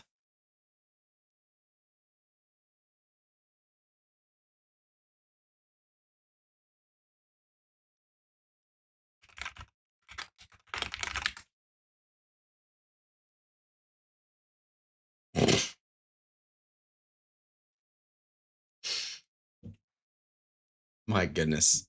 Absolute brain rot going on in our Discord server right now.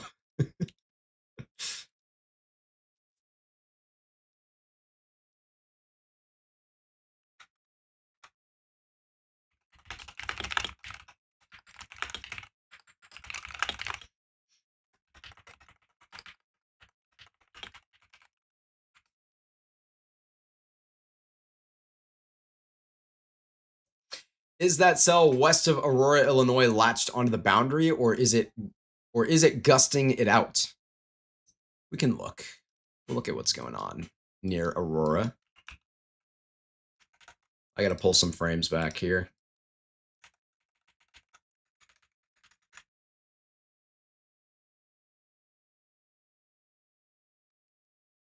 West of Aurora.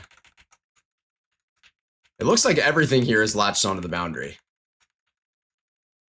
I mean, everything is moving. Let me zoom out, man.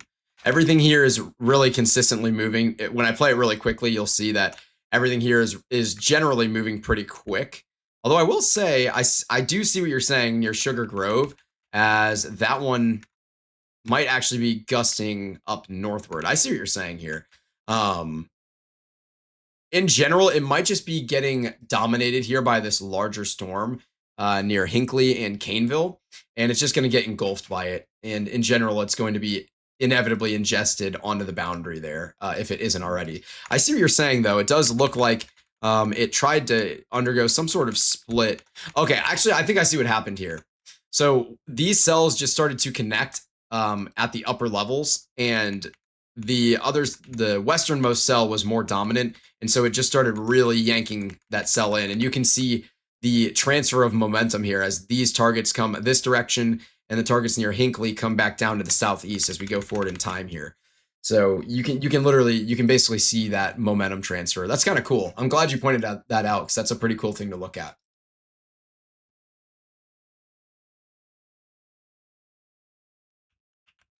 That's my understanding of it anyway, or my analysis. It may not be 100% right. That's the thing with meteorology is we don't know everything. Not even close.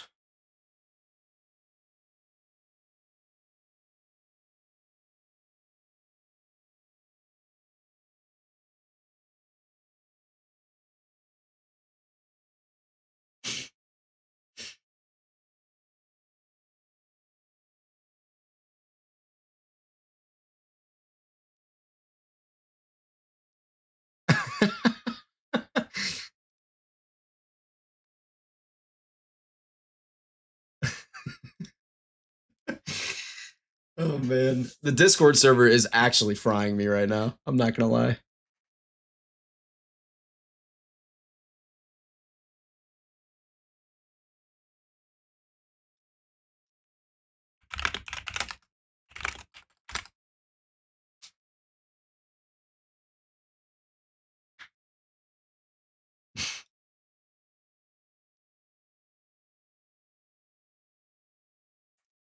My goodness. That's actually frying me. All right, we're gonna check in on the storm for Boyd and Holt counties in Nebraska here. Again, it's in a radar hole, so it's hard to get a good picture on it. That's kind of why I haven't covered it that much. Um, this one has 28 minutes remaining on a considerable severe thunderstorm warning here. I will say it looks like it has downtrended a good amount. So this one may get downgraded to a normal severe thunderstorm warning not long from now. If that does happen, we'll just be sitting with one considerable severe thunderstorm warning, which is the one east of Rapid City. This storm is now in areas like Wall, headed towards Quinn, just southwest of Creighton, near Elm Springs, Wasta, Wicksville. Thunderbird saying, I believe you always know the forecast, though. Well, I don't. I don't always know what's going to happen. And I make mistakes. Everybody does in meteorology. It's if it was possible to be perfect in meteorology, we would have machines doing it. We wouldn't need meteorologists. But unfortunately, it is not possible to be perfect. So we very much need meteorologists, which gives an opportunity for people like me.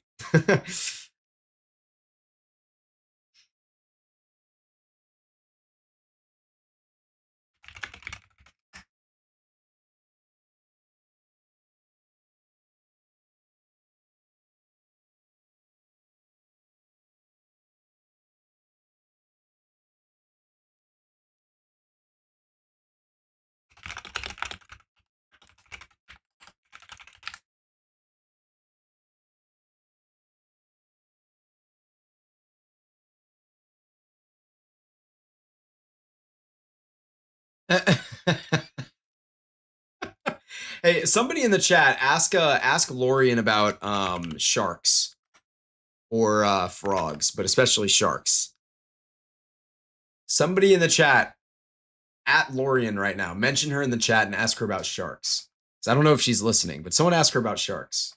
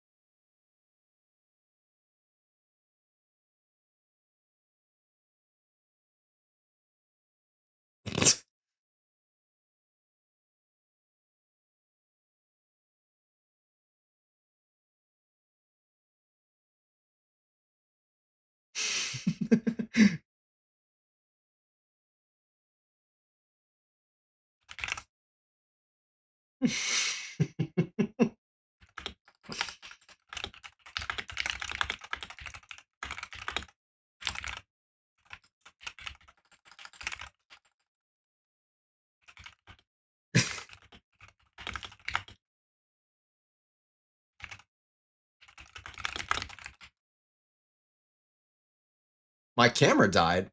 Wait, my camera did die. Wait, what happened? What in the world? Uh,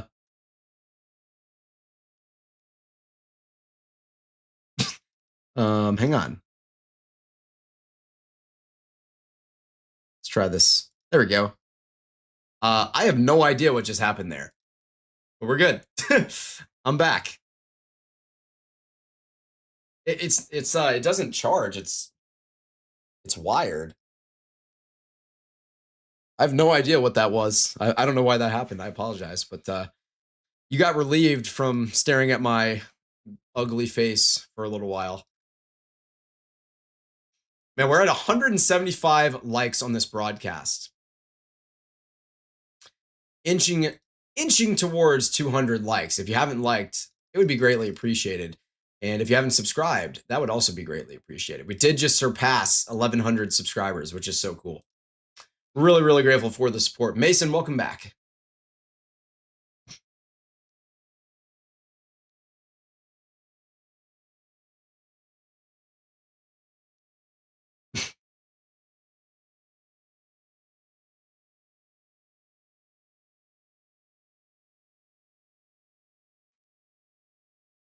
I'm not gonna lie. Uh, I think it's time for me to get a little bit of revenge on. Oh my gosh, not that. A little bit of revenge on Lorian here. I am about to drop an all-time Lorian sticker in the chat.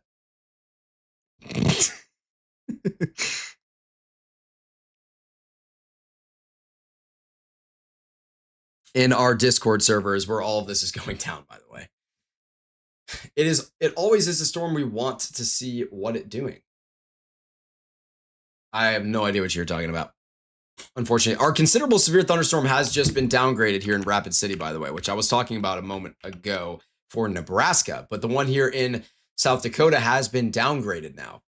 So, but we did get a new downstream severe thunderstorm warning as well. This is still tagged for 60-mile-per-hour winds and 1-inch hail, and the flash flooding risk is very much still there.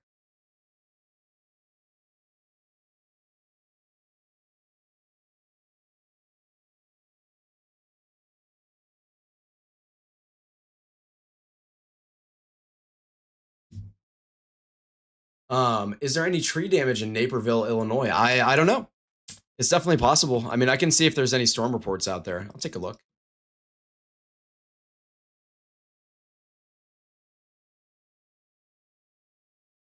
Nope, no storm reports out there, I don't think. What's up, Adrian?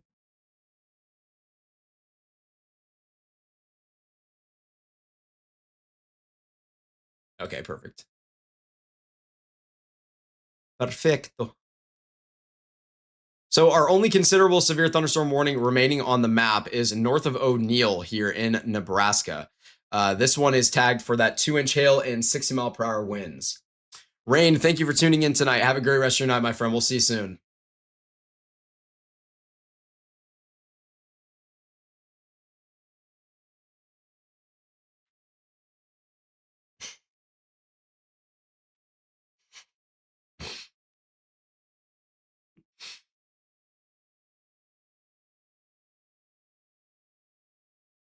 What am I seeing in my Discord right now? Actually, some genuine tomfoolery. Because I can see the storms from space. It's me, but what the weather gives us: flood, tornadoes, hails. Well, I'm not sure exactly where you're at, but there isn't really much of a tornado risk this evening anymore. We are still looking at a couple of considerable severe thunderstorm warnings, or just one, I should say, considerable severe thunderstorm warning here in Nebraska for Boyd and Holt counties.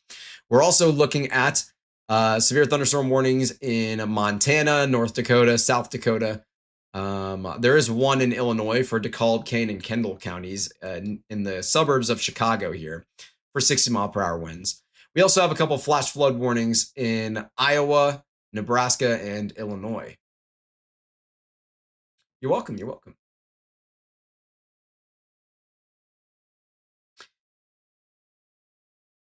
Nothing around the map is looking too terribly concerning. We will probably get ready to end the broadcast here in just a couple of minutes.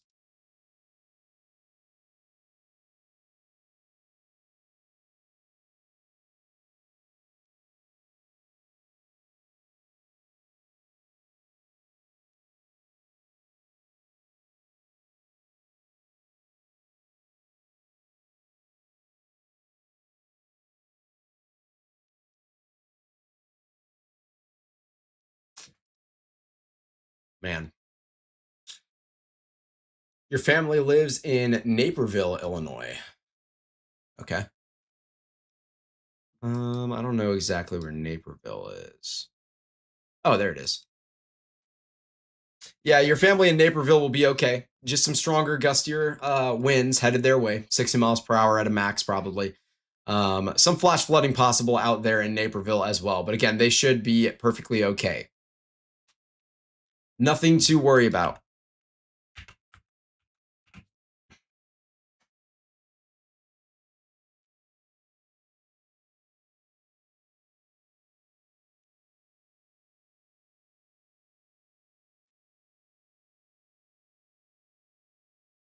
All right, back into these storms in South Dakota. I know I've followed these a lot, but this This has been the more concerning line or cluster of storms for me in general, as these ones are still producing some stronger, gustier winds, but nothing crazy. Also, a lot of really heavy rain, though. The flash flood warning or the flash flood risk is definitely pretty elevated in this area. So, something to really, really think about.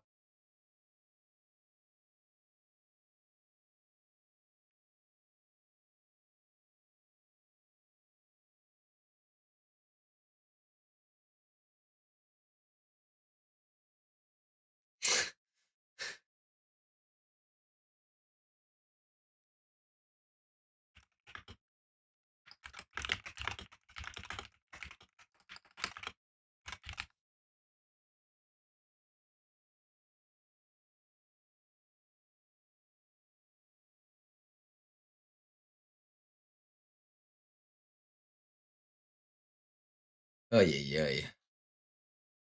Wait, we're actually flooding pretty bad here. Where's here?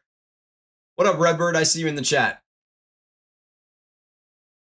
The sewage system is horrible. Where are you talking about? We did, by the way, just have a storm fire off and become severe, actually, like basically in Rapid City or just south of. Possible some 1 inch hail in there. Oh, yeah, out in Chicago. Yeah, there is a little flash flooding going on, it so appears, in DuPage, Kane, and Kendall counties out here. For areas like Montgomery, Oswego, Yorkville, Warrenville, Lombard, Lyle, Valley View.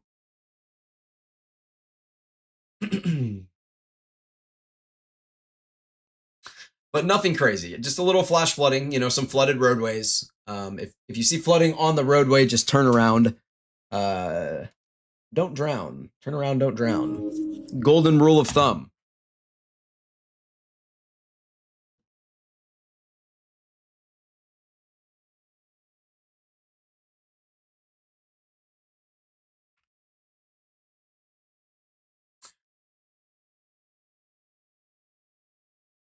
We are at 3,900 views on this broadcast, which is also insane.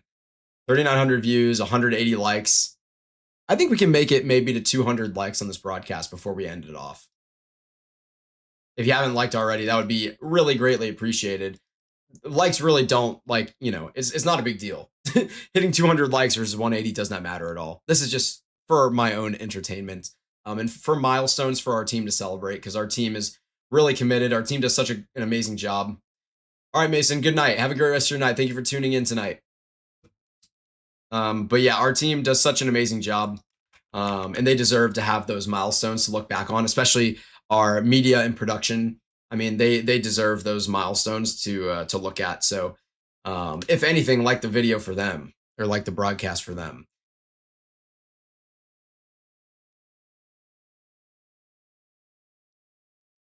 But yeah, they do such an incredible job.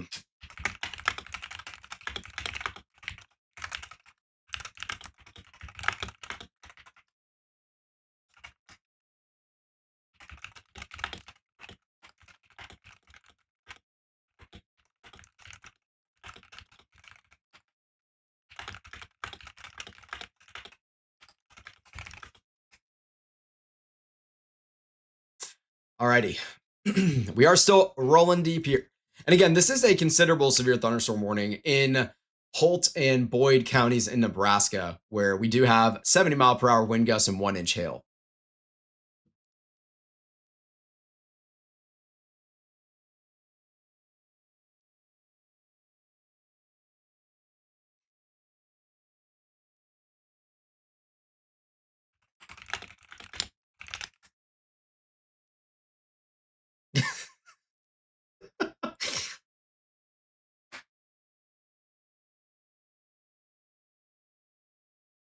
Man, these memes being sent in our Discord server right now are like genuinely unbelievable.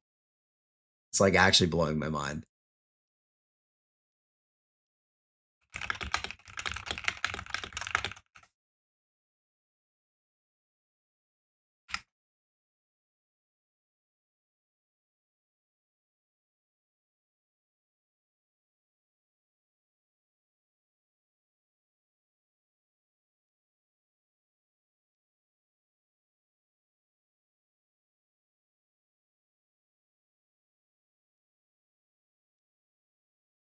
Oh man, the memes are going crazy.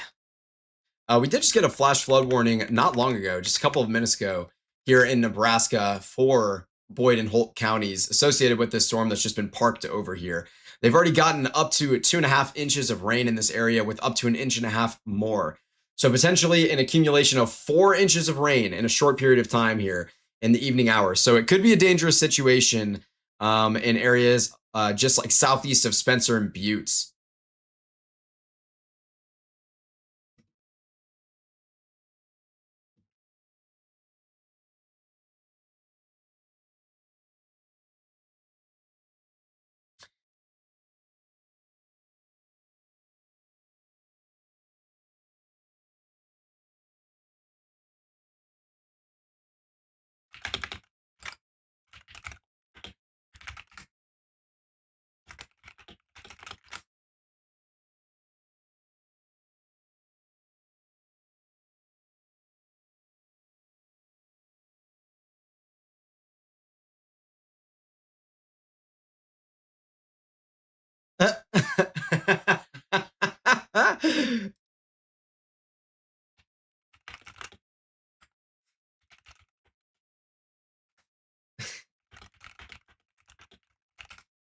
Oh my goodness. Illinois, let's check in on Illinois for DeKalb, Kane, and Kendall counties. We do have a severe thunderstorm warning still in place here. And this is tagged for just 60-mile-per-hour winds. We also have a flash flood warning in place for DeKalb, Kane, and Kendall counties as well. And that is through areas like Aurora, Naperville, Warrenville, Wheaton, Lombard, Oswego, and Yorkville. So nothing super, super extreme or dangerous expected out in the greater Chicago area. But pushing throughout all of northern Illinois, we are going to have some stronger thunderstorms with plenty of lightning and potentially some gusty, strong winds as we inch into the overnight hours as we approach midnight here in just about 12 minutes. We are going to stay on air until just about midnight, and then we'll probably end things off. And we are inching towards 200 likes on the broadcast as well, just 14 away, which would be awesome to hit to show our team those stats. We're also probably going to hit 4,000 views tonight, so that would be cool.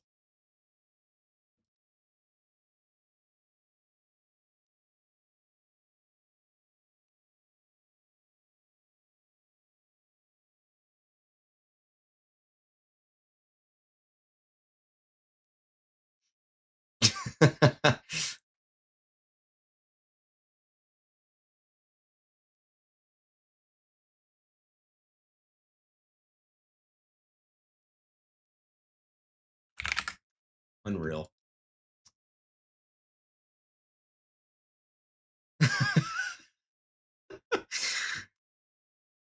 These memes are actually like getting really out of hand. This is actually ridiculous. All right, again, we are sitting here watching these storms roll through northern Illinois and into the overnight hours here. They are going to swing down just a little bit.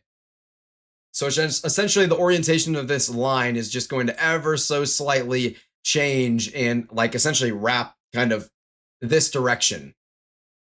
So we are going to see these storms continue to blow on through towards areas like northern Indiana. Something to watch for later this evening.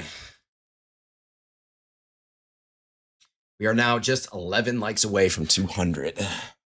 And again, this flash flood warning is in place in Illinois for DuPage, Kane, and Kendall counties. We also have flash flood warnings in Iowa for Jasper, Polk, Story, Blackhawk, Grundy, Marshall, and Tama counties.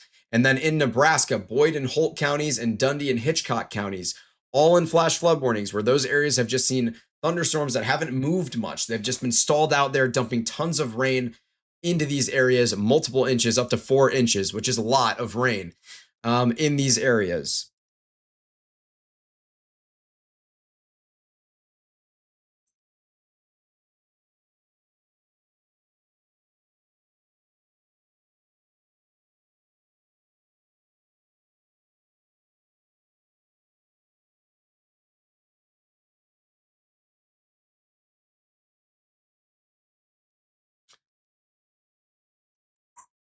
And yeah, the number one thing that you can do to support the work that we do here is just to like and subscribe. That's it. That's all. It's the number one thing you can do to help. So I greatly appreciate everyone being here tonight. We are going to continue rolling for at least another about 9 minutes. We're going to roll just past midnight Central Time here. Of course, I have a wake up call at 5:30 a.m. tomorrow, so I can film a forecast video to take you through your 4th of July weekend. So we will be getting up real early to put that together for you so you can get it going tomorrow.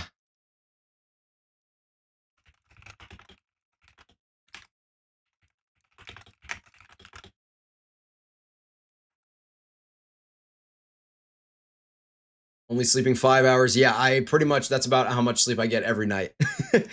I'll usually get between like 5 to 7 hours every night. With the grind that we're doing here. Again, these are the sacrifices you have to make if you want to build something really special, and we're really really committed here to doing as much good for the community as humanly possible. And I know that requires a lot of self-sacrifice, and that's okay. That's I'm totally cool with that. And I would not be able to do that alone. It's only because I have the support of our team that I'm able to actually do that.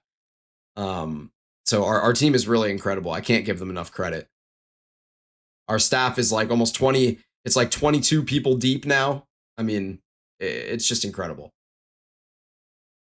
Adrian's been helping me out all night this evening, basically start to finish. Braden's been here for the majority of the night. Blake has been helping out tonight. Lorian was helping out tonight. Taylor has been around. We've had Ben in and out and helping tonight from afar, helping us resolve some of our technical issues earlier this evening. So many people are just committed to what we're doing here. We want to make a positive impact on the community. So that is why liking and subscribing is the number one thing that you can do, because it helps us grow our reach, and in growing our reach, we are able to make a larger positive impact on the community. As our severe thunderstorm warning here in Illinois has just been shrunken down, so it is no longer going to include what was that county? It's now just for Kendall and Kane counties. What was the other one?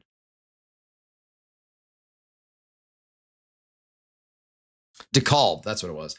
So no longer in DeKalb County here do we have a severe thunderstorm warning, but we do have a severe thunderstorm warning for Kane and Kendall counties, and we still have this flash flood warning for DuPage, Kane, and Kendall counties out here in Illinois.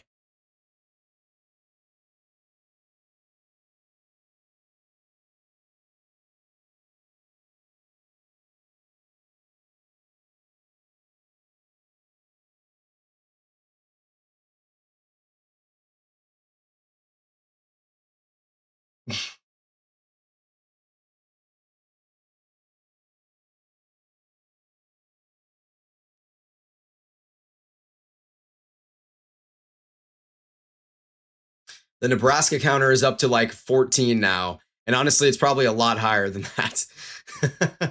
Again, we do still have this considerable severe thunderstorm warning in place for 70-mile-per-hour wind gusts out here in Nebraska for Boyd and Holt counties.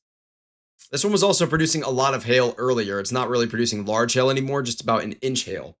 But there is a flash flood warning here also in place for Holt and Boyd counties as well in Nebraska, as they've gotten like they'll have gotten up to like 4 inches of rain this evening when it's all said and done.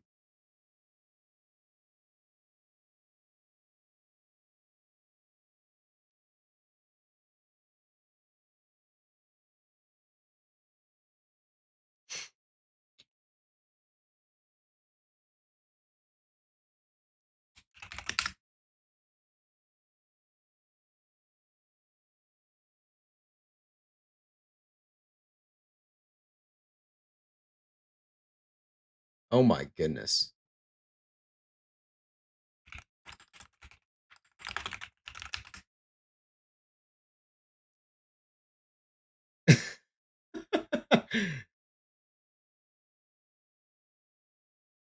Oh my god. Oh my god. What is happening in the Discord right now?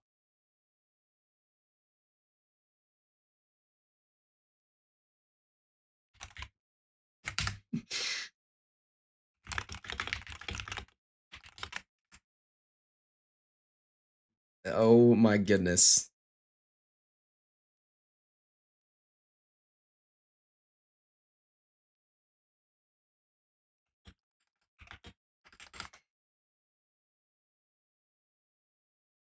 Talk to me, Adrian.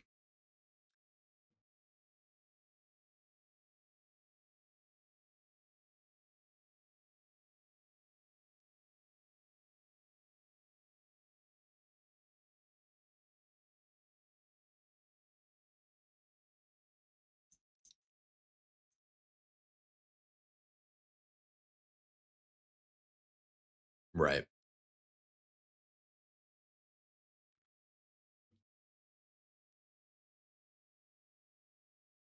Yeah, I see that. I will say from the Davenport radar, we're only looking at this at about 5,000 feet. And from the Lockport, just under 5,000 feet. So I think you're right. So Adrian's just notified me of these storms producing some possibly gusty winds. Now we are looking at these winds pretty elevated here. This is at 4,600 feet or so near Arlington, Illinois, for example. But these storms could definitely see some of that momentum transfer down to the surface where we could be seeing some gusty winds. This one might reach severe thresholds.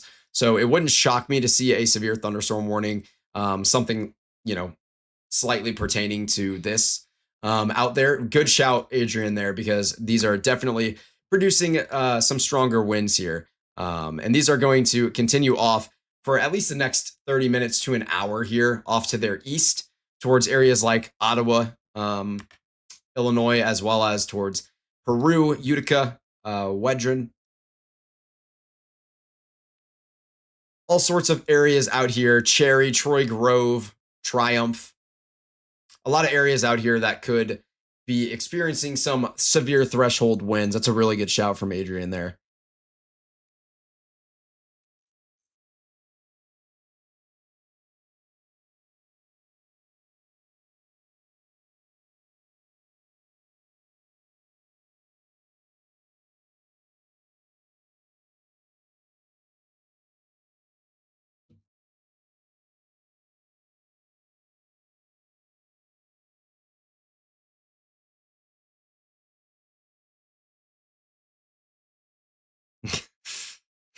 Golly, man.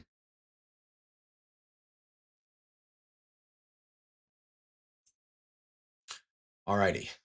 We are just about to cross the threshold of midnight into July 3rd, which is awesome. We are 8 likes away from hitting that 200 like mark, which would be awesome. I think we are just at 4,000 views. Yeah, we did pass 4,000 views, which is insane. I really appreciate that.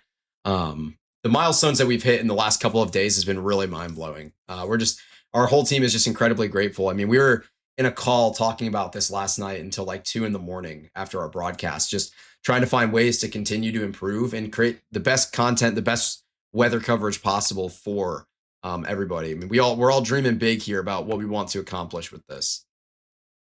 As these storms near Lamoille, Arlington, Malden, Cherry, Ladd, Princeton, heading towards the east, are definitely looking like they could reach severe thresholds with the wind. So some gusty winds for sure headed towards Peru, Ottawa, Wedron, eventually maybe towards areas like Morris or Seneca.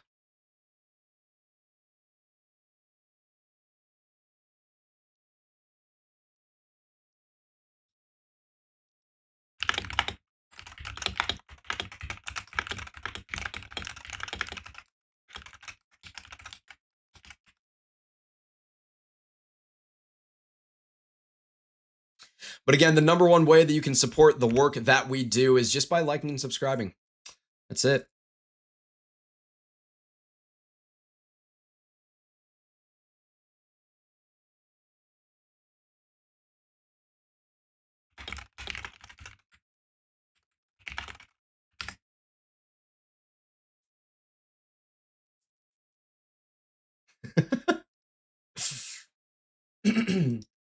Can we get a shout out to Will? Shout out Will, but my name's Will. Shout out me, I guess. I see you in the chat, Will307. Thank you, Adrian. We appreciate your team and staying live for us in Sugar Grove, Illinois. Of course. Absolutely. Sugar Grove, you are getting close to being out of the woods for this evening, by the way. Again, you're going to have some more residual storms rolling through your area for a while. Just some general thunder. We did hit 200 likes. Yippee!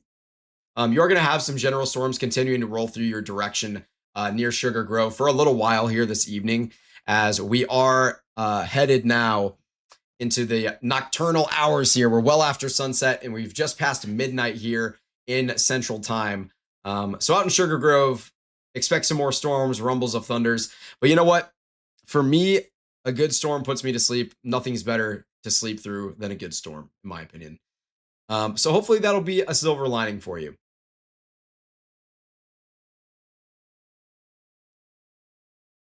We need to change that command from Nightbot to say over 50-degree meteorologist, because we have a ton of degree meteorologists in that server now.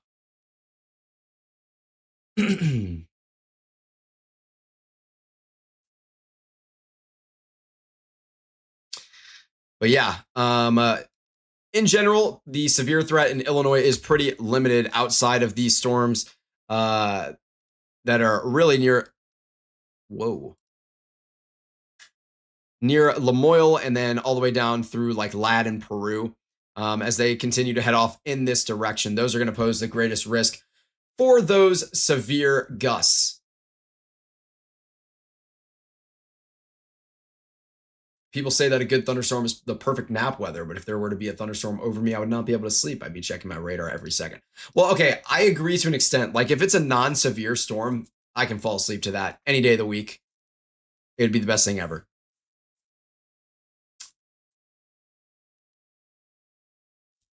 But if it was a severe storm, I would be obviously geeking out.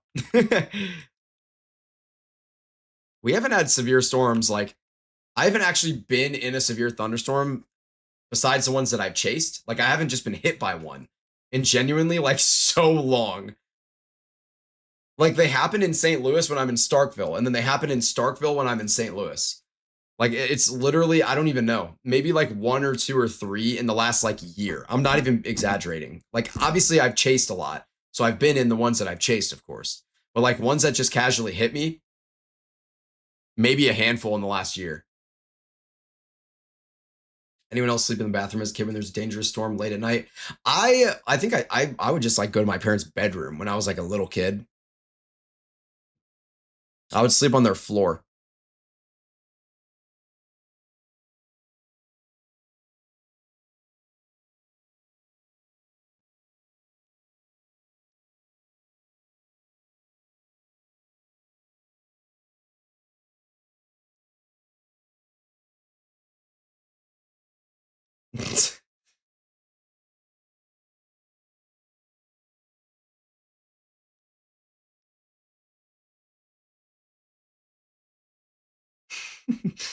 Man. All right, guys. We are going to go ahead and end off the broadcast this evening. St. Louis last year, the weather was insane. Yeah, it was. I mean, obviously we had a tornado roll through right down through downtown St. Louis and Central West End. But we are going to go ahead and end the broadcast. We are going to put out a forecast video tomorrow morning. So make sure that you're subscribed and have notifications turned on for that, so that you know when we drop that forecast video early in the morning. I'll be waking up at 5:30 a.m. Just about 5 hours from now, so that we can film that video for you guys to take you through your 4th of July weekend. So stay safe out there. And thank you everyone so much for tuning in tonight. It really does mean a lot. The support has meant so much to our team. I'm just incredibly grateful. So everybody have a phenomenal night. Stay safe. And we will see all of you guys after the 4th of July, because I will not be broadcasting most likely on Saturday. Maybe I'll broadcast for a short period of time tomorrow night before I go to fireworks. We'll see. And then Sunday, we'll probably be back in action and into Monday as well. Silver lining. Thank you, Will. We'll tune in tomorrow for more great coverage of possible severe storms tomorrow in Illinois. All right. Thank you very, very much. It's wonderful to have you. Everyone have a great rest of your night. And to all of Evan's people, keep tuning into his content too. He's outstanding. Y'all have a great night, and we will see you all very soon.